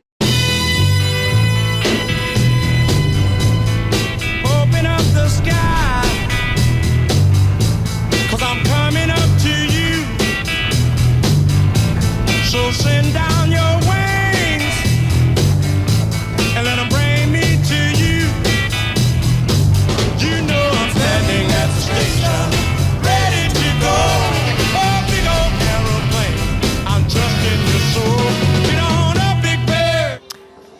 to the action here at the Athletic Brewing IRONMAN 70.3 Oceanside. We are on to the Hoka run course now, and you are looking at Fenella Langridge out of Great Britain. She was led out of the swim, led Taylor Knibb out of the swim, and got passed on the bike by Paula Finley, but hung on, and now is in pursuit back of Paula Finley in third place behind Taylor Knibb. And here we have Emma Pallant-Brown, and this, ladies and gentlemen, is a lesson in how to run. Watch Emma Pallant-Brown get it done, one of our sport's greatest runners. Yeah, and I still remember maybe one of the first races we worked together was Chattanooga. Her coming to the world stage at Chattanooga, and you're like, whoa, she's running different than everybody else.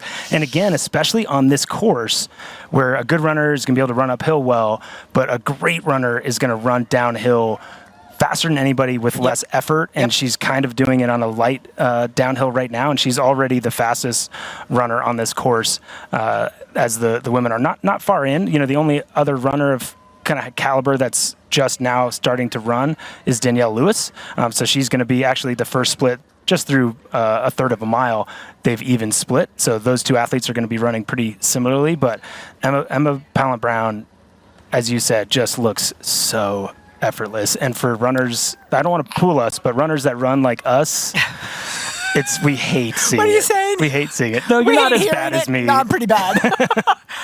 You see the little bit of tape she's got there on her knee. Yeah. Again, if you follow Emma Pallant-Brown in her socials, she came over for a race earlier in the season, wasn't able to finish that, succumbed to the heat and humidity there. Went and did a block of training in Arizona, and during a trading ride, came off of her bike. So her start here was uncertain. She's still a little bit banged up from that, but we're so glad that she is able to race here today, looking to put some of this season's thus far bad luck behind her. Gonna have a little bit of fire in her belly after, again, a rough start, a recent bike crash, and then a wrong turn earlier on the bike, sitting in fourth place with eyes on the podium for sure. Yeah, and having a great race, and mentally, obviously, she's shown that she's a tough athlete and is going to be a contender in every race that she starts. But Dee Dee, how hard is it for all these athletes, or is Taylor already out of the mind? Like, they're literally 2 miles behind. I don't even think they're thinking about Taylor. Yeah. They would be thinking about their position. They're thinking about the podium, certainly the women at the front of this race. Emma is certainly thinking about let's get yourself on the podium. Let's make this right, and let's have something good come from this day. We'll see if she can do it. We're going to take a quick commercial break, but come back with us in just a minute.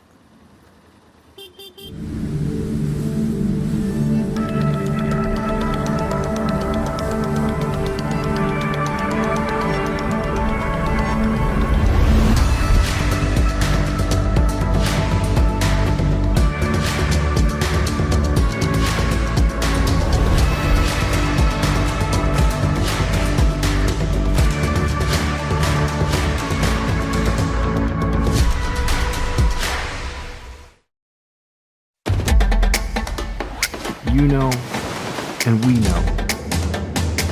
The thing about challenging yourself is you're always looking for what's next.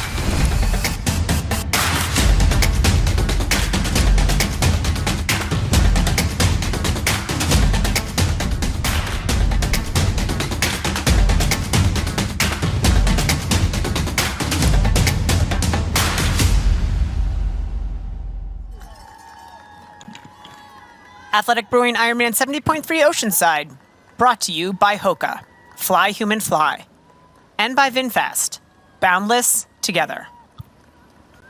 Bounding out on this course early, Dee Dee. Boundless together. Yep, she's boundless alone right now, but she is... We're with her. Yeah, she's running really well. Yeah, Paula Finley, again, we spoke to the resurgence in her consistency, which is something as an athlete to be absolutely celebrated. You want to celebrate the championship moments, but you also want to celebrate consistency, her ability to lay down consistent training this past, I'll say, year and a half has really added to her consistency on the race course. So athletes watching at home, take a lesson from Paula Finley. Consistency matters, just like every second matters here in the Ironman Pro Series. No, it certainly does, and I think it's at any level. If you're a pro or you're an amateur, it's not, do I try to do this speed work so I can improve my threshold or whatever judgment you have. Is that effort going to keep me away from being that might make me feel good that I did these mile repeats really fast, but does that take me away from being consistent? Do I maybe have a niggle every once in a while and I have to take a week off? If you just get out and run and are consistent and do the things won't put you at that risk, then you can be an athlete like Paula Finlay and have that consistency. And I think that's one of the things that she's learned. And I think it's going to be so refreshing for Paula Finlay. She's going to be like, they called me consistent. No one's called me consistent in so long, but it is true. She always shows up and is always, a fierce competitor, but a smart competitor as well. As we watch Paula Finlay run down the Strand, one of the greatest stretches of road in triathlon racing. The crowd support here, people coming out to cheer on these phenomenal athletes.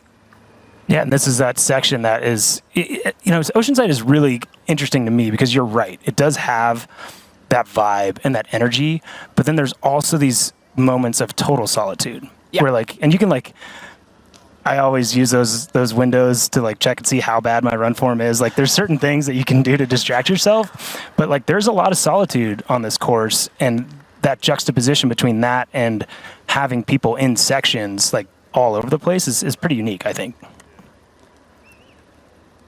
And Paula Finlay flying down here. She currently sits in second place behind Taylor Knibb.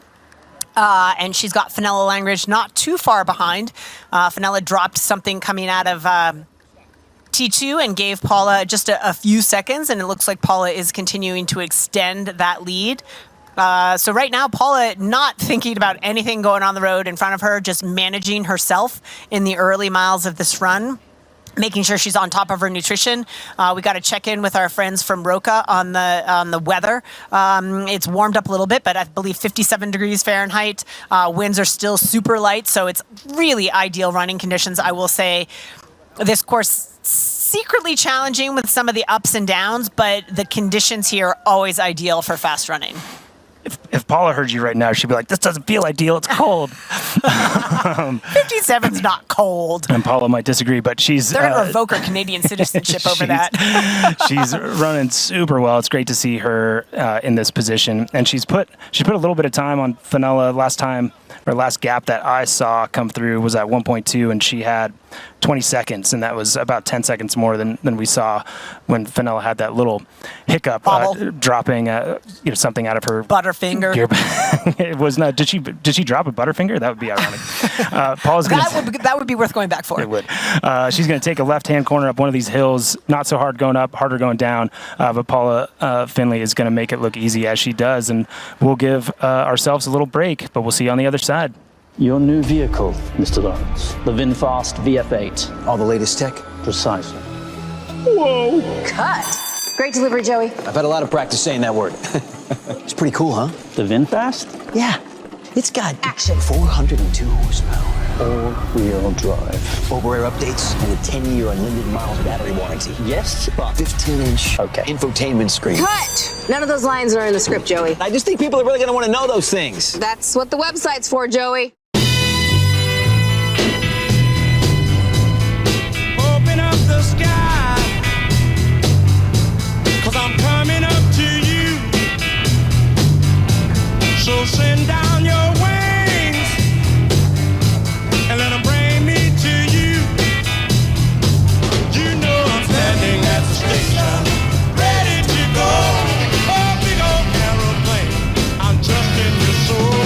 Get on up, Big Bear. And we're back with the fleet-footed Paula Finlay, checking her watch, checking on her pace. Trust me, Paula, you're running pretty well.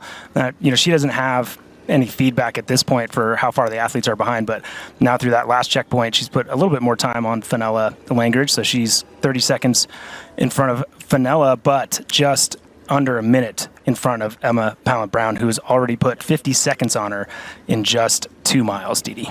I mean, again, just by comparison, if we look at, here we can look at a graphic on our screen. This is talking about our points series and how the points work. This is a hypothetical. If the race were to end at the end of the bike, here's how the points would shake out. Taylor Knibb earning the maximum number of points of 2,500. And then athletes behind losing 1 point for every second behind Taylor they finish. So hypothetically, Paula Findlay receiving, I believe that says 1,800, 1,600. My eyes aren't very good. 1,800 points. So again, this is a hypothetical of how the points work. If the race ended at the conclusion of the bike, obviously lots of running still to go, so points changes will happen, but an example so you all follow along as to how this new point series works. Yeah, it's educational for us and for all y'all following along. And I will say, I feel like there's a new tactic maybe for women looking for points, because every second matters. Don't race as many races against Taylor Knibb because you get less points. Like, that's a lot of points difference. Like, it's a lot for this race. Remember, Taylor Knibb's got to smack some points on the boards now because she's got a priority of the Olympic Games, where a lot of these other women are going to continue their commitment to, I mean, not that Taylor's not committed to the series, but she's got other commitments to see to where these women will have other opportunities to amass points. Again, 5 races count towards your point total. It's your 5 best finishes. And there can be a maximum of 3 full-distance Ironman races, which are more heavily weighted in terms of points. So a 70.3 win is 2,500 points, and then every second behind the winner docks you a point. As we see Paula Findlay going through an aid station here, looking smooth, checking the watch, really just racing her own race at this point. Yeah, she's looking super smooth, and we got some more splits coming through on our men's race, as well as we have cameras on Paula Findlay running strong in second place, trying to keep Emma Pallant-Brown as far away from her as she can. We see Lionel Sanders still pretty firmly in the lead, 25 seconds over Sam Long and 48 seconds over Jackson Laundrie. Maximilian Spurl just under 2 minutes behind. Yeli Yeens 3:15 back, so still a bit of distance for him if he wants to move in to that podium position. But Lionel Sanders with, I wouldn't say a comfortable lead, but 25 seconds. And again, if we just crunch some math here, which is tough to do in such a dynamic race, but as we look at Paula Findlay currently sitting in second place, at mile 2.1, Emma Pallant-Brown was a minute behind, but running about 23 seconds per mile faster. So Emma Pallant-Brown, if she keeps this up, could move herself very easily into second place. So Paula Findlay's got to keep her foot on the gas. Yeah, absolutely. And I think the one other question mark with Emma Pallant-Brown maybe moving into that second place was how well was Danielle Lewis running behind her. Yep. And she's faded already 30 seconds. Emma's put further 30 seconds that Emma has put into Danielle Lewis. So she's the fastest runner on course, and I think you're right with that. Paula needs to have saved a lot to be able to keep up with Emma when she runs past, because she is going to catch Paula. Yeah, absolutely. And if we look at some of the battles that are brewing behind Taylor Knibb and Paula Findlay, we've got a good ding-dong between Danielle Lewis and Grace Tech, who are running identical paces. Again, really early stages as these athletes settle into their paces here on the Hoka Run course. But both of those women running mirror paces of each other, basically stride for stride in 5th and 6th place for Danielle Lewis and Grace Tech. So a great battle going on there. Lisa Becaris having a great return to racing after a hip surgery at the end of last year. She sits in 7th place, 15 and a half minutes down. That's about a minute 20 behind the pair of Danielle Lewis and Grace Tech. Yeah, no, good summary of that top 7. And, in the end, the 2nd through 7th isn't that far apart. No. It's just the fact that Taylor is so far in the lead that it just makes it seem incredibly blown up, which it is. 15 minutes behind first place is a fair gap, and it's what happens when you battle with some of the best athletes in the world. It is, but in fairness, Paula Findlay running really well and kind of holding pace, a couple seconds here and there to Taylor, but Emma Pallant-Brown now past Fenella Langridge into 3rd. Yeah, we can see on this VinFast performance analysis, Paula running her total time 3:12:33, her run pace 4:41 through that last checkpoint kilometer pace-wise, and now back to the front of the men's race, and a athlete that is putting themselves through a lot of pain. And I think that's the difference between, at times, what people's perception is of winners and those fighting to stay in is, sometimes you really have to hurt yourself completely to win as well. Sometimes people think the chaser is the one that's hurting the most or the person that got dropped. But right now, Lionel's hurting himself as much as he possibly can, knowing he still has a little bit and, another 5 miles of running to go. But he's got 36 seconds now on Sam Long, which he's going to feel pretty comfortable about, a minute on Laundry. So he knows this next out and back section that there's not really a concern past Sam Long. He's not going to take that gap for granted, but that's a fair amount of space to work with. And again, every second matters. So he's putting himself as far forward as possible. And Lionel committed to this pro series and versatile. It's been a little bit of time since he's done a full Ironman, but we will see him a lot featured in this pro series, making it the priority of his year. I love how he's looking running, and I can't tell if it's the posture. Every once in a while, he's tipping that head back a little bit, but the turnover is really strong. There's a fluidity we haven't seen there from him in the past, and I don't know if it's a foot speed thing that's evening him out, but he looks as well as I've ever seen him running. No, I think you're right, and I think it is. I think that head position is one of the things. It seems like he's consciously trying to keep his eyes down or forward more than letting that chin come up. Yep. And I think that the RPMs are up. I think he looks smoother. I mean, Didi, back when he first started racing Kona, I would get texts from spotters saying Lionel has broken his foot. Yes. And I'm like, no, that's how he runs. No, I swear he broke his foot. And you wouldn't say that now. He's not the smoothest, but it doesn't look like he's dealing with anything dramatic right now. But for him to be running that fast is remarkable, and I think he looks great. And when we get back from this commercial break, we'll see how much gap he has and how easy he can breathe. Here's Elizabeth in the middle of the perfect workout for her. To create it, we analyzed her biometrics and genetics, her recovery rate, injury risk, and aerobic potential, her recent training sessions, the temperature, humidity, and elevation, the demands of her next race, and billions of data points from athletes just like her. With TriDot, Elizabeth gets faster. And what does she have to do? I just opened TriDot and did my workout. TriDot. We do the technology, you do the training.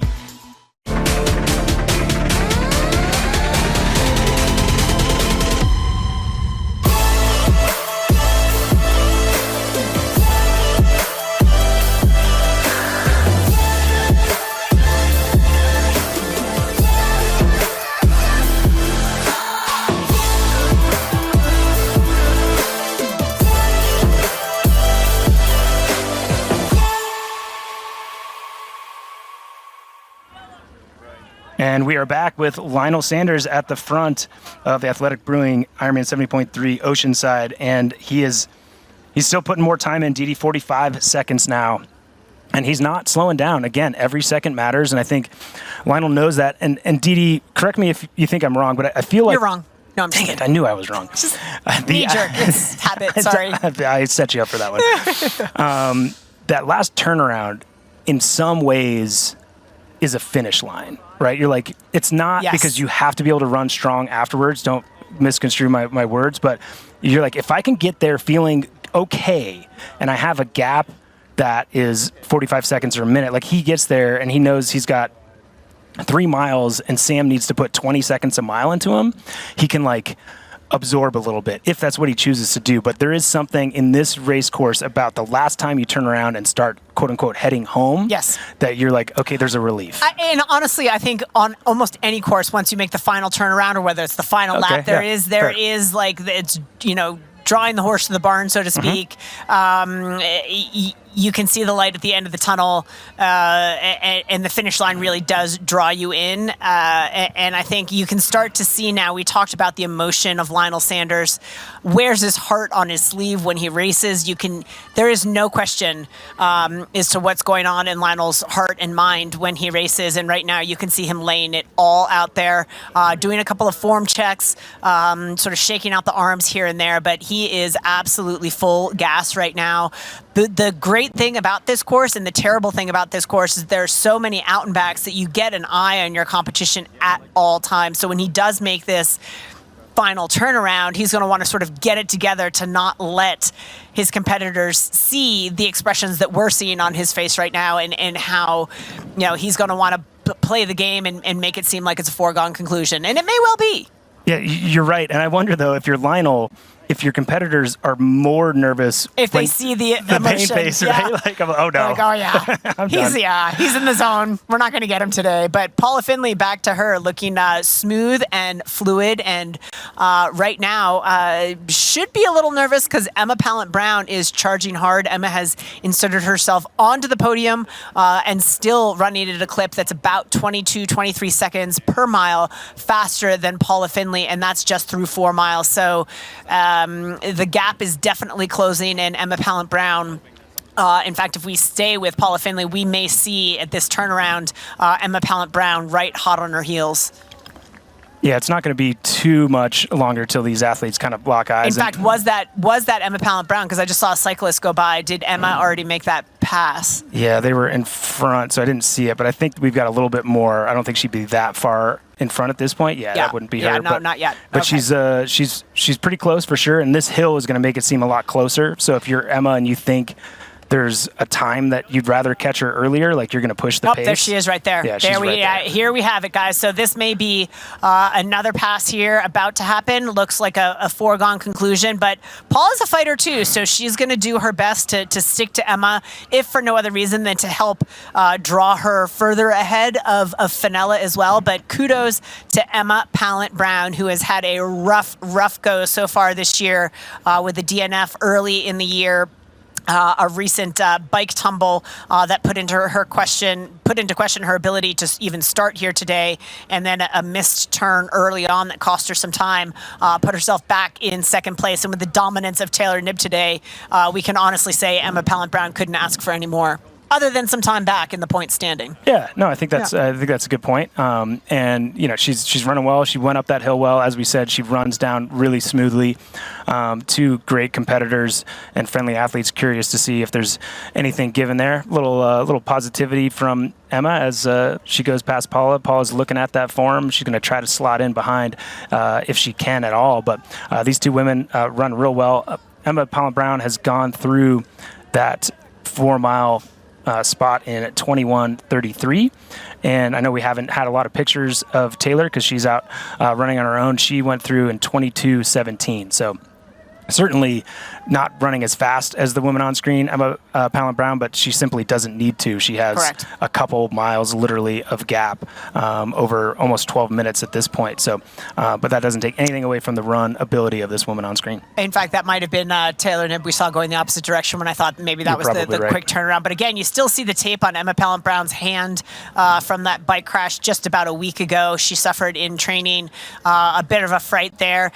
It can be a blessing and a curse depending on the nature of the injuries. Bumps and bruises obviously take a bit of time. Aches and pains. Luckily, nothing broken there, but could have come in a little bit more fresh. If you look at it, as a blessing, that forced extra rest, if you can adjust your mindset, can be a good thing as well, and certainly doesn't seem to have slowed Emma Pallant-Brown down today. No, it hasn't, and it's hard not to just kind of be in awe at how effortless it looks. But don't be confused. She's putting a lot of effort into this pace right now. She's just that good, and she has that much history in running well. As we can see her pass one of our male pros walking through the later sections of the run. Emma Pallant-Brown showing what a great runner looks like. Just so strong and fluid and great posture, great intention there on the run, and has really done a great job of continuing to fight. She has now moved, as we said, into second place ahead of Paula Findlay, and Fenella Langridge still in fourth place, but needs to be on the lookout for the pair of Danielle Lewis and Grace Tech, who are running about 15 seconds per mile faster than Fenella. They have about 1:45 left to make up, but still lots of real estate left to do it. So lots of exciting racing for the women still to come. Oh, and so much can happen on the back half of this course. Oh, sure. And I think it's closer to an Ironman as far as the last half of a marathon run or Ironman distance race.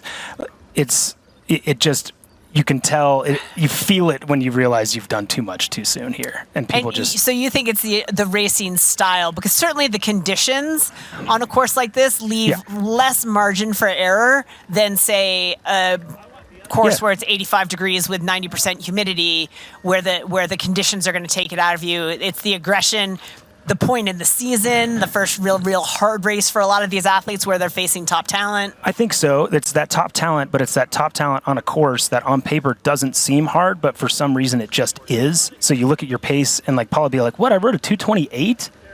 Right? And it's like, that's fast on this course, but it's not compared to another race, right? So like you might overextend it trying to chase a number when normally you'd be a little bit more in your head. And I think a lot of it is that first race of the year, but we'll see where these women are at when we get back from this commercial break.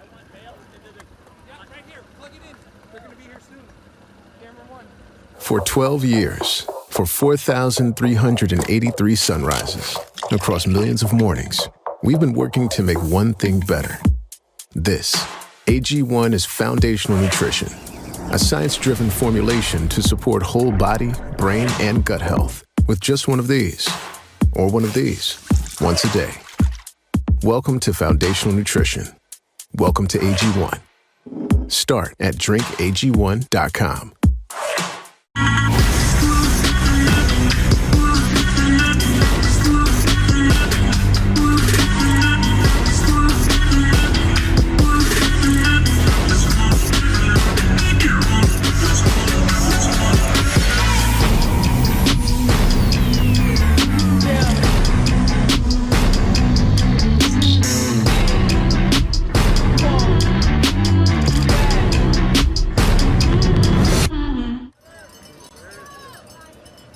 Back to the action here. IRONMAN 70.3 Oceanside, presented by Athletic Brewing. You are looking at our men's leader. This is Lionel Sanders. Correct me if I'm wrong, Matt, but the further in front he gets, the harder he seems to be running. It really does. I think we can probably ignore what I was saying about that being a finish line, because I think he's just past that turnaround, or this actually might be it right there. No, he's past it, and he's back towards kind of that main stretch heading home. Yeah, he's still on the gas. He's 56 seconds, or was at the last checkpoint. That's been updated now, 107. So he does not need to be running as fast as he does. He saw Sam just a couple minutes ago. That's not the conversation going on inside his head. I know. That's what's so amazing about Lionel Sanders, because so many people could say, as we take a look here at our AG1 performance analysis stat of Lionel Sanders, 3:08 per kilometer pace here. Running just so amazingly well. I mean, he's a good runner, but I think he's achieved a new level here this season. But at that last turnaround, so many athletes would look at the gap and be like, okay, just maintain. Just maintain. You've got it. Stay on top of your nutrition. Monitor your form. You're doing fine. Lionel's saying, no, rev it. There's got to be more. And part of that might be the incentive of the Ironman Pro Series, right? Every second matters. Every second is another point. Yeah, no, I think that's well said, and it's funny because I think athletes, when they're in the front, have different ways to hold themselves accountable to go fast, right? It's maybe even there's a governor, I can't go too fast, and then so that you can go faster later, or maybe I have to feel this way. Or I think maybe Lionel's is like, could I hurt more? Yes, I'll go a little bit harder until I don't feel like I can hurt myself anymore. But he's making a statement, and I don't think there's any way around that. He's put the other favorites, not defending champion, but a previous winner, Jackson Laundrie and Sam Long, one of his main rivals who he gets along with well. They love racing together. They bring the best out of each other. And I can't think you could argue that right now Sam Long is kind of bringing the best out of Lionel Sanders and forcing him to have that great bike ride, to respond when he caught, and to put it out there on the run. We talked about how Lionel seemed so content to just let Sam do things on the bike. Yep. And I think that's paying dividends for Lionel here now. I mean, obviously, Lionel is a strong enough cyclist to be able to respond to the likes of Sam Long, but had absolutely no, I'll say, ego whatsoever about having to prove anything on the bike. Let Sam do it, and let me take over on the run. And it's worked out perfectly. Yeah, and I think, though, if these athletes thought about what it would take run-wise to win, right now, if Lionel stays on this same pace, or estimation would be he'd run around a 1:10:30. I think all these athletes probably thought they'd have to run more in like a mid-9s. Yep. But if you make the bike hard enough, mid-10 is great, which is hilarious. That almost seemed like, oh yeah, running a 110 is okay if you run hard enough. That's so fast, people. Like, it's ridiculous how fast these guys are running.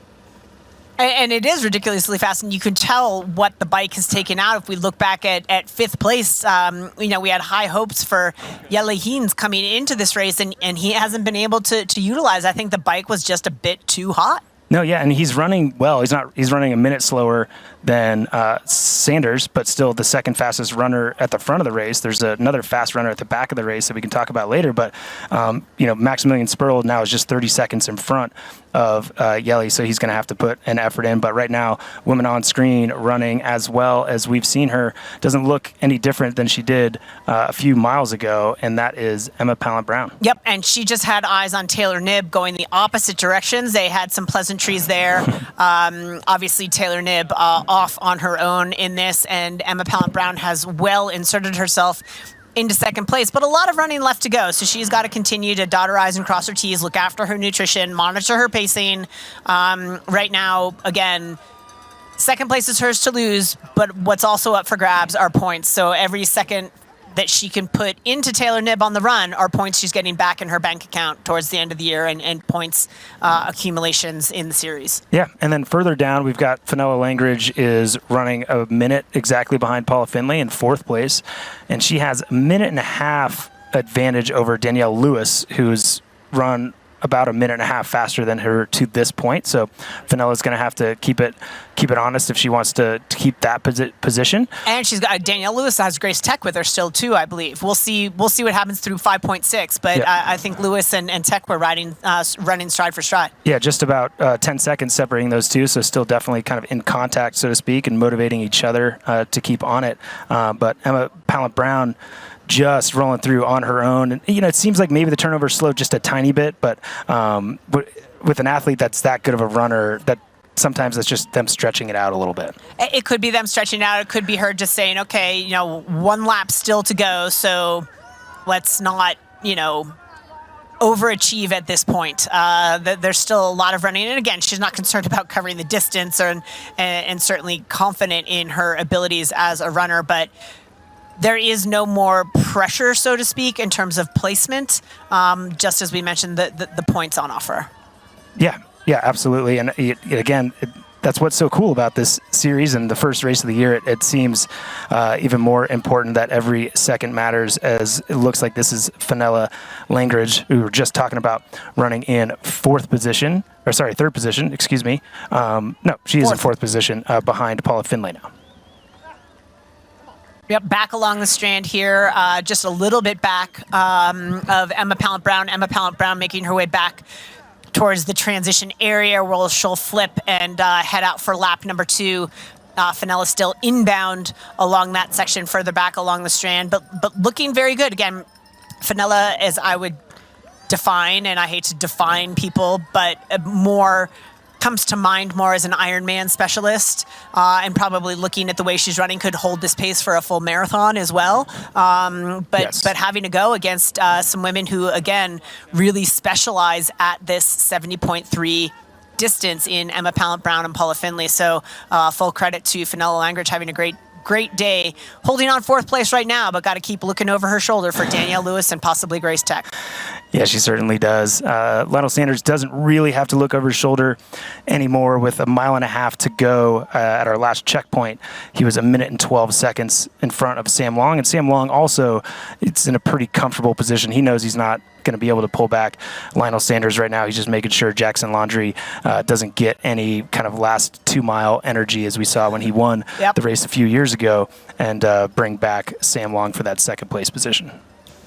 Again, we talk about these guys running in the 110-ish range to close out the day, and we think back to a year ago and Jason West, who just fearlessly took to this Hoka run course and was able to put out a 1:07:40 to establish a run course record here today. That is obviously not going to come into play, but just speaks to how crazy fast these run times are, and I think how crazy fast the pace was on the bike today for these guys. Yeah, it was crazy fast, absolutely, and I think you're right. The times are not going to be as fast as they've been in the past. To note, the fastest runner on course is pretty far behind in like 40th-ish position, but Connor Weaver has actually gone through 7.3 miles a minute faster than Lionel Sanders. Yeah. Connor was ran a 2:13 at Olympic marathon trials, so he's pretty fast. It's pretty quick. Want to run a 1:04 half marathon straight, so he's got some speed. Got to put the other two disciplines I could do further that up. on a bike. Yeah, maybe on a good day. On a good day. But worth noting that the fastest split will probably come a fair bit after these leaders have finished. But Lionel Sanders is going to do his best to make that as big of a challenge for anybody as he possibly can. And this is the final little downhill he goes on. He's going to run along the strand for the final time. Again, this is where you talk about those hills and those quads and some selective language you might be saying to yourself as those really steep hills. They're not very long, but they leave a mark on the legs for sure. No, they definitely do. And Lionel's holding that pace. It still seems that like the projected time is going to be mid 110s. And yeah, I mean, this last section, you've said it, Didi, kind of horse to the barn situation. You're trying your best to get yourself there. You know that at the end of this, you got to turn right and go up another little hill, but then you see that finish line from like a long ways away. And when you're by yourself, like Lionel is, it's fantastic. If you're in a battle, you're like, oh no, I've got to get to that finish line. The crazy thing too, and it sounds ridiculous, but depending on which way the wind is blowing, you can hear the finish line. Totally. Like you can hear the finish line, Yeah. and it really does draw you in. But it's also incredibly frustrating because it makes you feel like you're right there. Like, oh, it's right there. I'm almost done, but you're not. You're not there. You're really not. You've got a ways to go. But again, Lionel, maybe he's the type that is going to be bummed that he finished because he's like, man, I left more pain on the table. I was in a pretty good like pain spot, and he's not doing it. But all joking aside, Lionel is going to be, I think, ecstatic. He'll probably, maybe even a post-race interview say that he had a bad swim or something, right? Like, that being said, we all think he had the best swims that we've witnessed. But he always, kind of like Taylor, if you asked Lionel if he's like totally nailed the 70.3 distance, he'd be like, no, I've got some on the table. But to put the class of field in his rear view as well as he did today, and in a smart way, Didi, because it's really easy to do I'm going to go to the front and like shock and awe. Right, like he could have gone to the front of that bike and pushed it a little bit more if he wanted to. But like the patience of like, wait, Yelly's behind us. Yep. That guy I don't have to maybe worry about with how this bike is going. I just need to beat these guys. Why would I go to the front? Not that Sam did anything wrong because he got different tactics, right? But I think a Lionel of like 4 or 5 years ago would have been like, I'm going to show these guys that I'm tougher. Exactly. And he just seems smarter and smoother. And you can see that in his run form and how he's just running away from Sam Long, who everybody has said at this point this year is one of the best runners in the sport at this distance. And Jackson Laundrie, who, for some reason, there's something about Jackson and Oceanside that he thrives here, and is incredibly talented, period. But on this course, there's something special about it for Jackson. So Lionel having a great day out there. Yeah, absolutely. And races behind Maximilian Spurl is in fourth, but at 11 and a half miles, he only had 11 seconds on Yeli Geens, who is in fifth place. Braden Curry's running in sixth, but he's got too big a gap to be able to bring anything back. Justin Reale hanging on really well in seventh place, just 45 seconds behind Braden Curry, but Mark Dubrick is just over his shoulder, and he's going to want to take away as many spots as he possibly can. And Chris Leiferman holding it together, not in ninth place, 11 minutes down. And dude, those are big gaps as we see Lionel get to the crowds. Yep. He's in that finish straight. And we'll have a different camera view when we get this finish line shot of Lionel Sanders. Much different than the last time he crossed the line. And Didi, does he look happy or what? We don't see this out of Lionel that often, honestly. I mean, you talk about emotion, Look at and him. this is, I mean, he's hurting some hands. Dude, ice. Like, fans, take your hands away. Lionel's going to break your hand. I need ice on this. Oh, goodness gracious. Look at the grit. There he is, and there is your Athletic Brewing IRONMAN 70.3 Oceanside men's champion, Lionel Sanders, and firmly takes the lead in the Ironman Pro Series, and every second is going to matter for these athletes coming behind. But Didi, no question, he loves what he just did out there, and he's tired. He is tired, and it almost looked like a little bit of anger as he grabbed that finish line tape, but now in the arms of his son, and there can't be anything better. No, and I mean, this is an athlete that, he has so much passion that sometimes you forget that, like, he puts a lot into it, He's right? like, Daddy, you sweaty. Gross. Put me Daddy, down, you Dad. smell bad. And he's going to have positive, affirmations and, root for his buddy and the competitor that brings the most out of him, which is Sam Long when he comes across. We can see Sam Long just over the shoulder of Lionel Sanders, who's holding his son. Sam Long looking super good. Again, has a big enough gap over Jackson Laundrie that he's that one. Number 2. Maybe a little sign to his family at home, Didi. Yeah, actually, I believe his family is there. I believe Lara is there. I don't know if Leo is there as well, but I believe Lara is there with him. So a lot of family time for both these men across the line. And so much respect between those two. I love it. Brash athletes, maybe at times had some battles, but definitely appreciate each other and what they're bringing, and sharing an experience with the having new family and doing their best for their family. And Jackson Laundrie is going to come across that line in just a few seconds. Sam taking a moment to gather himself there as they wait for third place to join them. Jackson Laundrie coming across the line. And there we go. We have the Wahoo Element Rival run split 1:10.40 for our men's champion, Lionel Sanders. As we see Jackson Laundrie coming through. I think he's going to be excited about that finish. You're going to want to win, but he had his best race, and he made choices like quickly when he had to, and he put his best out there. And I think, since that world champ top 5 a few years ago, I think in his mind at times he's underperformed. It all hasn't come together, and I think he did all the right things today. He just had 2 better athletes that were on better days. Absolutely, he did absolutely all he could do. Great respect for our top 3 finishers, led by Lionel Sanders, Sam Long in second, and Jackson Laundrie in third. And now it's going to be there's going to be a battle between, actually it looks like Yeli Yeens just passed, just in the last little bit, Maximilian Spurl, and Maximilian did not put up a fight. There's a gap already at this point.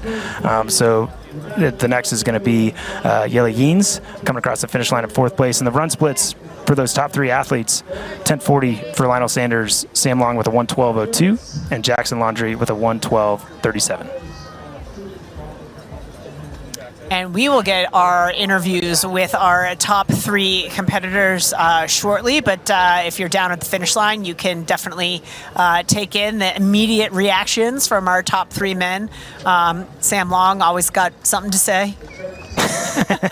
He certainly does, and I think he should be proud of his race today. He was aggressive, and kind of the reason it panned out the way it was. We see from this overhead shot that is most likely Yeli Yeens coming across that finish line, running a 1:11.42, coming across in 4th place, 3:37 down from the lead. He just didn't have it to stay on the bike, and I think that was the kind of caveat, as we all thought he kind of had to have it. And he needed those guys not to catch till like mile 40, and they dropped him at mile 40. And that was very different. I mean, can we pin that all on Lionel Sanders' swim? I mean, literally. And Sam's. Yeah. Yeah. I mean, they all had really good swims. To be 90 seconds off of an ITU, an Olympic swimmer, that is not something that Lionel's used to, especially on this race course. And amazing performance from this athlete we haven't seen on American soil race. And, that's Maximilian Spurl putting his hat in the ring for the Ironman Pro Series, and comes across the finish line 4:14 back with a run split of 1:14.54. And he was kind of the instigator. Like, they stayed away as long as they did from that chase group because of him. Yeah. Yeah, very aggressive, and you can see he left it all out there. There is nothing left in the tank as he hits the deck of the red carpet there, taking a minute to gather himself. But what a day to be proud of for all of these guys. And hey, our Ironman Pro Series underway. Points on the board. Points scored.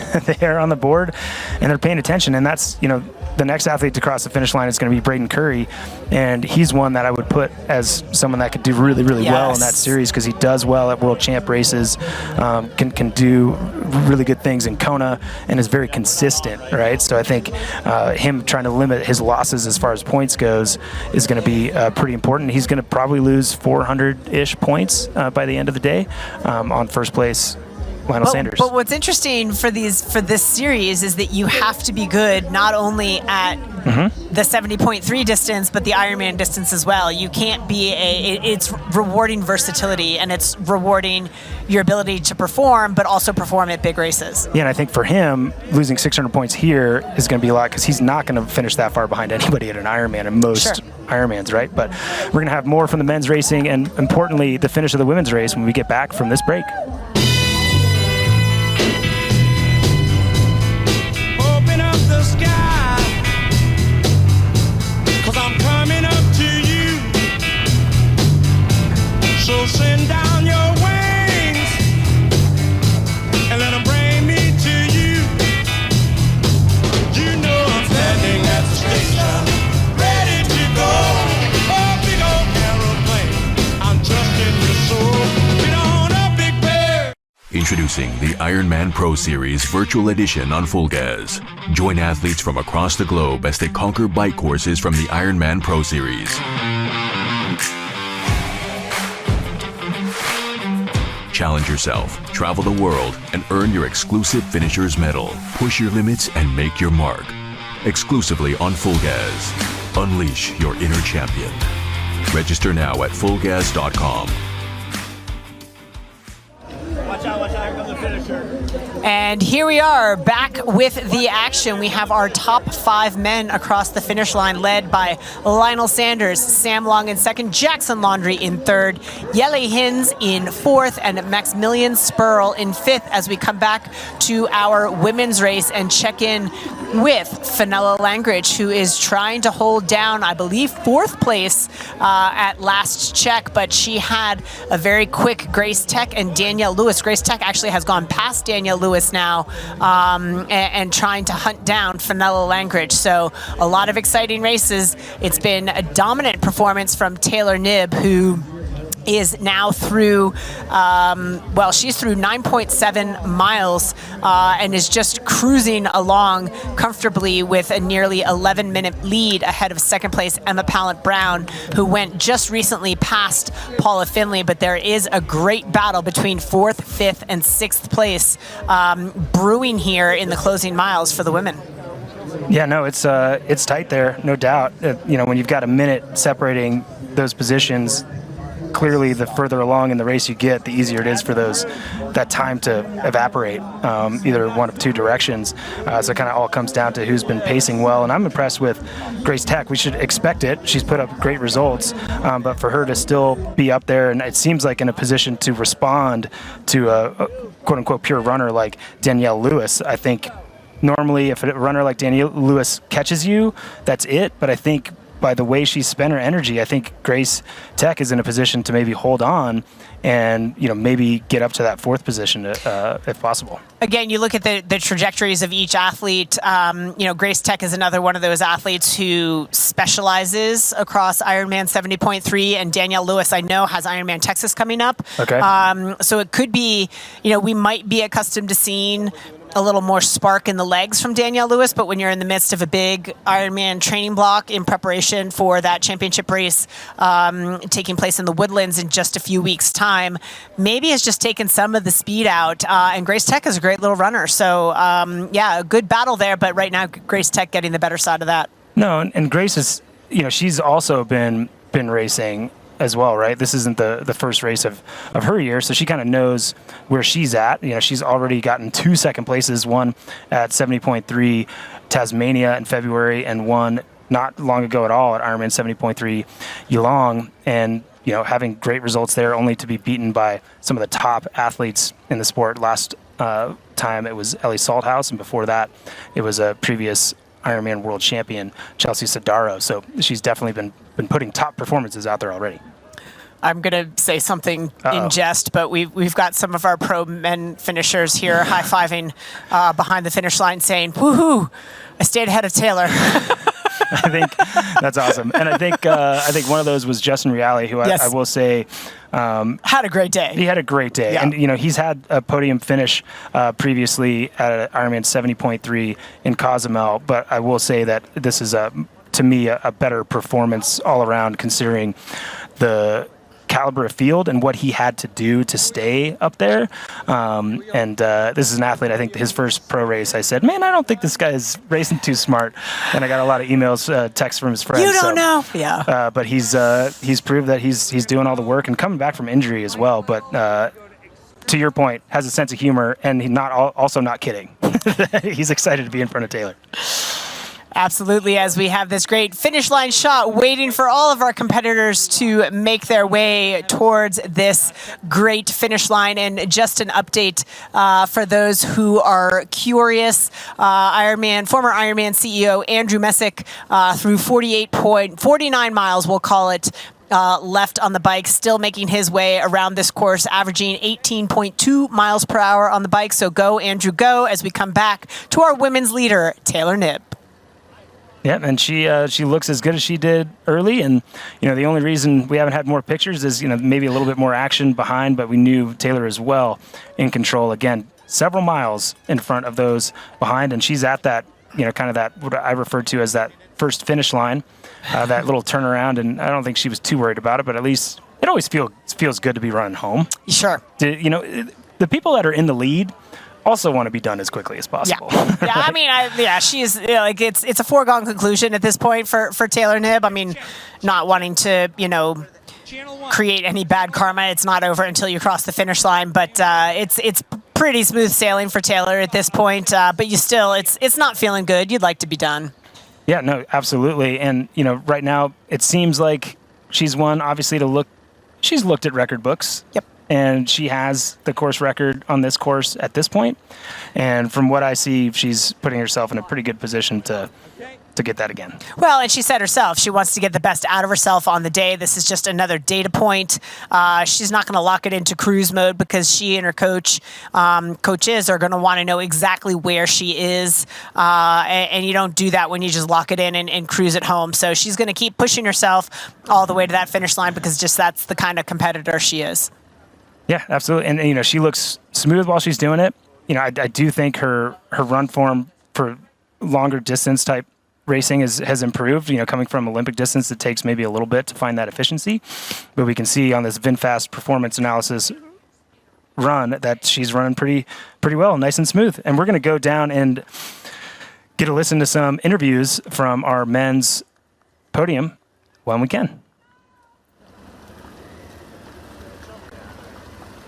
We're down here in the Hyper-Ice recovery zone right now. This is the Athletic Brewing IRONMAN 70.3 Oceanside, and standing here, sitting right next to me is a very, very happy man because the very first race of the Ironman Pro Series belongs to you, Lionel.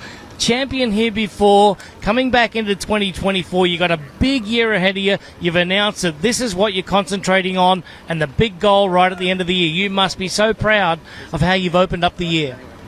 I mean, the game has changed for sure. So when I won here, it was quite a while ago now. It feels like it was a long time ago. So, I've had to work at all three disciplines in order to win here again, whatever it was, 4 or 5 years later. So the competition is amazing now. Like, there's no room for weakness. There's no room for mental weakness. And I had to fight hard right to the finish. So it's a very sweet victory. All right, the Wahoo Element time was 3 hours and 46 minutes on the clock today, just barely missing out on the race record. And Lionel, I made a cheeky remark just a moment ago. You got swimmer's hair now. You were just a little bit down today. I love it. I have to touch it. Anyway, so you're swimming so well these days. That's been a big part of your program lately, right?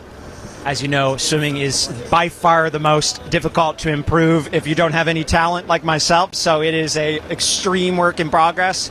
Through this week, I'm averaging 33 kilometers a week. And it's not all of the puzzle, but certainly a part of it is working hard at what you're not very good at. So that's what I've been doing, and I'm committed to continue to progress. So there's no room for weakness. You have to work. All right, Lionel's going to get after that $1.7 million worth of prize money and the bonus pool at the end of the year. The $200K might be going in your pocket. You are number one right now, so we'll get caught up with our number two finisher right now, Sam Long. So thank you very much, Lionel. He's collecting 2,500 points today, and now we're going to speak to second place finisher Sam Long from Tucson, Arizona. He's already been on fire early this year. He's got one victory at 70.3 under his belt, another second place victory at T100 down there in Miami, and today another second place. But Sammy, it was great. You were 2:38 out of the swim, led off the bike, and second place by just over a minute. How was it? Yeah, salmon slamming Sammy, yo, second long for 2 second place finishes, and I had a fantastic day out there. I just had fun. You know, with so many guys, so many top guys, just a beautiful day and getting the most out of myself, and really great to race with Lionel, and yeah, I'm proud of my performance, and I just got outclassed, you know, but I feel I played my cards right and raced really well for myself, and yeah, so I'm happy with that. Yeah, you're in good form. You've got 3 races under your belt so far in 2024. A lot more to go, but excitement follows this race. Everyone's chasing the 2,500 points. Got to race till the end. You don't have to be first. You've got to be fast, and every second matters. Yeah, of course. I mean, every second always matters in racing, right? I'm undecided if I'm going after the full tour. But yeah, it's just very happy with my performance, and the swim, the bike, and the run we're all right there, and so you got to be happy with that. And the crowd here was spectacular. You know, Oceanside has always been my Achilles heel of a race. Like, I've always come and I've done horrible, and so I didn't win, but I think I showed that it was no longer my Achilles heel, and that was a personal battle for me. And there's always a lot of people out here spectating, and you've got a very big cheer squad, especially Lara and baby son Leo. They were out there today and cheering on. Yeah, exactly. I mean, this race, I honestly came here because I wanted to bring the family, because Oceanside's such a great family town. The crowds, the cheering, and just so amazing to have my fiance Laura and baby Leo out there, and it just makes me smile, and my heart smiled too. All right, that's second place finisher right now. We're going to catch up with number 3. That's Jackson Laundrie just over there having a chat. So we'll get Jackson. Well done, Sam. We'll see you at the next one, buddy. Continue that great form. And we're standing by right now. He's going to hop into the hyper ice recovery zone, into the hot seat with us here. He was the champion 2 years ago, Jackson Laundrie. From Canada, here he comes right now. Jackson, well done, mate. Another great race. Good swim today. Fantastic. Led off the bike with Sam Long and Lionel Sanders. And the 3 of you really got out of transition in a hurry. Did you think that Lionel was going to run away from you like that? And how hard was it just to keep track with Sam and Lionel? Yeah, it was tough. I mean, we rode really hard. It was not easy at any point in time, except maybe in the speed limit zone for about 30 seconds. That was about it, but that's what we had to do because we knew there were some really, really fast runners. But this race always suits the strong riders. You have to put that work in, and then you get onto the run. And you know, I tried to kind of just hang on Lionel's shoulder, but he was really strong out there. He was relentless, and had to ease off. And honestly, maybe should have let him go a little earlier and saved it because I was hurting pretty bad in the last 5K, but managed to hang on for third, and happy with the day. And I know I've got more in me for St. George coming up next with a few more weeks of solid training, get the volume up a little bit, and I'll feel a bit stronger on that run. Yeah, exactly. We spoke a little bit before, and you said that you really wanted to bike hard to put a little bit of the hurt into the runners out there, and especially I think that tactic may have paid off for you today, especially with Helle Heens being one of the fastest runners in the sport, and he ended up in 4th place. Yeah, I think it really worked out for us. We kind of got clear with about 40K to go, and then we just put a lot of time, and we worked hard the whole last part of the bike. And when we got off the bike and we heard 3 minutes, we knew that that was what we needed, and it paid off. Yeah, I mean, those guys, he ran fast, he put a little bit of time into me, but luckily for me, I was able to put a decent run in myself, and and the next race, hopefully the same thing. At St. George, it'll be really hilly as well. So that kind of plays in for the strong riders, and I'm hoping to even get a little bit more strength in my legs. Yeah, perfect, Jackson. Good luck in the next one there. Well, Dee Dee and Matt, Jackson Laundrie, winner 2 years ago. Good enough for third place today.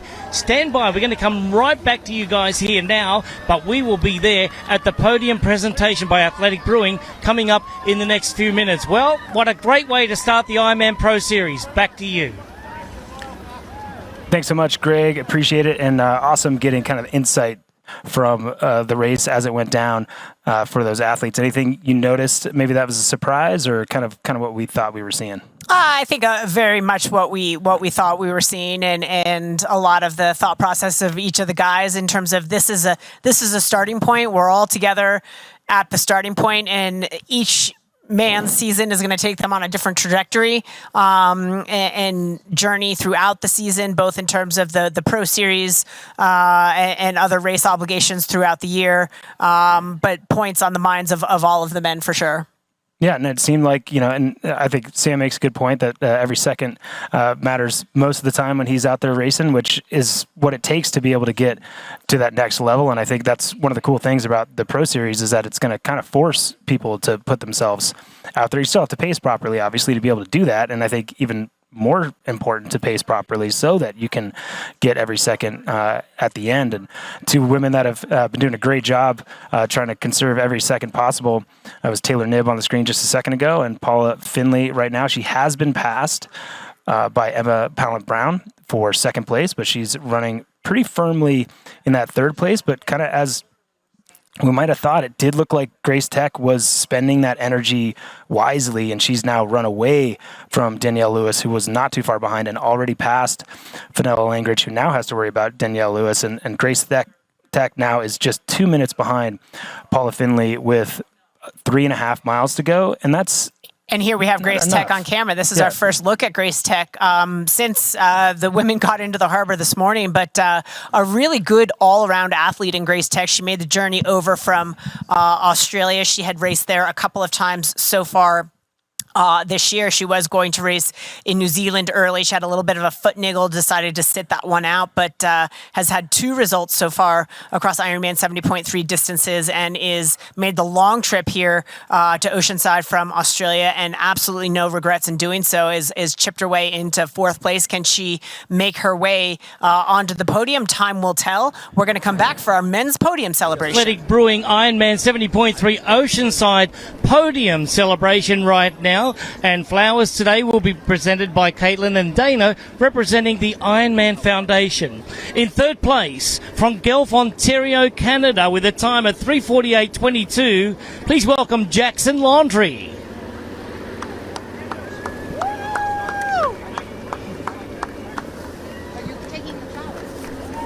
In 2nd place, hails from Boulder, Colorado, with a time of 3:47.35. Please welcome Sam Long.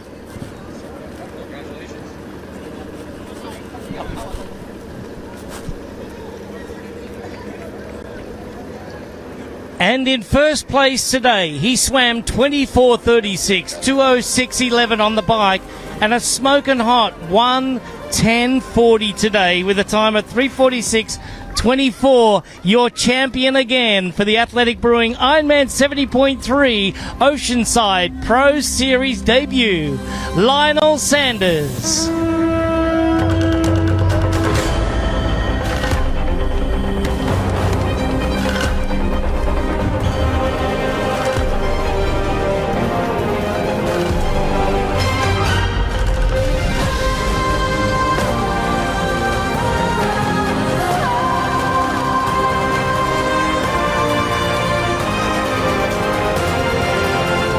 Okay, so there it is. It's Jackson Laundrie, Sam Long, and your champion today in the Ironman Pro Series Oceanside, Lionel Sanders. We're going to send it back to you in the studio, Dee Dee and Matt. There you have it, our men's podium enjoying their athletic brew. As we come back to the finish line, we'll be expecting Taylor Knibb to come across the line momentarily, but this is not Taylor Knibb, but she has had a dominant performance out there today as we welcome a couple of other pro men finishers across the line back to Taylor Knibb. Yeah, indeed, not far to go here. We spoke of this section of the course earlier when we saw Lionel on it, and I made a mistake. I feel like we used to go up a little hill and then a straightaway, but it's just straight through at the end of this section of the course. And Taylor Knibb, less than a half a mile away from getting to that finish line. You can see that finish line behind her, and she owns the course record. Currently, it doesn't look like she's probably going to get it, but she certainly is going to have a bigger gap than she did over the second place finisher when she did get that course record. Absolutely. She's been so spectacular all day long. Came out of the water second behind Fenella Langridge, let Fenella do the work in the swim, and then immediately after a bit of a sluggish transition, took to the bike and just ripped that bike course apart, tying the great Daniela Reef's course record of 2:18 flat. Daniela set that back in 2019. Taylor matching that at 2:18 flat, again unofficially, and has been running just solid and strong. One would think that with a 8-ish, 10-ish minute lead over the rest of the women that you'd put her on cruise control, but not Taylor. Wants to know exactly where she is and run absolutely as hard as she can to the finish line. No, if it's saying anything, the last time she won, she had 5 athletes within 7 minutes of her. And great athletes we have out here today, and she's not going to have anyone within 10 minutes, most likely by the time the race is done. So amazing stuff by Taylor Knibb, but I feel like we say that a lot. Shouldn't be surprised. And she really is, and her is just getting going. I mean, certainly well established by this point, but certainly very much a name of the future as well, as Taylor Knibb makes her way on to the red carpet to win the 2024 Athletic Brewing IRONMAN 70.3 Oceanside from Boulder, Colorado. It's Taylor Knibb.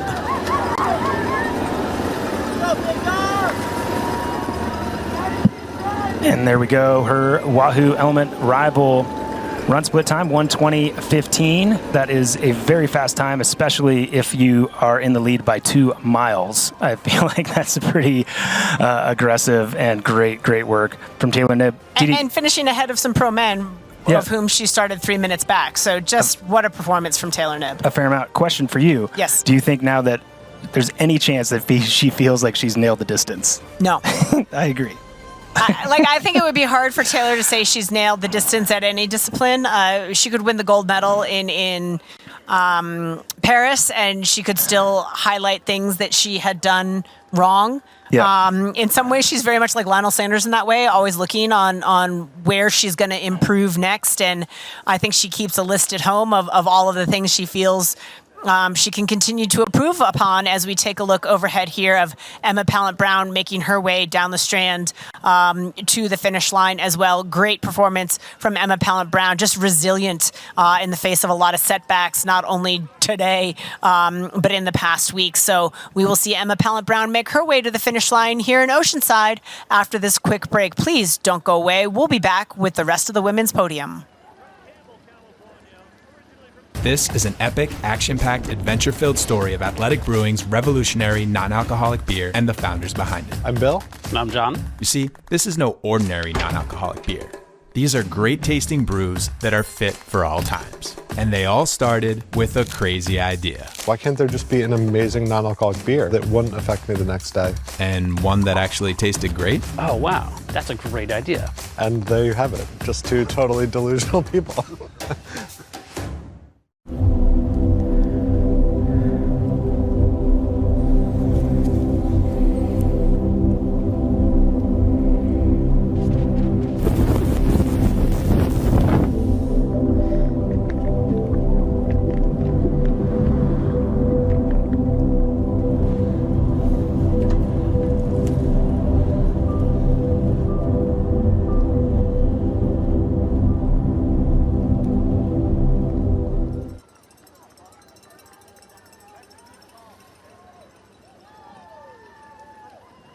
You're watching Athletic Brewing IRONMAN 70.3 Oceanside, brought to you by AG1. Better finishes start with AG1. And by VinFast, boundless together. So we got an overhead shot here, Didi, of Emma Pallant-Brown running well, again, on her way home, still staying consistent. She's running, at this point, she's a minute and a half faster than Taylor's run split, and she has run about 3 minutes faster than her nearest competitor behind, who's Paula Finley, who's now about a minute behind. So Emma Pallant-Brown doing Emma Pallant-Brown things and running really, really well on this course. And she'll probably end up in like a 118 mid by the end of this run.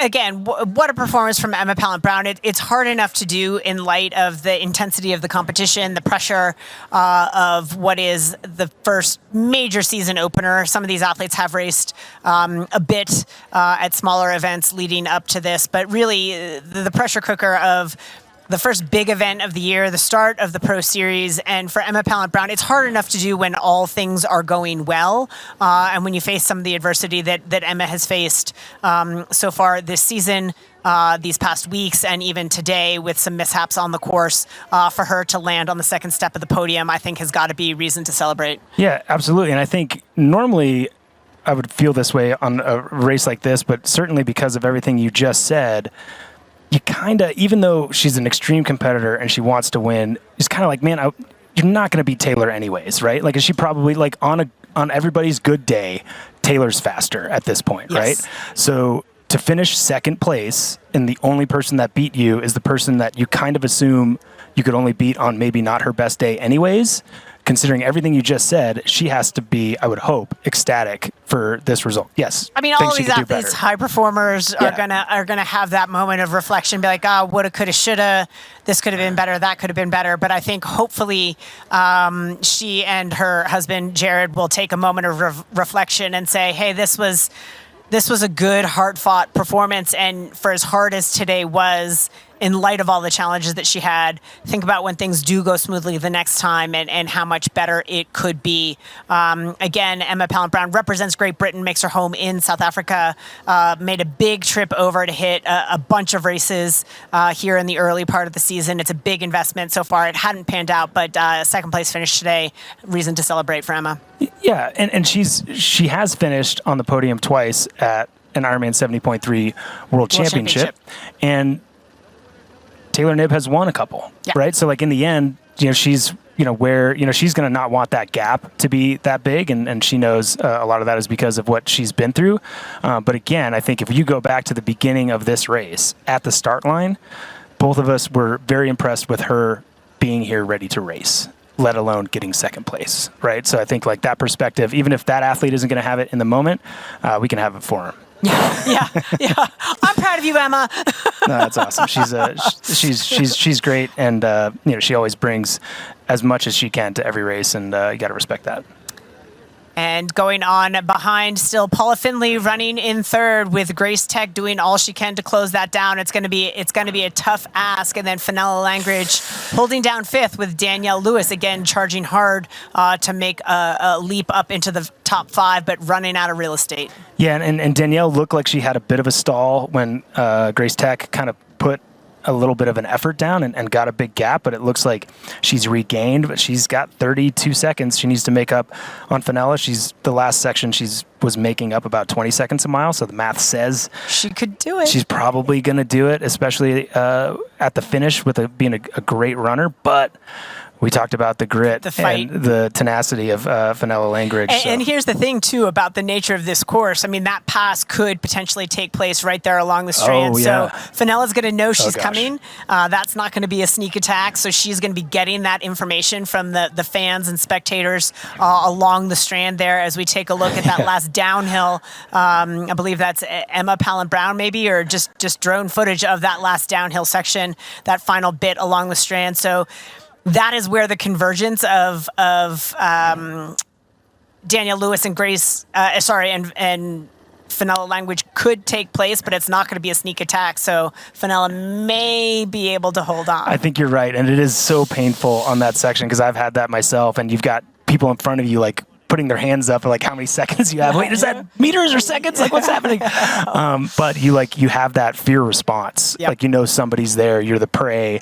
And the question is, do you go as hard as you can to make it harder for the prey or for the predator, or do you take a second, get a breath and try to respond? And I think that's generally the way to do it, because the catcher always thinks they got you once they got you. But if you can respond, but also not getting caught is a good option. I don't want to go up against the kick of a runner like Danielle Lewis if that's going to come down to a finish line kick, and taking nothing away from Fenella Langridge. But Fenella has a lot of grit and again, strength across the full Ironman distance, as does Danielle.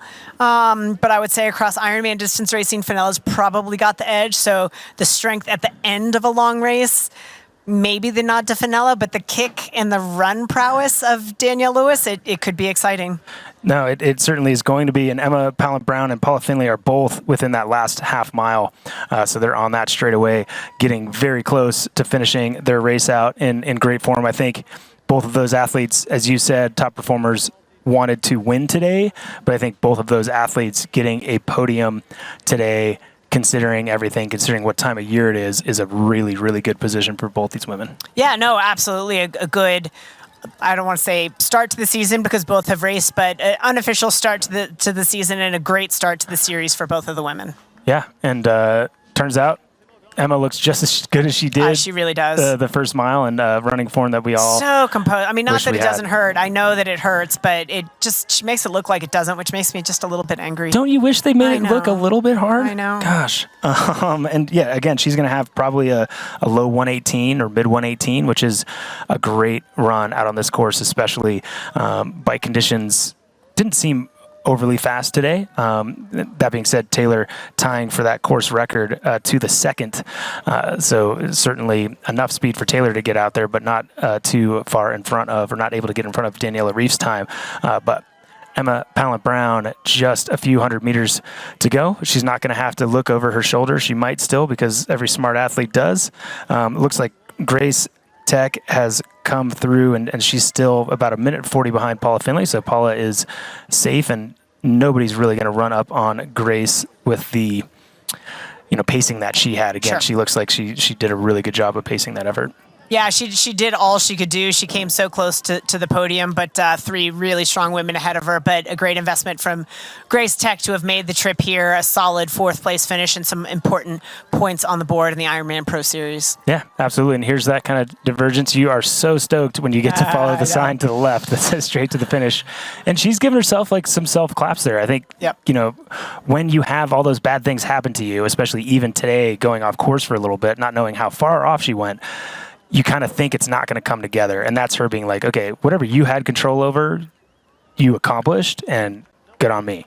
Yeah, and I think there's going to be no head in the hands over Taylor Knibb. She was just so on another level today. But I think Emma Pallant-Brown put together a performance that she certainly, and you can tell right now, given herself, as you said, the self-clap is going to be proud of. So second place here at the Athletic Brewing IRONMAN 70.3 Oceanside, Emma Pallant-Brown. And she crosses with a run time of 1:18:41, total time unofficially 4:20:49. And that's just under 11 minutes behind our race winner, but classy athlete, even a little bit of tears. That's how pleased she is with that race today, Dee, and I think well-deserved.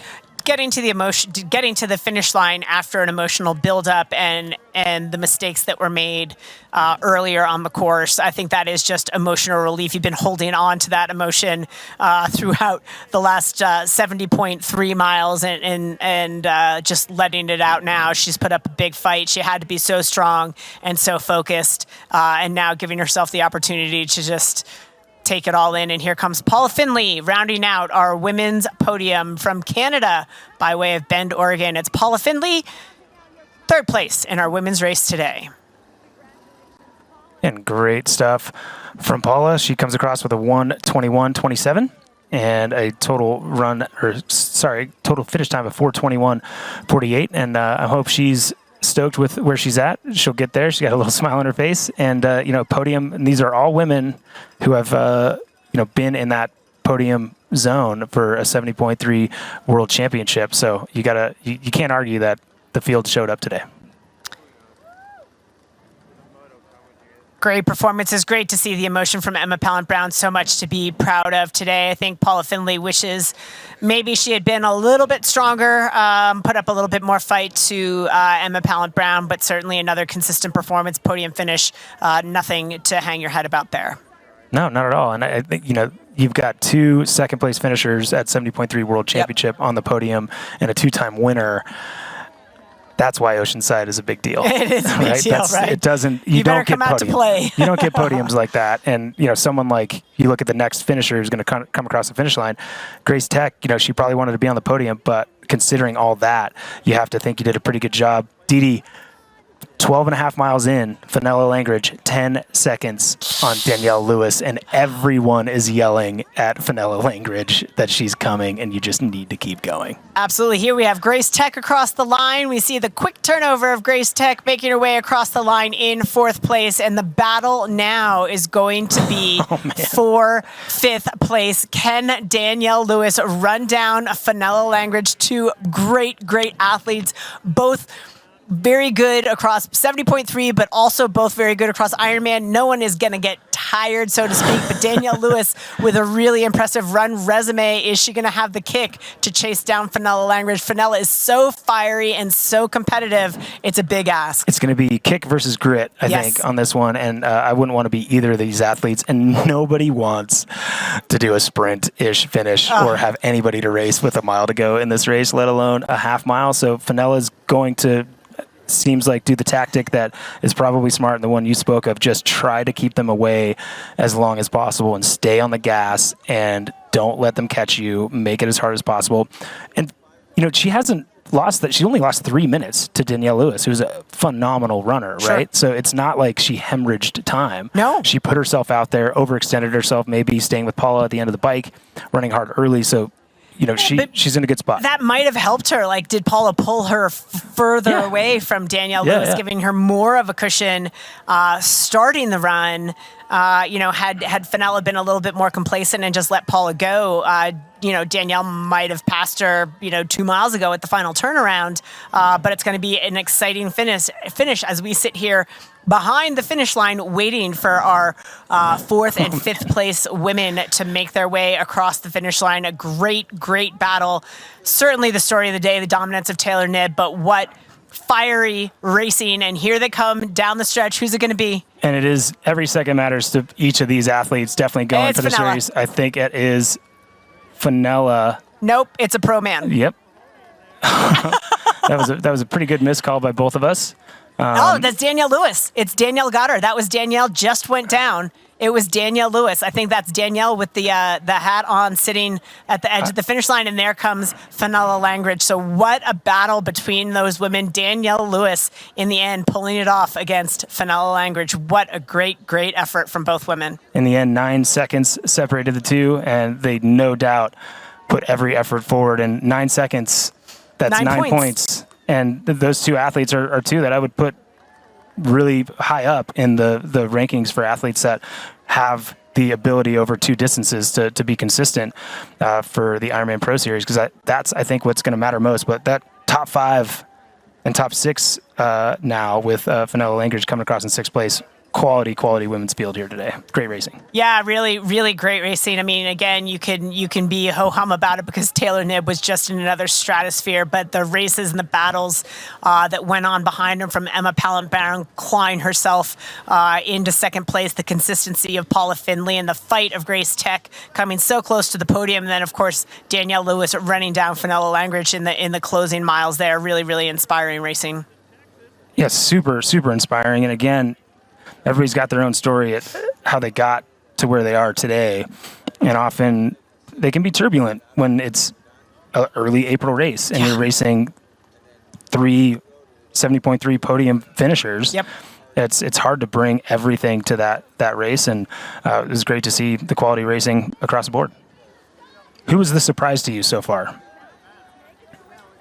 I think it's not a surprise to me that she won, but how dominant Taylor Knibb was to win by a margin of nearly 11 minutes against it's a lot. Against 2 podium finisher at the Ironman 70.3 World Championship. It almost leaves me speechless.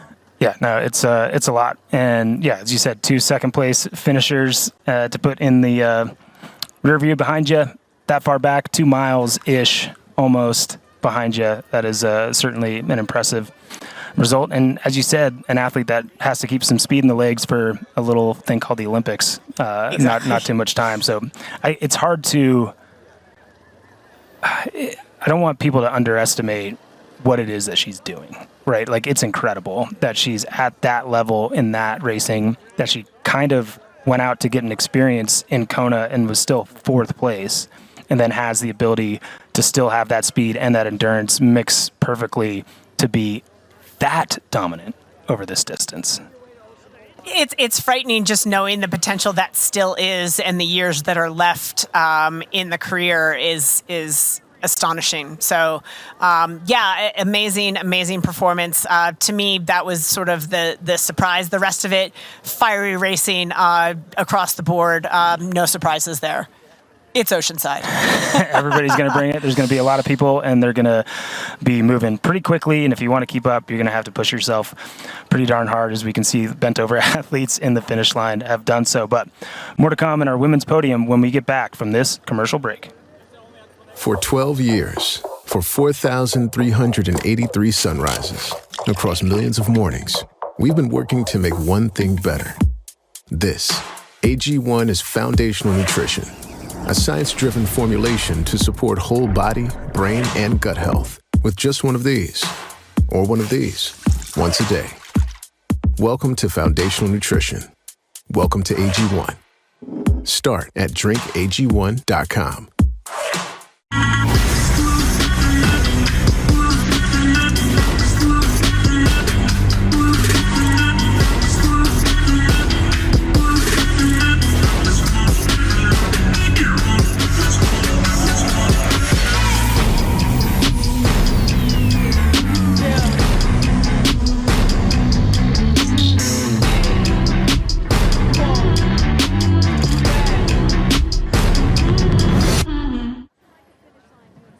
Back to the finish line here at IRONMAN 70.3 Oceanside. Our partners at the Athletic Brewing have put on such a spectacular race today, and our athletes did not fail to impress. Our women's podium, if you missed it, Taylor Knibb with a commanding win over 2nd place Emma Pallant-Brown from Great Britain and Paula Finley from Canada. In 4th place was Grace Tech from Australia.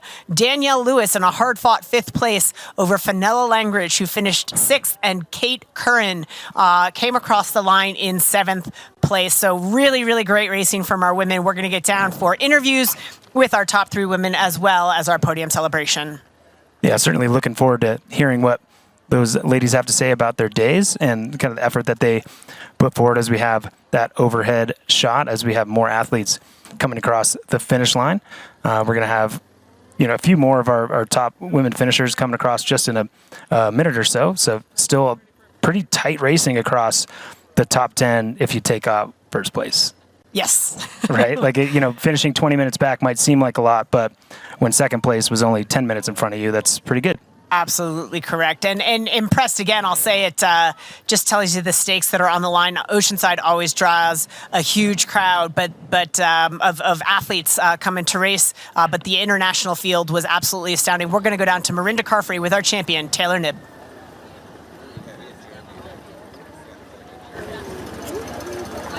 All right, we're struggling to get the audio there down at the finish line, so we're going to take a quick pause and get back to them as soon as we get the switch flipped. I'm just grateful to check my box and qualify for Topa. Sorry. There it is. We're ready again. We're good. All right, guys, can you hear me back in the studio?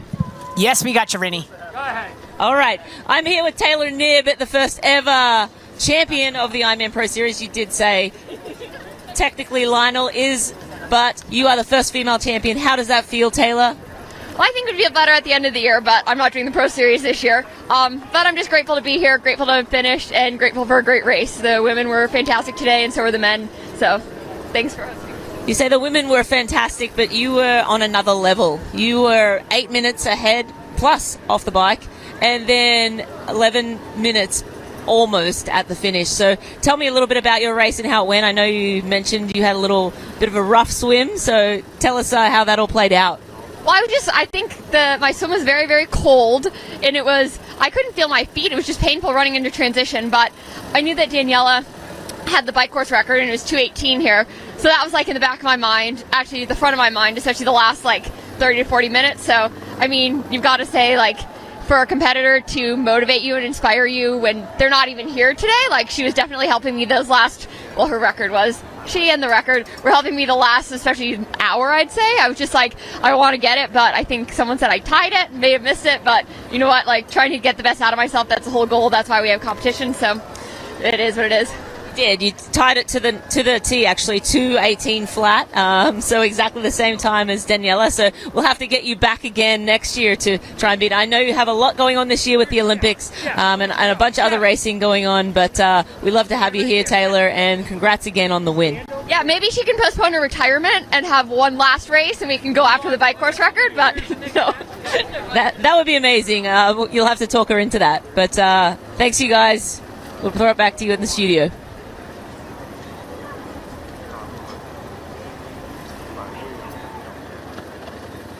You heard from Taylor Knibb, a little heartbroken not to get the course record, but to tie it is a good consolation. And that is a direct invitation to you, Daniela Reef, if you are listening, to come back and go toe-to-toe with Taylor and have you both break that record maybe next year. I think Daniela Reef saying, see ya not. Yeah, not seeing any hands up from Daniela Reef as far as wanting to have to go toe-to-toe with Taylor over that distance. But great stuff from her, always having a good time and always keeping herself in line and hold herself accountable. Let's see what Paula Finley has to say.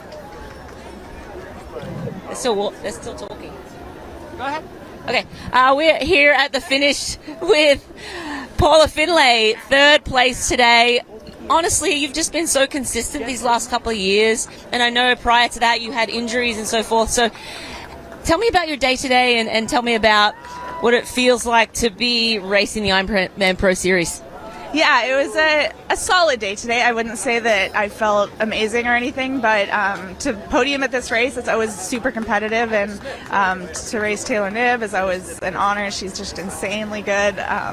So I am, I guess, proud to come third. Absolutely proud. And Paula, earlier in your career, you definitely, showed the way and had Taylor-esque races where you put everyone in your rearview mirror. So that is definitely in your wheelhouse, and I know you're just building for a big, long season. What's next for you?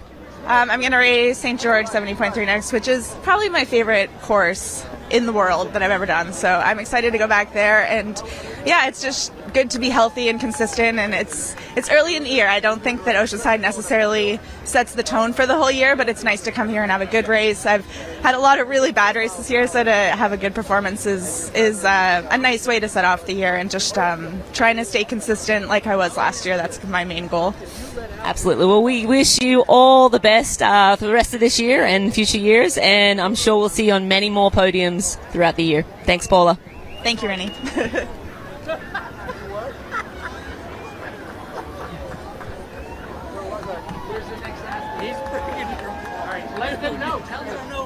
There you go. Great stuff from those two. Incredible racing from Paula. Always gives it what she can, even if it's maybe not the day or the conditions that are perfect for her. And I think Paula is smart enough that she knows you want to be great in Oceanside, but you want to be even better all year long. So I think you heard her say it's good to have a good showing here.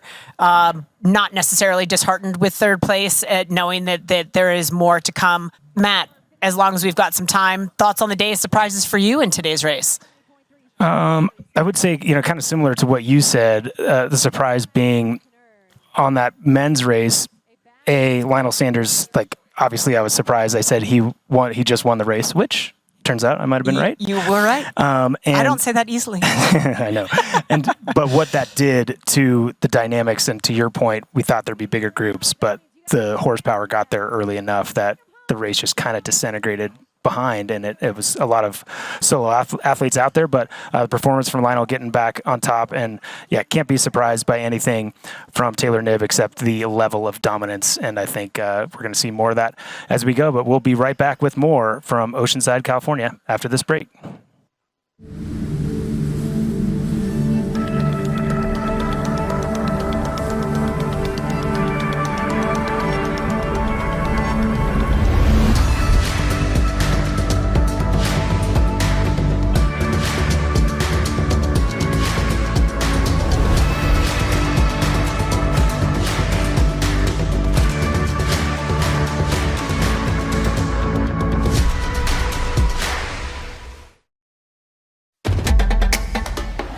You know, and we know.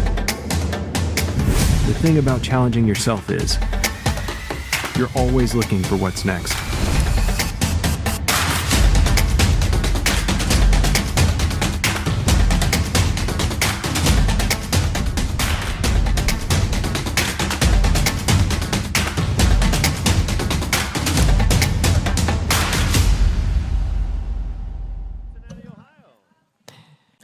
Well, back to a never-ending story here in Oceanside as we look at an overhead view of our finish line with the rest of our professional women making their way in, as well as all of our wonderful age group competitors. Anybody checking in on outgoing Ironman CEO Andrew Messick? I believe he is within moments of making his way off the bike, and he will head out onto the Hoka Run course shortly. So if you are in the transition area, give a shout out to Andrew Messick. He'll be taking to the run course with new CEO on a relay. So some exciting dynamics out on the race course there for sure. You'll see no grudge match between the two. It sounds like they're far enough apart. It's not going to be an issue, but obviously both excited to be out on course for different reasons. One to enjoy part of what he helped get to this point, and another that's excited about the journey ahead. And these are results from something we had just to test our program out, but we'll get... These are the results from the race in Australia, Geelong. we'll get our results up here in just a second. And Didi, I talked about this race being a dust buster, a cobweb shaker. It is for us a little bit too, so we're gonna work on getting we have been awesome today. What are you talking about? I agree completely. But always something to work out. But what we don't have to work out was that a great race today or not? Phenomenal race. I mean, Oceanside absolutely never disappoints.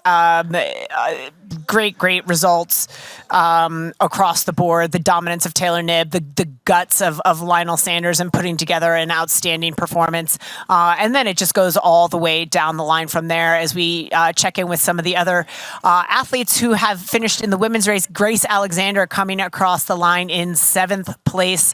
Lisa Bacaris, congratulations, Coach Matt, in 8th place with a great run at 1:29.01.